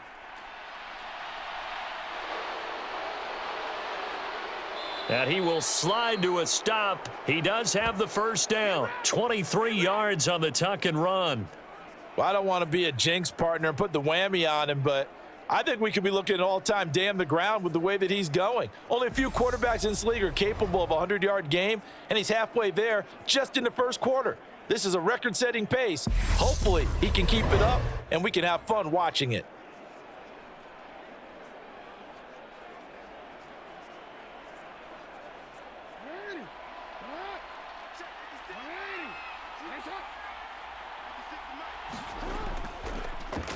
On 1st and 10, it's Dobbins. Tackle there going to Marshawn Lattimore. When you find that kind of yardage, you couldn't be more confident as a ball carrier. And guess what? You're going to go back and tell your offensive coordinator, I'd like to keep carrying it, thank you.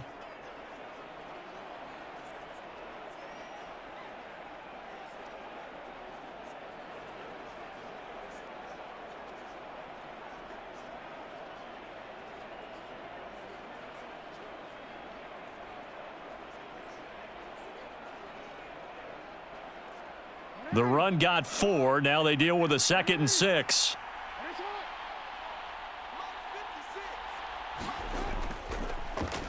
Now they'll run the option to the short side left. Looking for a crease, can't find one. Stopped at the line of scrimmage. Call it no gain on the keeper, and it's going to bring up a 3rd down. Well, for that being an option play, there really weren't too many options available for him, were there? No, there weren't, and at least he was able to get back to the line of scrimmage, so they didn't lose anything, but you're exactly right. Nowhere to go. On 3rd down, Jackson. He finds Robinson. But he won't quite make it. He needed 6. He got about 5. 4th down. Simple drag route here, lined up out left and tried to work his way back across the field. You probably saw me twitch there, partner, because I think he wanted the ball a little bit sooner. By the time he looked it in, defender was right on him.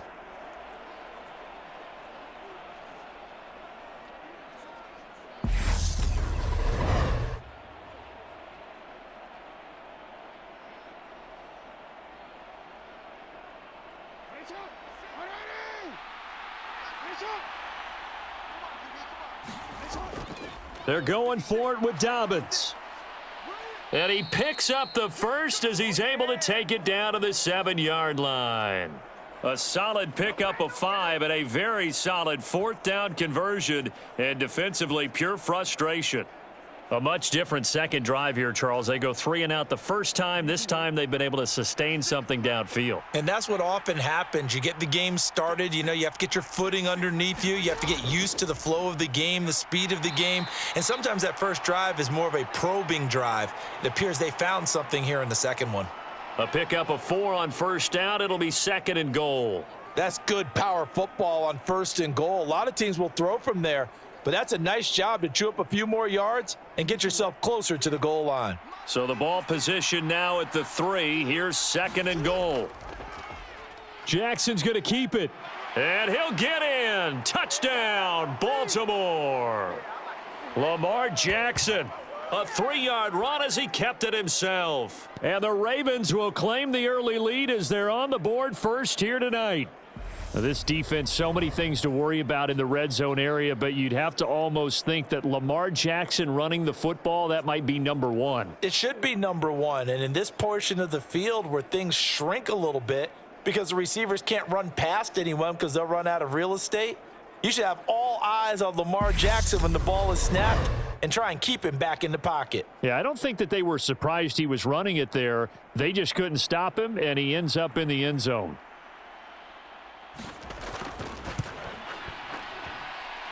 Tucker able to connect on the extra point, and that makes the score 7-0. So that drive goes a full 80 yards in 10 plays, and it was capped off by the touchdown run that came from Lamar Jackson.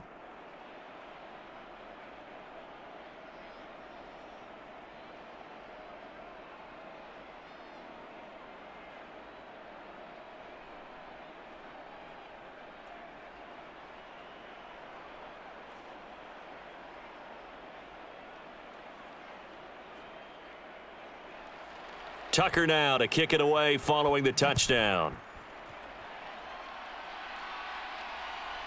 From a yard or 2 deep, here comes a return. And he'll be brought down at the 28-yard line, so the decision to bring it out of the end zone gets him 3 more. New Orleans Saints, they get ready to set up shop for their second drive.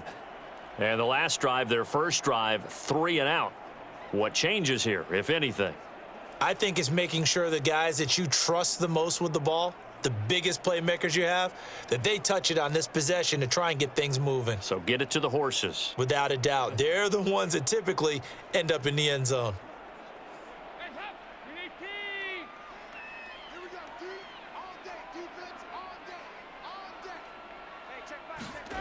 First and 10 for Dalton. A quick one here, hauled in by Kamara. And they get him down, but not before he takes it across the 40-yard line. A quick first down pickup. Good start after going 3 and out on their opening drive. Nice little nifty play for him there. Yeah, that's the ability to read a defense and utilize players that don't often get picked up in coverage easily. And I'm talking about being able to use the backs out of the backfield. Because I know that when I used to cover, hey, we got everybody oh, he just snuck out there, and they just got a nice first down there. What do we love to say? Get those backs into space, right? And they were able to do that there. Nice pickup on first down. After 1, 7-0 on EA Sports.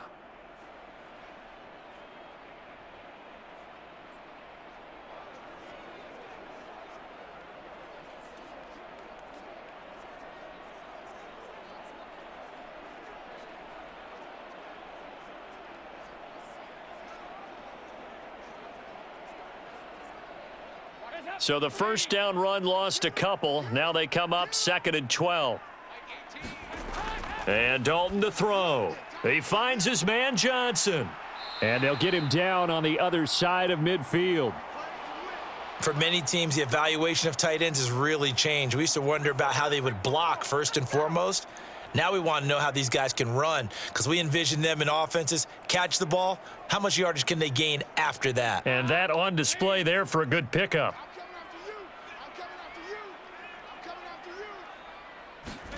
Now Dalton with a 1st and 10. Over the middle and into the hands of his receiver Landry. And they're going to get this down near the 35-yard line. Now that was pretty. They executed that curl route versus zone coverage, and that changes things a little bit because against man, it's often a tight curl, tight, sharply run route. Against zone, you're just looking for that open spot, that dead area, so you may curl it a little bit wider just to get to that place. And usually a tight window. He fired a bullet in there for the completion. Try to get that one to Chris Olave, and that'll bring up 2nd down. Offense was moving it a little bit, had them back on their heels, but they earned a brief pause by forcing the incompletion. That gives them a quick chance to regroup and try and mount a stand before they're backed up even further. After the incomplete pass, here now is 2nd and 10. This will be Dalton again. He gets it left side to Johnson. They do get a couple, but they'll be left staring at a 3rd and 8 coming up. Got to give credit where it's due. Really nice defense on that play. The pitch and catch was successful, but not any run after it. The 25-yard line is what they need here. This is 3rd down. Passing, it's Dalton. Again, it's Johnson. And down he goes, taking it inside the 10, just shy of the 5 at the 6. They're able to convert on 3rd down, and that sets up a 1st and goal. A very important 3rd down conversion right there, because when you're trailing and find yourself this deep in enemy territory, the kicker's not even part of your thought process. You got to make it pay off with 6. Nice connection right there to set up 1st and goal.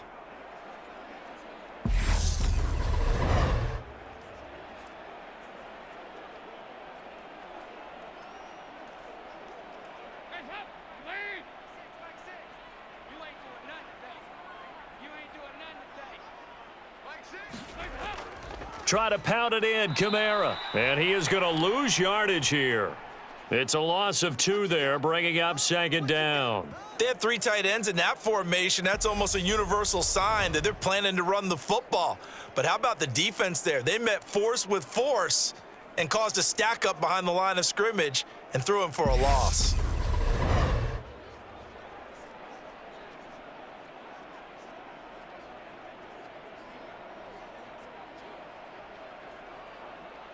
It's 2nd and goal, back to the 8-yard line now. Dalton now to pass. And this will be caught by his big wide receiver. That time the completion goes for 4 yards, and we're set up with a 3rd and goal.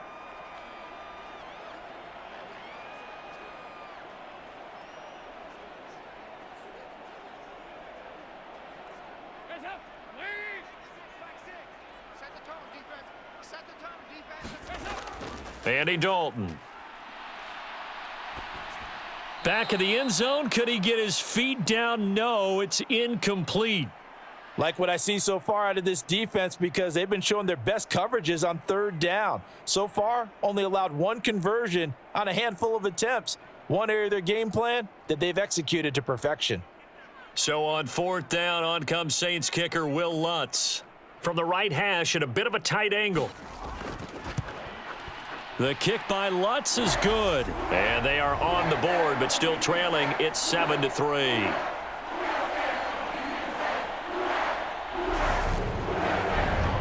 So a long drive gets them down inside the 5, but ultimately they settle for just the field goal. And I have to think that if maybe they were a yard closer, that would have made their decision tougher, and I think they likely would have gone for it. But in this situation, they just decided to take the 3, and I think it was a smart move.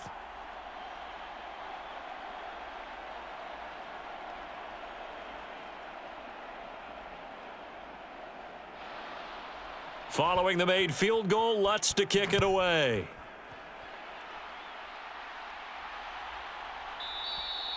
Hill going to think better of bringing this one out, and the drive will start at the 25.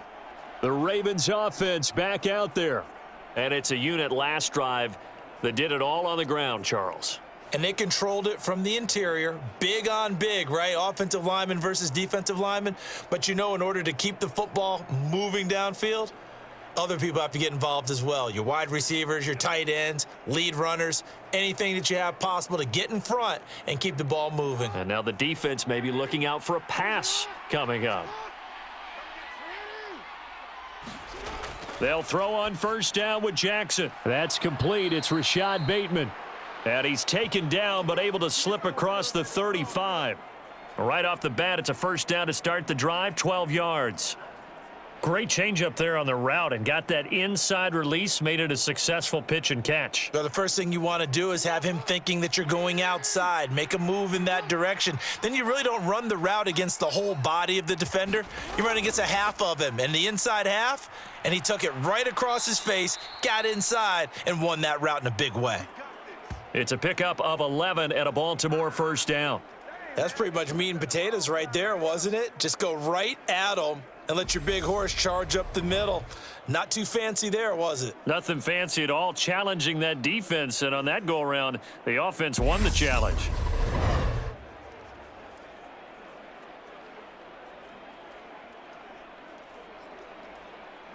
Back-to-back good plays have them on the move on first down. Off the play fake to Dobbins, here's Jackson. And the throw left sideline here is caught, but they'll rule it incomplete. Couldn't keep his feet in. Second down. This could be the start of a nice stand from this defense now after getting walked backwards on this drive. Come through with another one here, and you have them staring at a 3rd and long, and that puts the defense in a position to dictate to the offense.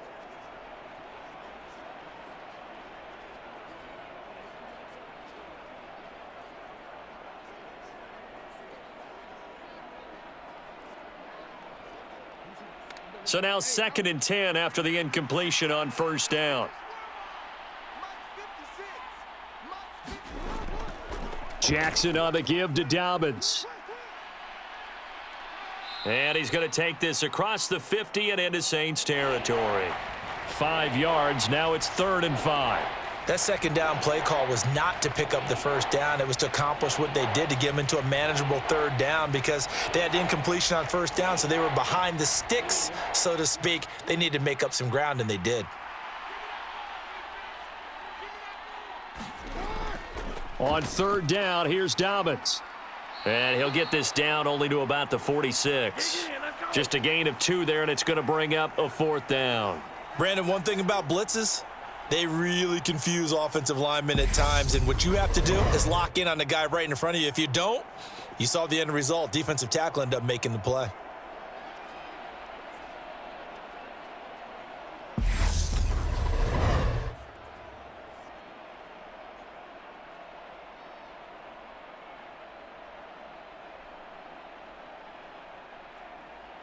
So on trots the field goal unit, and wow, this is going to be a challenge here. This was the old NFL record distance for decades, a 63-yard attempt. And he hits the upright, but it caroms in anyway. Boy, plenty of distance there as he banks it in. And they push the lead up to a touchdown now at 10-3. Wow, I mean, it's so rare to even see one attempted from that distance, CD, let alone converted, but he came through with confidence and matches what was Tom Dempsey's 43-year NFL record at one point of 63 yards. Yeah, I can still see that highlight of Dempsey making that kick, and nowadays we see it a little bit differently because, remember, Dempsey was a straight-on kicker. But these guys nowadays, the range keeps increasing, and they keep putting it through the posts. This fielded right at the goal line. And a decent return out to the 27-yard line.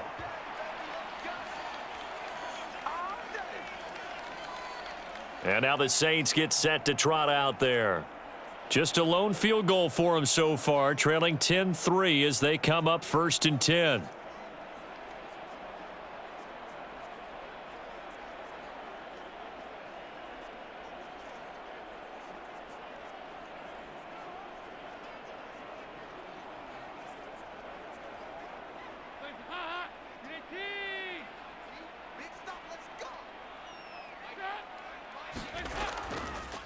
A little jet sweep to start the drive. It's a 6-yard pickup, and it gets him to 2nd and 4. With that kind of run on 1st down, that's a winning type of a run. That just sets things up for them moving forward as they begin the drive.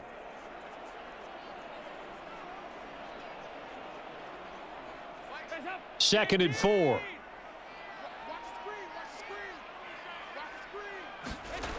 Throwing, Dalton. And the Raven pressure too much. Down he goes.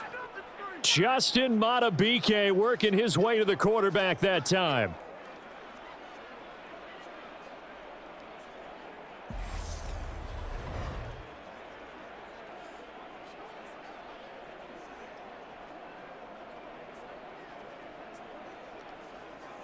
Our score 10-3 with 2 minutes remaining in quarter number 2. We remind you in just a couple of minutes we'll get you to Orlando and our good friend Jonathan Coachman. Coach will run through some of the numbers and the next-gen stats from this first half of football so far.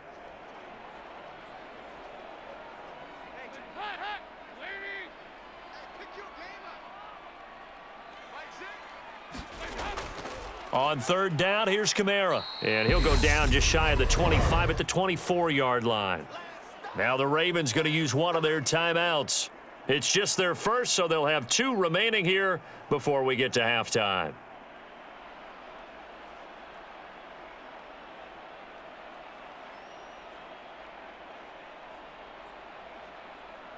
Here's Blake Gillikin now.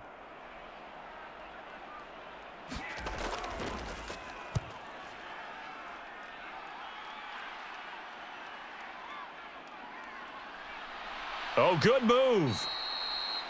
A pretty good punt there, but also a nice return of 12 yards. And the Ravens, they'll take over. And Baltimore's offense set for this next possession. Last time out, you remember their drive stalled, but thanks to their kicker, booted a long field goal to at least get them 3. Now here they'll try to do better and find the end zone. And in our experience, how much fun is it for coaches to know that they've got a kicker who can nail it from long distance? Now, the hard part is, as an offensive play caller, you don't want that in your head too much where you're relying on it, and he goes out and gets the job done for them. But I'm quite sure he would be content to just kick extra points from here on out. Yeah, absolutely no question. I think his teammates would be okay with him just kicking the extra points as well. A gain of 8 there on the play, and that'll bring up a 2nd down and just a couple. I always laugh when people say, what's the toughest route to defend? And I'm like, any of them, especially if it's a good receiver. That makes things very difficult. But when you're running a drag route, something short, shallow, going through defenders, using guys almost as screens in order to get open, that makes things tough for guys trying to get to the football. It certainly didn't appear that that's where he wanted to go with the ball initially, so he tried to get something out of it by dumping it off to his running back unsuccessfully. After the incompletion, here now, 3rd and 2. Jackson from the shotgun. Open man is Bateman. It's complete. And he will have a Ravens first down as they're able to get the 3rd down conversion. Got to say, I was a little surprised to see him, Charles, come out in the shotgun on 3rd and less than a yard. Yeah, but the way the NFL is nowadays, we hardly ever see anyone really run for it on short yardage. So they're going to throw the football more times than not. That was a nice, easy rhythm throw right there, and they pick up the first down.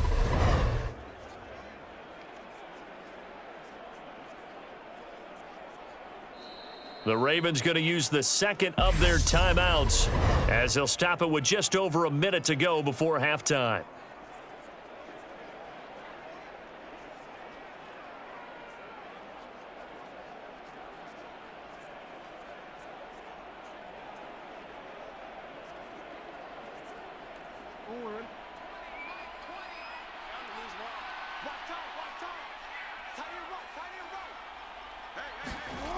Jackson on first down. And he works his way past the line of scrimmage and then slides to a halt. He'll get 3 yards on the scramble there at 2nd down. No shortage of impressive moments from him thus far. Now he's halfway to the century mark, and we're still in the first half. There's been no answer for his running ability so far by the defense. I can't wait to see what adjustments they'll have to make during the halftime break. Coming up on 2nd and 7. Jackson now. That would complete to Prochet. And he's going to have a first down, and they get into field goal range here at the 29. Well, that certainly has to feel good, and it's not all the time that the play caller should get all the credit. Sometimes I think in the huddle, the quarterback just says, hey, who's going to make a play for me? I just need something right here. And the end result there, nice first down. Drive keeps moving. He'll find Dobbins out of the backfield. The completion, but they go in the wrong direction. A loss of yards, and now they're dealing with a 2nd and long. I believe I could see what they were trying to do there, but unfortunately, the back ran out of room, too close to the sideline. And for defenders, we're often taught, 11 on the field, those sidelines can become the 12th defender. It worked to the defense's advantage on that play. On 2nd down, a run with Dobbins. And he'll get this down to about the 30, 31-yard line. And with just 4 seconds left in this first half, a timeout call.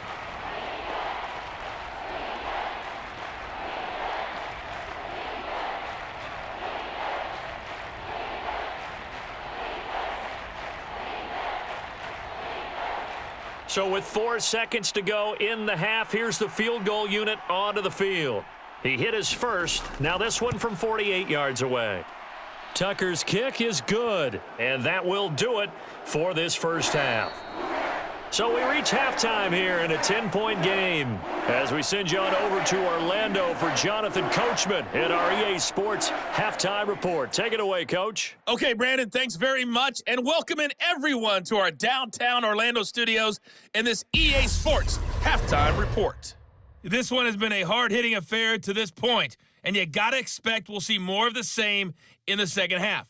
And to bring the action your way, let's get it right back out to Brandon Gott. Okay, Coach, thanks as always to you and the gang in Orlando as we welcome everyone back in for quarter number 3.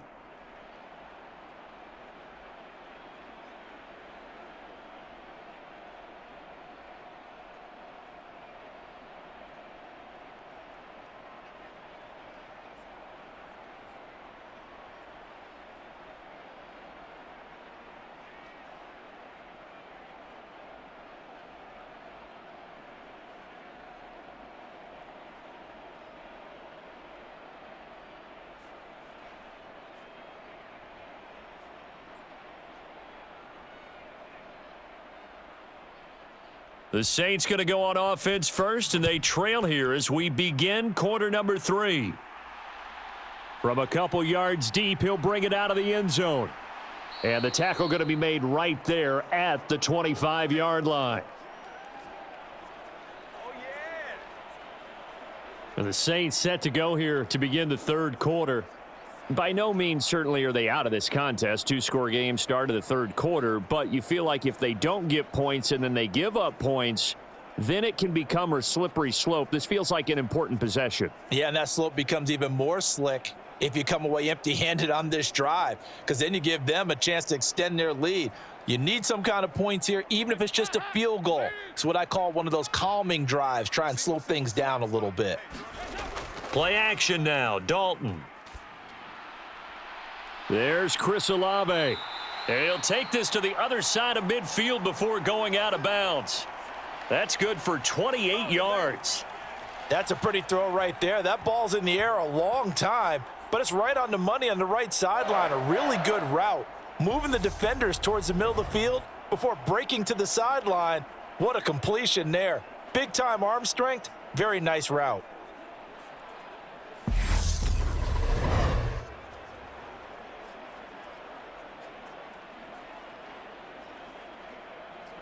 So in Raven territory now. Here's a 1st and 10 at the 47.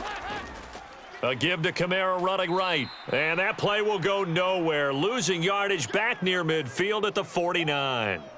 2 yards the loss, 2nd and 12. Part of the thinking when you bring in extra tight ends, you're hoping that each of your guys gets those one-on-one blocks and creates a crease for your runner. Know what the converse is, though? You've got to win those one-on-one blocks, and when you don't, that's the result you end up with. Now they contend with a 2nd and 12 after the loss. So Dalton now. They'll get this out to Kamara.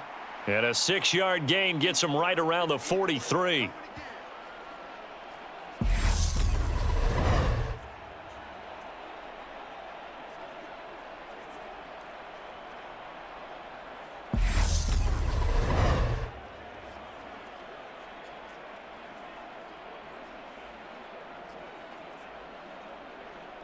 And the line to gain here is the 37 on 3rd down.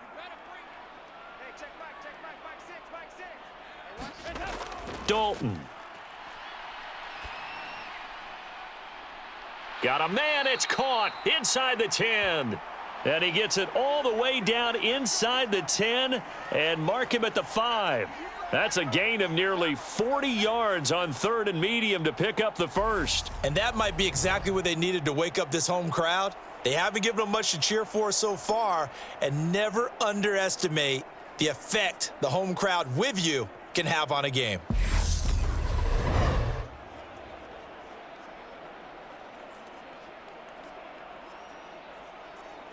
First and goal, and they got to be thinking a chance to get right back into this football game. Now Dalton.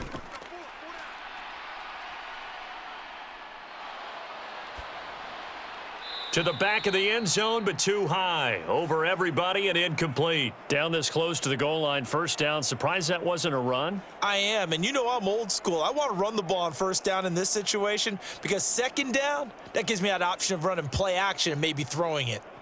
A line of scrimmage, once again the 5 as they get ready for 2nd and goal. Kamara up the middle. And he gets halfway there from the 6 to the 3 on a gain of 3. Well, they still have time to get him established, but in my estimation, they've got to pick up the urgency here. They've got to get quickly in and out of the huddle and run off a bunch more plays. They've been denied touchdowns in the red zone twice already. Here comes 3rd and goal. Again, Kamara. That'll make it 4th down after a loss of 1. And you know it pains them to be this close, and you know they're going to want to go for it here, but they absolutely have to kick the field goal and get this back to a 1-score game. It's only logical.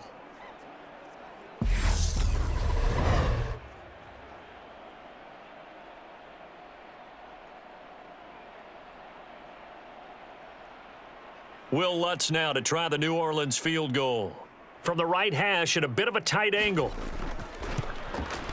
The kick by Lutz is good. And they will cut the lead back down to a touchdown now at 13-6.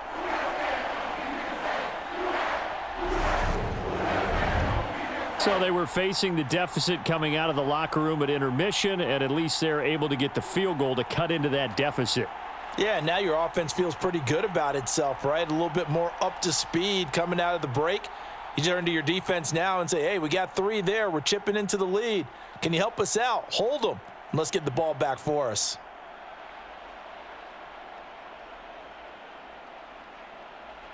Following the made field goal, Lutz to kick it away.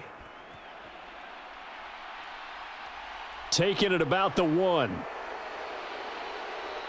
And he'll get it up past the 20 to about the 22.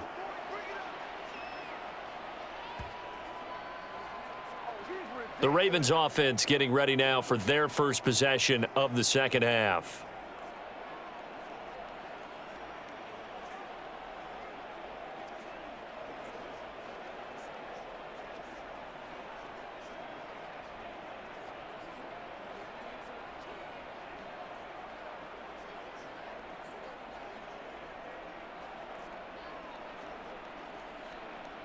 Jackson and the Ravens come up now 1st and 10 at their own 22.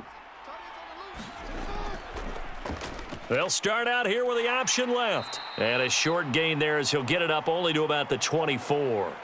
Only a yard on the keeper, and it'll be 2nd down.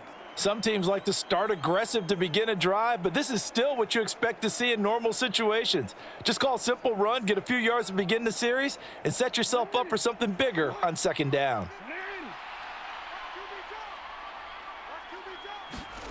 On 2nd and 9, Jackson. And he slides and covers up at the end as he's going to be able to pick up decent yardage. It's an 8-yard pickup, and that'll bring up a 3rd and 1. Well, this has certainly turned into a showcase game for what he can do on the ground because they're just continuing to give him chances to run it, and he's earning every additional carry by putting up positive yardage on each run. They'll try to run for it with Dobbins. And he gets it to the 34. Good enough for the first. I liked his focus there because he wasn't thinking about breaking that one big. All he thought about was, I need 1. Let's go get that. Ended up picking up 2.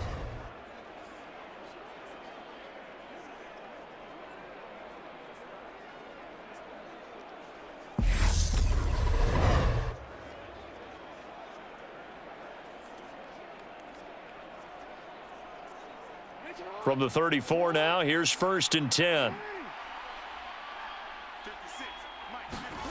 Here's Jackson.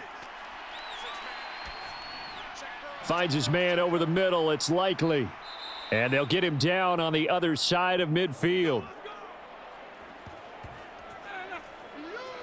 But when you hit him on the move like that, and he's able to get into open field with a full head of steam, oh boy, it's going to be tough to get him down. Yeah, there was a big window. They're lucky they did get him down.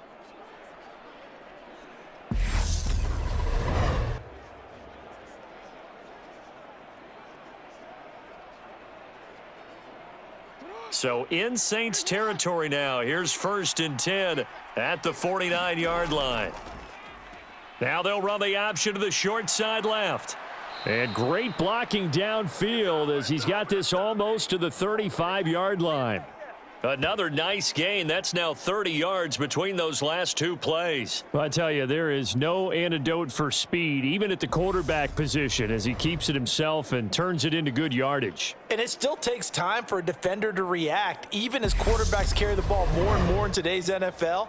They're still a little bit in disbelief and realize, oh my goodness, he's running with the ball. He may be 8, 10, 12 yards downfield at that point.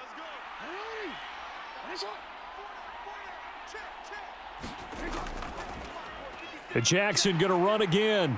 And the play goes nowhere. Losing yardage back near the 40 at the 39. The play over before it really got started thanks to Pete Werner. Considering they've seen him have some big gains against him throughout this game, that's got to feel like a measure of revenge as they trap him behind the line of scrimmage for a loss.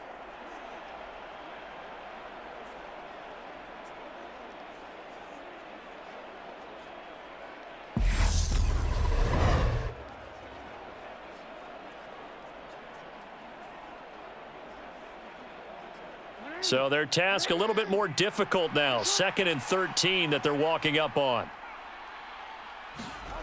From the gun, it's Jackson. And he's going to be taken down just shy of the 35. Kudos for the defense from me on that one because they were prepared the whole way for him to try to escape and hit them for more yardage running it. I like the way they stayed zeroed in on him and kept him contained when he pulled the ball down. I think he was fortunate to get what he did on that run.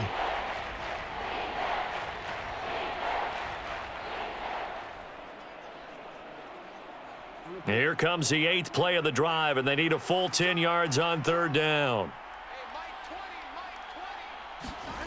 Here's Jackson to throw. And he'll be marked down at about the 26-yard line. That was a good effort there trying to do it on his own, but as a defender, you're in a tough spot because you have coverage responsibilities behind you, and if you take off too quick to try and get him down, he might loft it over your head. So better to track with your man defensively than try to go up and make a stop on the quarterback. Exactly right. What you're hoping is that your guys in the front 7 can get him down.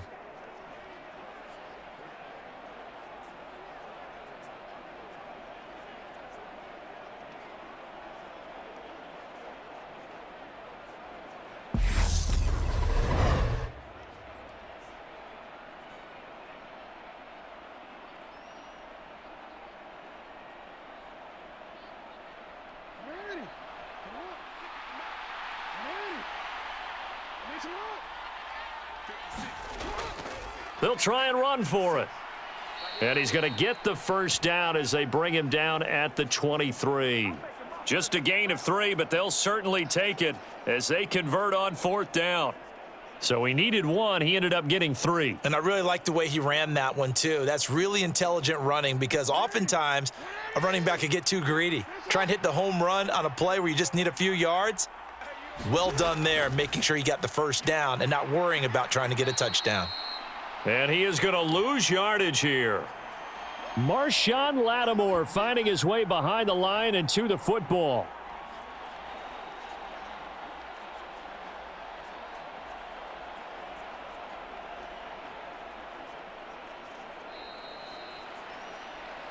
And that is going to do it for this 3rd quarter of action. We'll return with more after this. This is the NFL, and it's on EA Sports.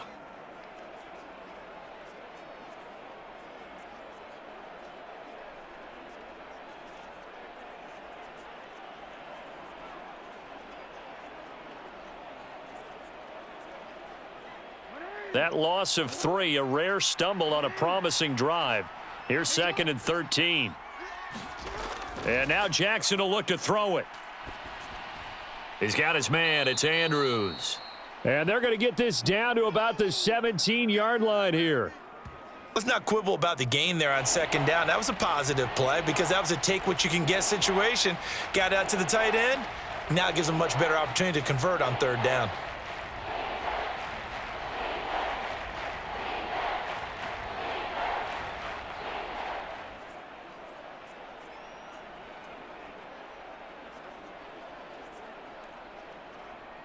The offense on 3rd down tonight, 3 for 7 so far in this game. This is 3rd and 4.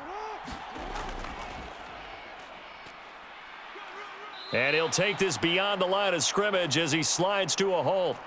He'll get a couple of yards on the keeper, but it's going to lead to a 4th down. Let's give a lot of credit to the offensive line. They've been able to move the ball really well on the ground the entire game, and while that wasn't a huge one, that's okay. They'll take them in short, steady bursts.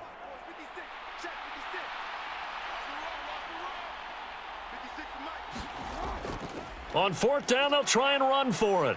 And he will have the first down before he's tackled at the 12. Well, it is our business to analyze what we saw out there, and on that play, I saw a defense staying in base, not taking a chance, not blitzing in a situation when they absolutely need the football back. That's either a case of overthinking it or not thinking it through. If you do blitz, do you have to be careful about where you're coming from, or are you just coming from all angles? You have to be careful about where you're coming from, obviously, but at this stage, you have to take a few chances as well. And a pickup of about 4 down inside the 10 to the 8-yard line. What a luxury to have a guy like this who can not only spell your starter, but can come in and keep drives going. Facing a 2nd and 6 from the 8. They'll go option to the short side. And he's brought down right at the 5-yard line. Give him 2 on the play. And if you like defensive football, focus on the defensive end on this play. He does everything exactly right. Reads the play and makes sure he spills it for a small gain. They come out with 1 back and 3 tight ends. Jackson looking to throw on 3rd. To the end zone, but it's incomplete. I'm going to need some help with this one. How did he miss him? Wide open in the end zone. He's not hurried. He's not hit. And somehow, incomplete? Yeah. What happened? During film study, that's one where he's just going to shake his head, not be able to believe it. 6 points go by the wayside on that one. So here comes Justin Tucker in a big spot. This to make it a 2-score game. Tucker's kick is good. And that one makes this a 10-point game at 16-6.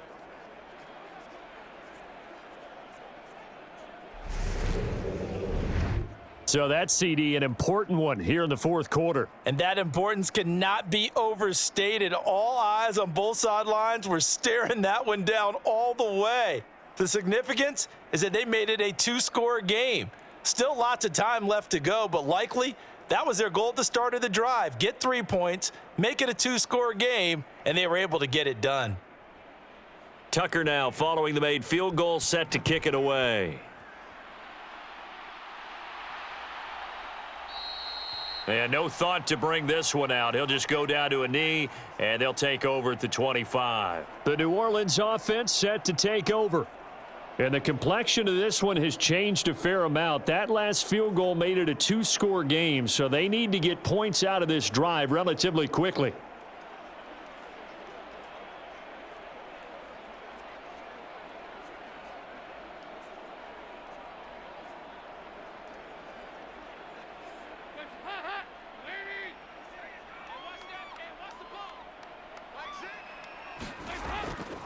They begin on the ground with Kamara. And this will be a gain of 5 as he gets it to the 30. If you're a coach, you'll absolutely take that run every time on 1st down because it really sets you up to go in a number of directions here on 2nd. Ball on the 30. They'll come up with a 2nd and 5.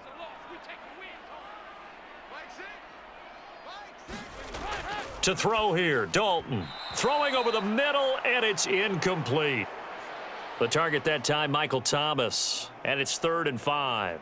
I think he could have scanned downfield forever, but there wasn't anything available. Ends up throwing an incompletion, and I think he'll take that. They come up now 3rd and 5 following the incomplete pass. Here's Dalton. Open man is Michael Thomas. And he is going to have a Saints 1st down as he's able to get 8 yards there on 3rd and 5. And in a 2-score game, obviously, every play, every 3rd down, like we saw there, magnified, big pickup. It was a huge pickup. What they really want, though, is to not even get to 3rd down. They've got to maximize time and conserve as much as possible.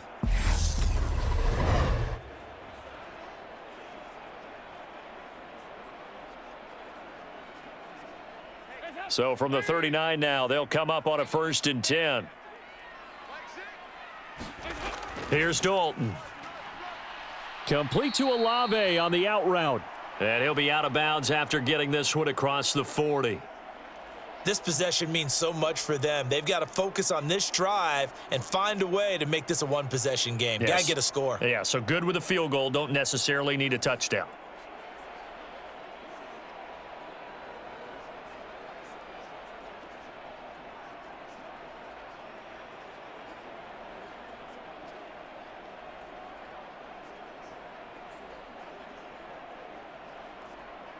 Second down at 6 now from the 42.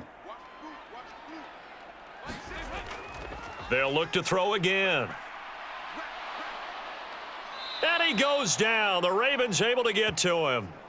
That's the NFL vet Calais Campbell coming in and dragging him down. I remember throughout my career hearing defensive coaches always say, guys, you got to earn the right to rush the passer. Well, they put themselves in a great spot with this big lead, and they know they've got to throw the ball. These pass rushers have to be salivating. It is pin your ears back time indeed.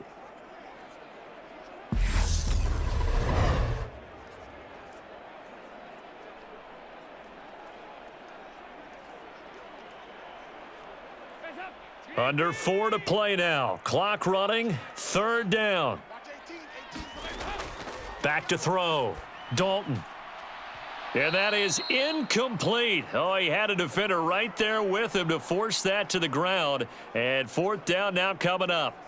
From a defensive perspective, they had exactly what you want anytime they want to throw the football. There was pressure on the quarterback. They were getting after him, and they tightened down on the receivers and forced the incompletion. Big 4th down here. It's Dalton. Going deep here for Landry. And it's incomplete. They cannot convert, and they turn it over. The Saints' decision to go for it backfires. And the Ravens get the football back and in great shape. So still over 3 minutes remaining in this game, but boy, not getting that when that hurt. That's a little bit demoralizing, so they have to be careful about that because still have an opportunity if they can get some things done on defense. But now, since they've taken over on downs, a team with the ball, guess what? Going to 4-minute offense, maybe they can put this thing away.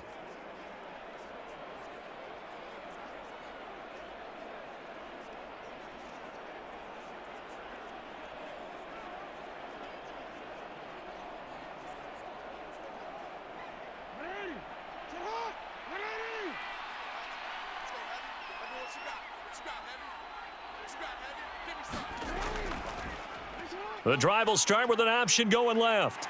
Had a nice move, but can't break away. Down just inside the 30. Give him 4 yards there on the 1st down keeper. And that last carry puts him right at 100 yards for the game. So how has he done it? Because he's been patient, followed his blocks, let everything develop, and then burst through for big gains. Clock continuing to run. They'll probably wind this all the way before snapping it on 2nd down. A give up the middle to Dobbins. And he's brought down at the 24 after a gain of 4. Brandon, I've got to think this offensive line has got some smiles on its faces. And I know it sounds crazy, but they practiced for this back in training camp. They knew they'd be in situations where it'd be extra defenders in the box coming after them, trying to keep them from locking down a game. Right now, they want to show the world they're up to the challenge. They'll try and run for the first with Edwards. What a great effort there. He's going to get this inside the 15, and they'll spot it at the 13-yard line. Nice run. 12 yards the pickup there. Good for a Raven first. 2 minutes left to play in this football game here on EA Sports. So it's Raven football here as we welcome you back. And no doubt what they're looking to do is just salt away the final couple of minutes and escape with a win.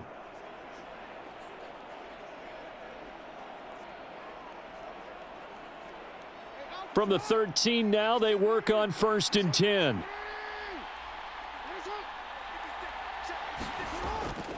They'll run up the gut with Dobbins. And now they're inside the 10 as he's brought down at the 9. And now we'll see a timeout used on defense as they stop it right out of the break with 1:57 to go in the ballgame.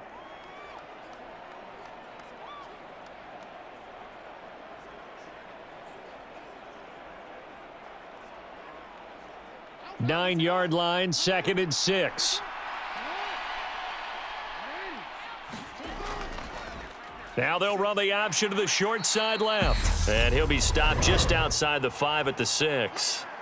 Now we'll get a quick timeout called by New Orleans, number 2.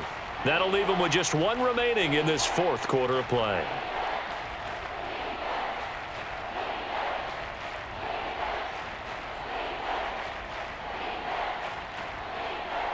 And for the Saints here on 3rd down, an extra defensive back on the field. And he'll be tackled about 2 yards shy of the line to gain. A 1-yard pickup leads to 4th down.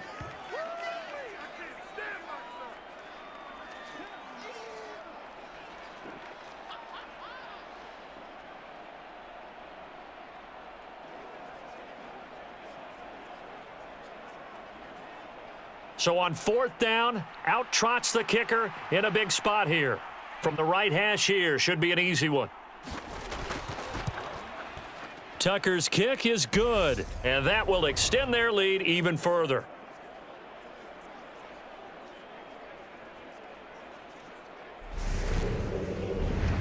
So they settle for just the 3, but clearly right now anything helps trying to salt this one away in the 4th. Without a doubt, obviously a touchdown probably would have been the final nail to finish this thing off, but they still ate up time, got points. So while it's not mission accomplished, it's darn close.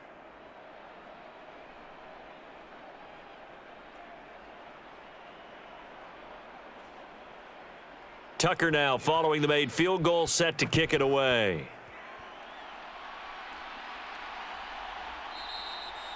And this will be a touchback, so they'll bring it out to the 25. Dalton and the offense now. Down by 13. A minute 45 to play. Their offense has struggled all night, and now they need to find 2 scores late to try to pull this thing out.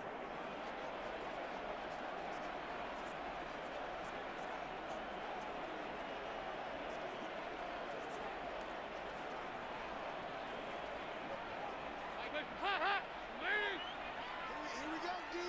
Here I come again. Here I come again. Here I come again. Now Dalton. Eluded. And he can't find a receiver, and he's brought down. Justin Houston in there to drop him as that clock continues to run. And this dominant defensive performance continued on that play. This poor quarterback, he's not received the protection he needs and has had to pick himself up off the turf far too often. Pass protection has been a problem all night long as they come up facing second and a bundle. Dalton's throw complete there to Johnson. It'll go down as a gain of 6, and they're going to face an uphill battle here on 3rd and long. Not a big window to throw. Coverage wasn't too bad there. Yeah, they had him under wraps pretty well, but somehow able to muscle his way open and catch the ball. They'll get to the line here, but remember, it's also 3rd down. Here's Dalton. And that is intercepted. Or was it? Wait, they'll say no. No interception. He did not keep the feet in bounds, apparently, so that's just going to be an incompletion. That means it's just one last chance left, and this has to be a 1st down or a touchdown, or this game's over.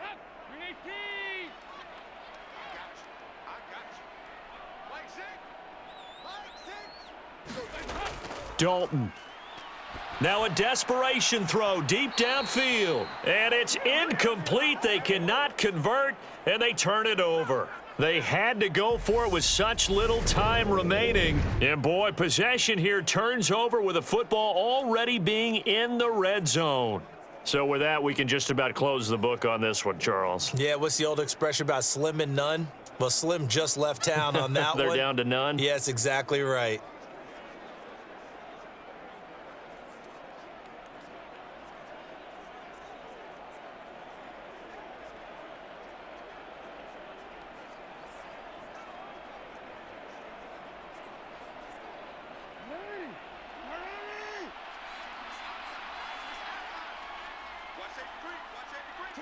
Down to a knee goes Jackson, and that should seal it. Yeah, it's fun to kneel down in front of your home crowd, but when you go on the road, that band of brothers attitude, right? Just us against the world and get it done. How happy are they? I remember a coach at a previous stop telling me, you get a win on the road, doesn't matter the opponent, get out of there like you stole something. And they did in this one.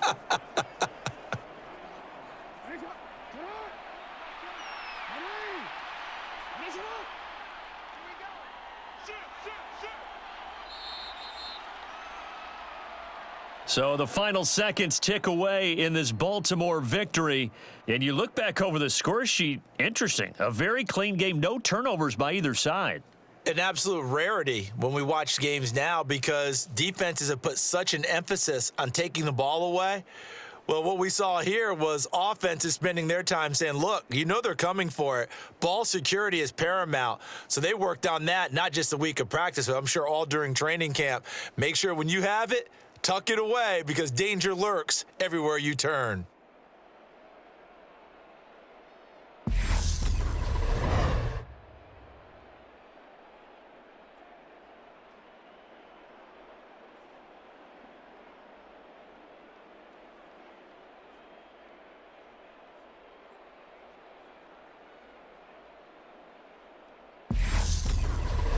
That'll do it for us. For Charles Davis and all our hardworking crew, I'm Brandon Gaudin. You've been watching the NFL on EA Sports. For more, find us on Twitter at EA Madden NFL. From New Orleans, good night, everybody.